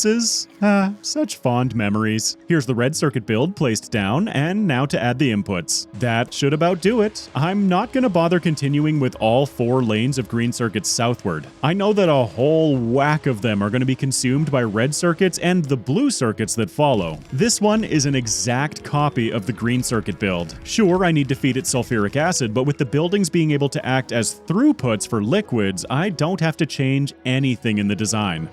Excuse me, Purple science, you're in my way. Down the liquid side of the bus, I'm bringing down 5 ingredients: molten copper, iron, then lubricant, sulfuric acid, and water. That should cover everything that I need, with a couple of smaller inline pumps to keep the lines flowing. I probably could have sourced the water remotely, but this was easier for my brain to work with. I work the input lines in, green circuits, red circuits, and the output line back onto the circuit bus. I plug the sulfuric acid into only the front electromagnetic plants, power, and there it is. A whole bunch of blue circuits ready for my use. Next, new rocket silo design? I want Navis to be able to churn out rockets like it's going out of style. Blue circuits and rocket fuel have already been handled. Last is LDS. Pow! There, that is. Once again, I'm using foundries with liquid inputs aside from the plastic, which I have oodles of. I'm going to be reducing my plastic bus slightly to pull these further down the line. I'll need them for yellow science after all. With the amount of junk in my storage chests, it's time to make a decision.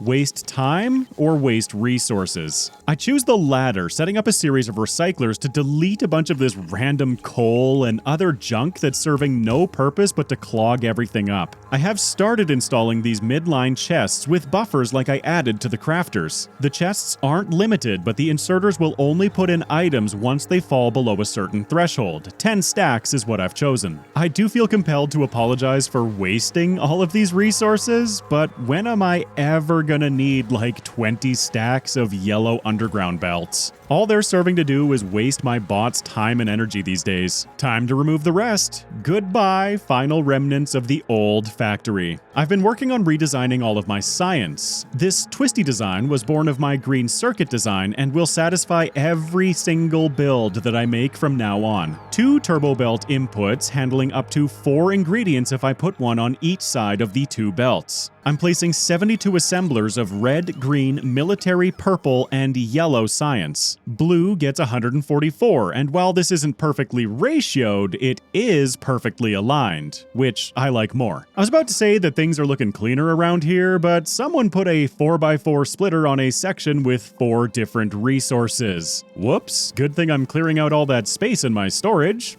There, that looks better. Oh, I've also made a little shrine to my crash site over here, because why not, right? There are 2 major pieces of this renovation left: re-automating all of my ingredients for my science and redoing the supply mall. That's the last thing on my list because, if it ain't broke. I do still want to make it better though. Several hours later, I'm ready to plug it in. I don't feel the need to hold your hand through everything that I'm doing. We've already seen it conceptually multiple times throughout this video. I even used the exact same twisty design for every single component of my science. Like I said, it works just dandy for recipes with up to 4 inputs. Every single component uses Productivity 3 modules, and for the non-intermediate products, I use Speed 3 modules. That's only because I can't use productivity modules on them. Just to the south, I've also paced down another 16 of those reactors. This space is getting pretty power hungry. My biter egg build just keeps breaking, and I have a new solution. I call it Spidertron.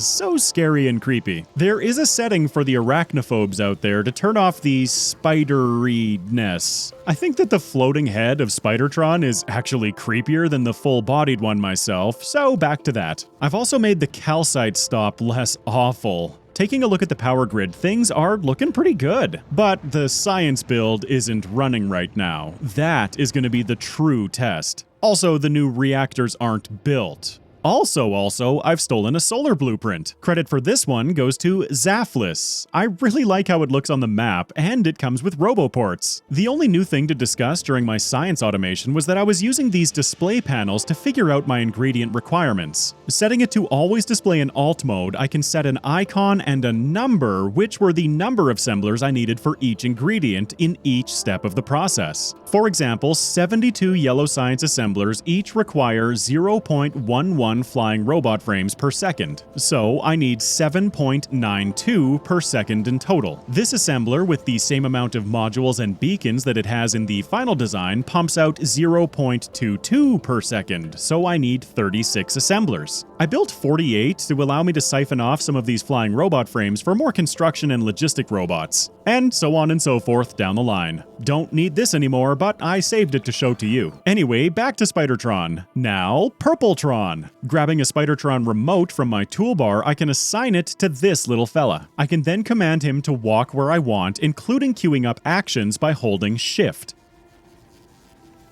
I've set Purpletron to request the capture bot rockets, which I'm now importing from Gleba. Now, the bots will automatically give them to Purpletron, and I can assign him to walk up to my biter egg area. Now, if the nests break, I can simply get him to restore them instead of having to do it myself for the n-teenth time. The last thing to handle is the mall.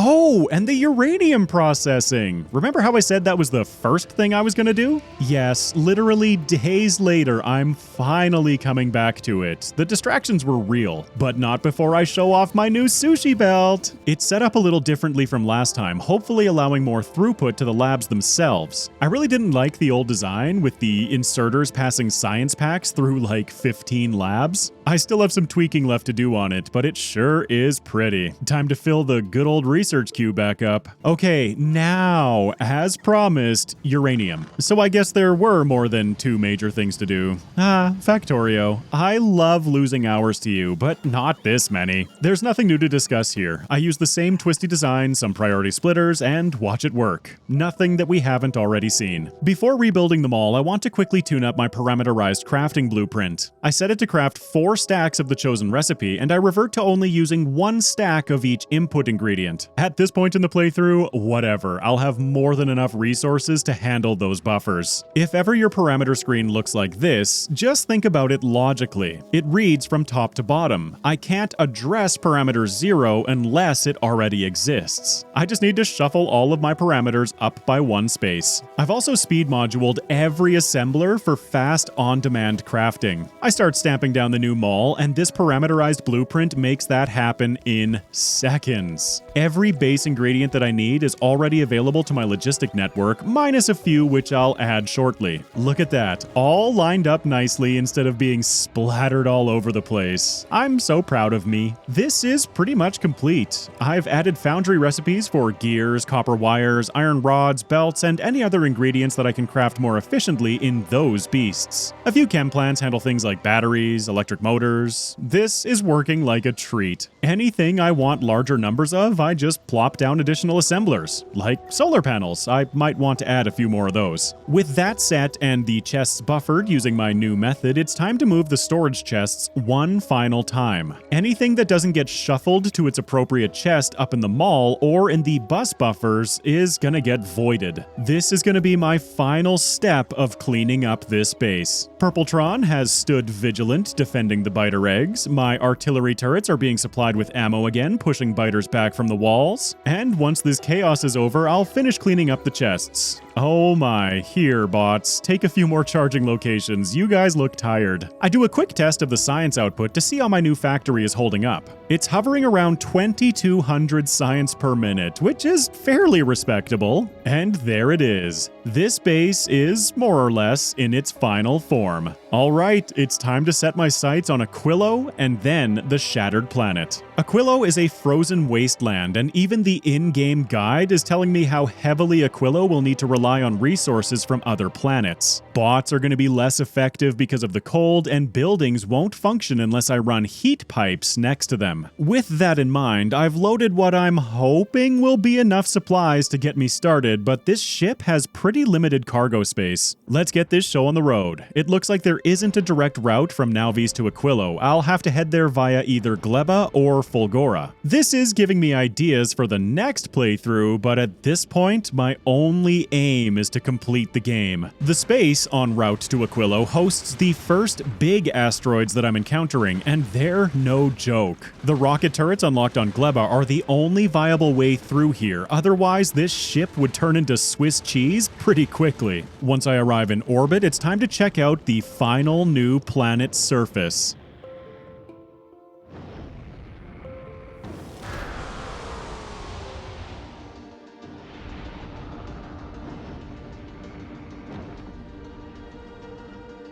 I don't have the biggest starting area, but let's see what I can manage. Breaking the ice clusters provides ice, duh, some lithium and ice platforms which I need to expand my buildable area. Another piece of that puzzle is that I need to place buildings on concrete. By the way, you can increase and decrease the size of your concrete brush with the plus and minus buttons on the numpad. I went an embarrassingly long time without knowing that one. Anyway, I have enough space to drop my cargo landing pad. With it down, I'm gonna drop everything from the ship and send it back to Nauvis right away. I can already recognize that I don't have nearly enough supplies. I'm also gonna tune up the delivery schedules as I find more resources that I need. These cryogenic plants, for instance, are gonna require blue circuits and refined concrete from Nauvis, superconductors from Fulgora, and lithium plates from Aquilo. This is why I invested so much into making Nauvis a hub for all of this, though it may have been wiser to do this out of Gleba or Fulgora since my ship has to pass them every time anyway. Sticking with the main theme of this video, live and learn. That ship will be back in due time, so I need to start figuring out what to do on the surface itself. You can see my bots struggling a bit even in these short distances. This is because on Aquilo, they consume 5 times the energy that they normally would. I'm gonna start getting a basic inventory of what's available right now, starting with laying out this oil field. I can't place these down either without concrete, so I'll just fill it all in preemptively. I also can't rely on underground pipes alone to grab oil from this pump jack. I'll need to build land, or I guess ice bridges, everywhere to pull heat pipes over. I'm gonna need a lot of these ice platforms, which fortunately can be created locally from pumping ammoniacal solution from the planet's ocean. I'll need to refine it first, so what else is around? Over to the west, I have lithium brine used in making, well, lithium. That makes sense. That's also going to require holmium plates from Fulgora.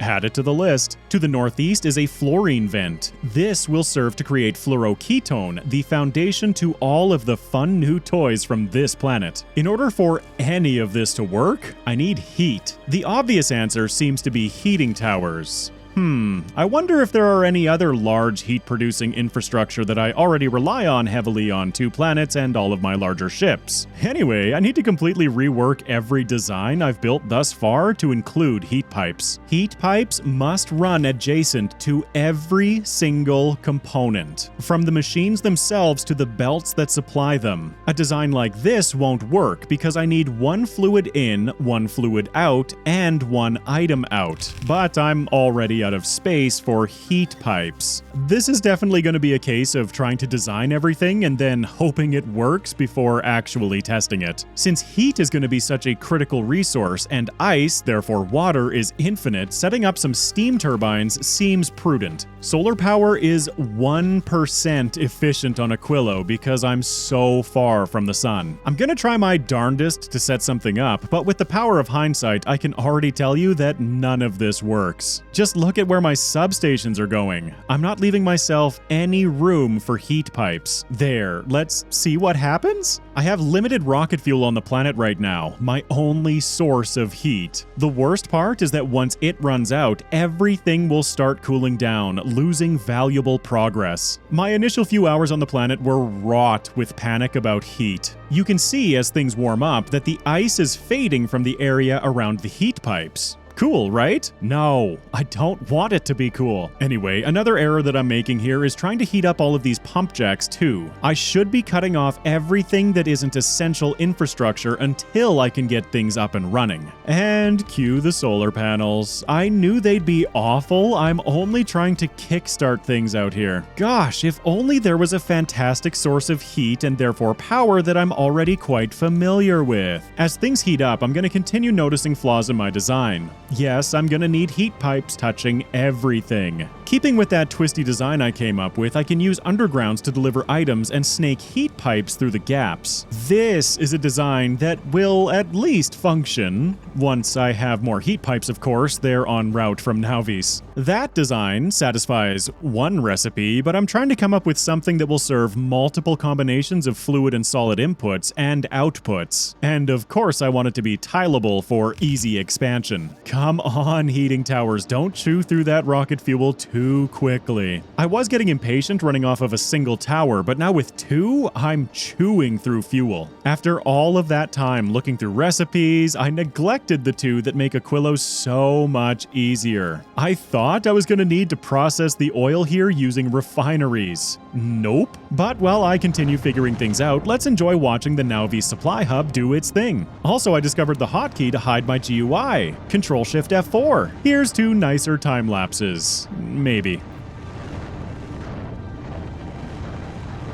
The one Aquilo ship is taking a long time to come back and forth, so I commission a second. Nauvis has no problem building a second one with incredible speed. Also, hey, a nuclear reactor! Long-lasting, heat-producing fuel which is effectively infinite from Nauvis. This'll make things feel a lot more stable around here. My solar power has allowed my chemical plants to melt the first bits of ice, so steam power can now kick on and save the day. At long last, Aquilo is powered. Now with 4 reactors, so I can take advantage of the adjacency bonuses. Not only is Aquilo powered now, but it's stable so long as the nuclear and rocket fuel continue flowing in from Nauvis. It's time for me to start making this place more self-sufficient. Going back to the ice platforms that I need to expand, I need ice and ammonia to create them. I intend for this to be a temporary build to accumulate platforms as I figure out the whole local rocket fuel issue. I do hope you can appreciate the jankiness. Even with the limitations placed on bots, they're still invaluable to use, so in comes the logistic network.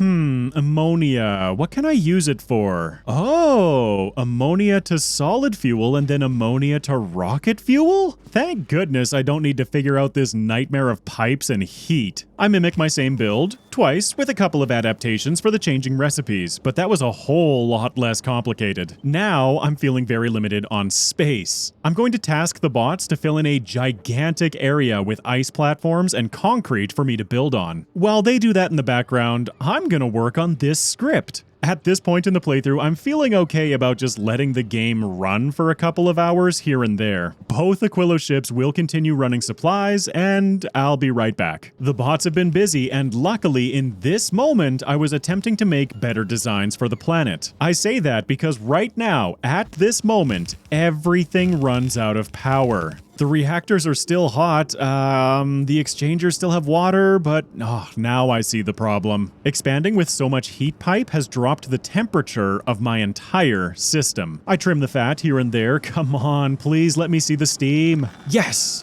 Phew, crisis averted. Back to designing. Also, I've added this recycler overflow for ice. I'm producing way more of it than I can use relative to ammonia. This latest design is for creating more lithium. Now that everything is working, I of course want to tear it all back up once I have access to the cryogenic plants. This was based on the assumption that cryogenic plants feature the same built-in productivity like all the other large buildings from other planets. Nope. Instead, they have 8 module slots. I'll find that out soon. For now, just getting the lithium brine hooked up. With a quick bit of automation, which I'm getting better at with the heat pipes considered, I'm producing my first lithium plates. Along with some quick tweaks and hookups, rocket fuel can be added to that. Now Aquilo is really starting to feel established. I get my first cryogenic plant crafted, being smart and removing the ingredients upon completion. I'll craft the rest in my new plant. Oh, right. These things are huge and space is very limited.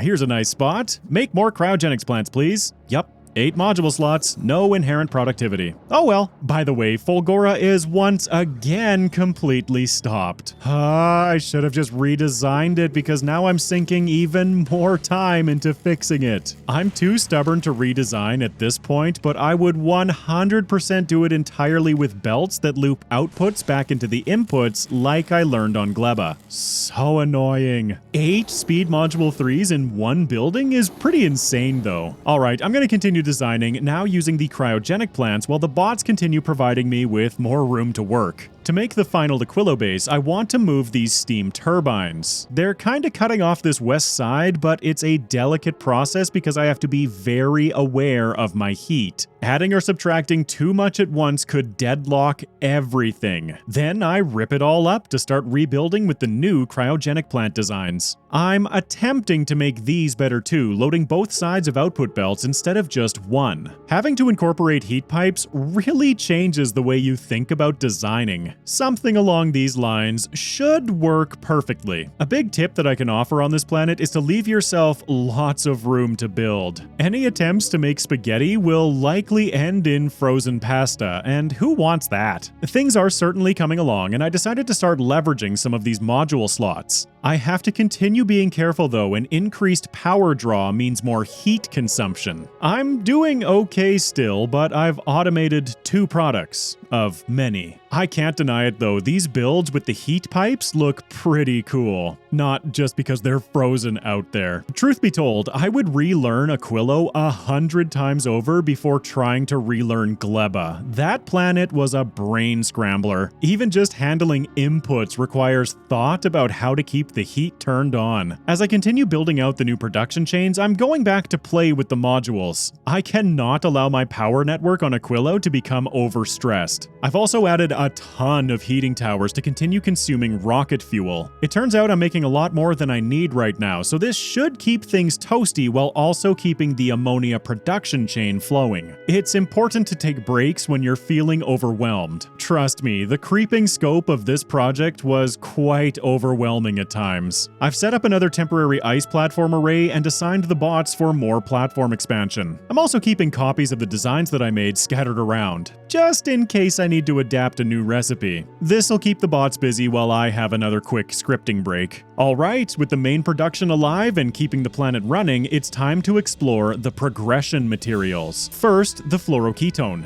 I spent a bit of time trying to come up with a more compact design, but it just doesn't seem to be working. Instead, something similar to what I've already tried is going to be the ticket. I'm going for 16 machines here, not for any kind of ratio purpose. I just want to make sure that the build never feels limited. The lithium, solid fuel, and ammonia are all being produced already, so it's a simple matter of routing them in. Well, mostly simple considering the heat pipes. The last piece of the puzzle is the fluorine from the vents in the northeast. I kind of enjoy making these bridges over to new resources. Or making the bots do it at any rate. They can handle that while I get everything else plumbed in. This fluoroketone is produced hot, and no, there isn't a mechanic by which it loses heat by sitting there idle. To use the fluoroketone, I need to cool it, and most of the processes that require cooled fluoroketone will spit it back out as hot again. The first of which I'm working on are cryogenic science packs. To handle this, I'm setting up a pump with another circuit condition. These tanks have a capacity of 25,000, so if there's less than 5,000 hot fluoroketone in the tank, I'll slip in some of the newly produced stuff. It seems that I way overbuilt the hot side. Oh well, anyways, science! With the pieces falling into place, I'll finally automate ice platforms in their final resting place. I may as well automate it since the splitting of ammoniacal solution is giving me so much ice. And on the low priority side of the splitter, the remaining ice gets chewed up in recyclers. This should limit my factory to my ammonia production, which I now have plenty of. Then I do it again. My power has become insufficient, so I slap down a bunch more turbines willy-nilly. This results in rapid heat loss from the rest of the turbines, and before you can say frozen spaghetti, the entire factory is out of power again. Add fuel to the reactors, keep things running. Oh wow, I tanked my heat. I've added a bunch of heating towers back in, but this factory is standing still. I cut off the entire production chain from the heat pipes just to get things kickstarted again. My heat exchangers are still only at 290 degrees, a little over half of what they need to actually function. More heating towers, come on,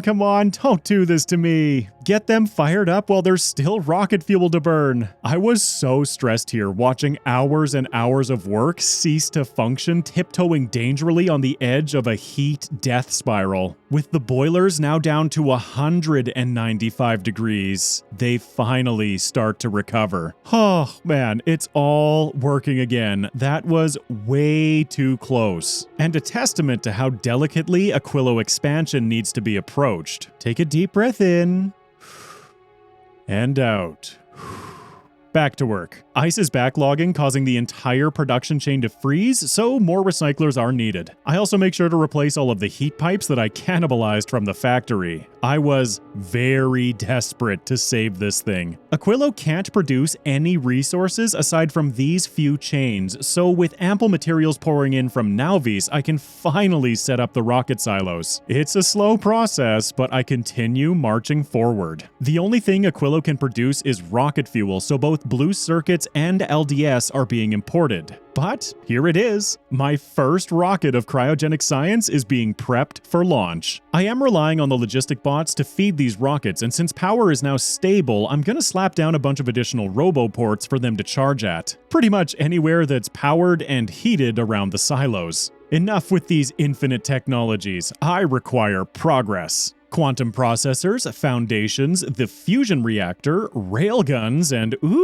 rocket silo productivity. That's going to be useful out here. There it is, a whole bunch of cryogenic science just waiting to be used. I'll set the requester chest for the sushi belt, and it's time to snag these last few technologies. Before I know it, the first one is completed. And the second. I'll add Promethium Science to the queue, the last science pack in the game. And some more infinite technologies. At this point, these new ones are the cheapest. I've done a lot of researching. I'm gonna set up some basic automation for these new toys. Cryogenic plants, fusion reactors, and fusion generators using methods we've already seen 100 times. A personal railgun for me, and the railgun turrets that will permit me access to the Shattered Planet's resources. Fusion power cells for the new reactors, and most importantly, the quantum processors that all of these materials depend on. They can only be produced in electromagnetic plants. All of these final materials that I'm automating require elements from each of the other planets. Quantum processors require blue circuits from Nauvis, tungsten carbide from Vulcanus, superconductors from Fulgora, carbon fiber from Gleba, and then lithium plates and cold fluoroketone from Aquilo. A true pinnacle to the entire resource chain. I set up a bunch of these, but will be severely limited by the deliveries coming in from other planets. Rats, I just missed it. I had my recording paused because I'm actually running out of hard drive space as this project has continued. But I just got the achievement for researching all of the technologies. All that are left are the infinite techs. Here, let me show you. Oh, would you look at that? 69% of my achievements are completed. Nice. There are more to get, and many that are now unobtainable, like beating the game in under 40 hours. At this point, I'm at like 200 and something? But here it is, Aquilo in its final form for this playthrough. Power is decent, stuff is being produced, and while it's a bit slow, it works. This leaves me with only one more thing to do to complete the game. Steal another ship design! This beast is going to be called the Giga Drill. Yep, that seems appropriate. Credit goes to Rickwid, and what a monster it is. Sweet, I'm gonna keep working on this script while Nauvis builds that Titan. To make the Giga Drill more effective, I decided to start rolling for some higher quality asteroid collectors. They do not scale linearly with quality, getting more distance, more speed, and more arms upon higher quality. This ship is an absolute unit. I'm looking forward to coming back to Factorio in the future and attempting to make some ships of my own now that I have a much deeper base of knowledge. This blueprint comes preset with epic quality collectors, so I can make an upgrade planner that will actually downgrade them from epic to rare. As you can see, I've already done it with the turrets. I'm hoping that the number of infinite technologies I've researched to buff their damage will be sufficient. I get the imports from Nauvis set, so this beast should have power fairly shortly. But I made another oversight. Nauvis orbit sucks for collecting asteroid trunks, and this ship is going to need a lot to get established. One of the ingredients for Promethium Science are biter eggs, so I get the wise idea to bring some up with me.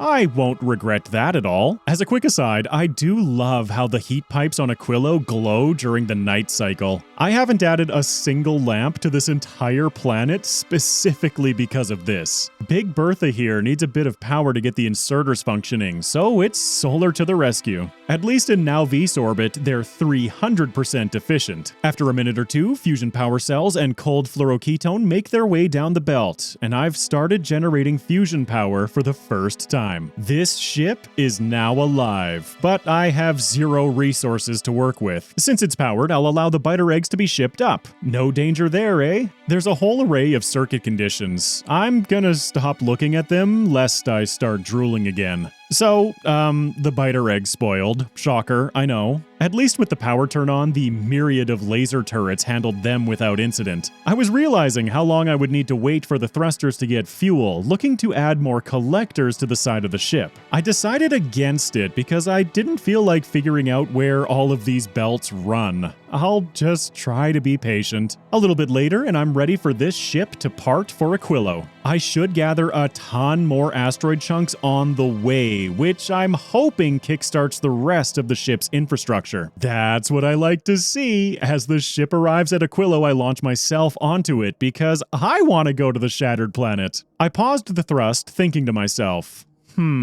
maybe I should let it gather some resources in orbit here. It's nowhere near full-on rockets, and I don't have much railgun ammo produced yet. Then I thought, nah, there's gonna be a ton of resources on the way there. What could go wrong? Also, some Muppet was listening to music while recording and turned off the game audio. It's back now. And to my previous point, oh yeah, there are a huge amount of resources on the way to the edge of the universe. These are the first huge asteroids that I'm seeing, which are why railguns are 100% necessary to make this journey. As I continue soaring towards the edge of the universe, the asteroid density grows thicker and thicker. And then I get it, the achievement for completing the game. Huzzah! 233 hours, 20 minutes, and 15 seconds to do it. Only slightly above the 40-hour goal for the express delivery achievement. Let me know in the comments if you'd like to see me pursue that. But I'm not done with this playthrough yet. Now that I'm approaching the shattered planet, I get to see my first Promethium asteroids. As I get closer to the shattered planet, a mere 4 million kilometers away, the density of Promethium will increase. There are 3 distance-related achievements for the shattered planet: 15,000 kilometers, 30,000, and the 60,000 kilometer one that I just got. I figured, might as well. I'm pretty proud with what I accomplished in this playthrough, but there's still a redemption arc that needs to happen. Remember when that medium demolisher kicked my butt and I ran away? Yeah, I'm not letting that stand. I decided to let the ship do its thing for a few minutes while I prepare said redemption arc. I figured, why not allow it to max out its capacity of Promethium before heading back to Nauvis? I'm out here already. Not even 1/4% of the way to the shattered planet, and I'm full. It's time to turn back home. On the space map, it's pretty wild just how far away the shattered planet is from everything else. 4 million kilometers to get to it from the edge of space, which is 100,000 kilometers from Aquilo, which is 30,000 from Gleba, which is only 15,000 from Nauvis. I think it would be cool, like my trains, to have a bunch of interplanetary logistics ships flying back and forth between them all. But not today. Back on terra firma. Hello, Nauvis. Daddy's home. While the last shipments are prepared for my return to Vulcanus, I heard somewhere that any base that doesn't use concrete can't be considered a real base. I haven't used any on Nauvis, so here, concrete. Is it officially a real factory now? I never properly tested the Tesla gun, so I'll try it out against the demolishers. On my little scout ship, which has seen me through so much, I've loaded up a couple of supplies. Ammo for the Tesla gun, railgun, and some uranium, because I can't end this video without a bang. As my ship makes the final journey for this video, I want to take a moment to thank everyone who supports my content. Whether you're one of the incredibly generous names on screen who support me directly, or if you simply like, comment, and watch my videos, I can't thank you enough. You make this content possible, and I hope you've enjoyed watching this adventure as much as I've enjoyed creating it. Now, let's pop down to the planet's surface and send the supplies down too. Of course, I couldn't end things without complaining about Fulgora one last time. I've continued making some small tweaks, and, well, now I have a belt of solid fuel mixed in with LDS. I'll just throw a filtered bulk inserter in a chest at the end of the line. I could not be bothered anymore. Taking one last look at the now V-Space, I'm pretty proud of it. It's been quite a few hours since I rebuilt it and nothing has broken. Not even a little. This is by far the biggest creation I've ever made in this game, and I will be carrying many of these lessons learned forward. I hope you've all learned something too. I even love the old remnants of the old former perimeter and random broken bits on the ground from all of those hours ago when I was under attack in the early stages of the game. Bar none, I'd say my favorite planet was Vulcanus. For whatever reason, this one just clicked for me. Aside from adding that coal patch and a few small tweaks, I really haven't touched it at all since I first left the planet. Gleba, well, there's room for improvement here. I'm happy enough with the result, and aside from that terrifying power outage after leaving the first time, I haven't had to maintain it at all either. Then there's Fulgora, the first planet that I visited. What a mess. Like, the entire time. It's hard to believe that I started on these 3 tiny little plateaus, but I learned so much from the process. The only thing that I would do differently with this current build is handling all of the scrap processing on belts, which I've mentioned a couple of times already. Honestly, Aquilo was my second favorite planet. There's something about the way it forced me to rethink the way I designed things and the overall aesthetic of it that I just love. Of course, I have to shout out all of my ships, the Scout that saved me from my initial Fulgoran adventure and has served me very well past that, the little research satellites around Nauvis that have provided space science without too much fixing, and of course the mid-game hauler. This one is my favorite ship that I used in this video. It's absolutely brilliant in every metric. The Aquilo ship functioned great. My only complaint with it was the limited cargo space, but I feel like I can't really complain about something that I didn't design. And last but not least, this absolute unit of a ship. I think I pushed the ship to its limits, leaving Aquilo with minimal railgun ammo, and it survived its maiden voyage without any issue. I have a load of Promethium chunks sitting waiting for next time, but I won't be using them for anything in this video. The only use for them is Promethium science packs, which only provide more research productivity. Well, only. That's a really powerful technology, but I have everything that I need for today. Alright, enough gabbing and reflecting. It's time to go mess up some demolishers. I was hoping for a sneak attack, but my laser defenses wanted in on the fun too. So be it. Let's see. I'll try the atomic bomb first. Well, that was anticlimactic. I just deleted that medium demolisher. Alright, let's try the Tesla gun. Oh, wow, that's unimpressive. And I'm getting smacked around a lot. Hey, achievement for surviving a hit of more than 500 damage. But I don't survive for long. These medium demolishers, man. All right, time for the long walk of shame back to my body. I am way too used to the mech armor with 8 exoskeletons now. Oh my gosh, please? Okay, my turn. I held off on the railgun because I think it's gonna be amazing. And it is. Another one shot on a medium demolisher. Rampage, rampage! Oh, that's a big boy right there. I'll be back for you. The reason the railgun is so insane is because the round pierces. Each section of demolisher will take damage, so if I aim it perpendicular to their bodies, it isn't nearly as effective. Oh, this is too much fun. Remember when I said these things were difficult to kill? I do run into a small problem here. When a demolisher dies, they leave behind rocks that provide some tungsten ore. I guess my mech armor thought that I was on the ground suddenly, because now I'm stuck. Hello? Did I just soft lock myself? Oh, thank you. Okay, I'm free again. I just had to wait for the body to fade more. All right, time to try my luck against the big boys. A 3-shot with the railgun. Not bad, but I think I can do better. Yeah, I found another medium demolisher. And another. This railgun is so powerful. All right, that's a comfortable 2-shot on the big boy. Let's see how an A-bomb works against the big daddies. Not so well. And he one-shots me. Well, can't let that stand. Get out of here. Rampage, okay then. Note to self, avoid the heads. At least I took them down with me. From the booty angle, I can actually one-shot the big guys. Okay, I'm back to having a ton of fun. Alright, I'm satisfied. Thanks for watching. Bye everyone.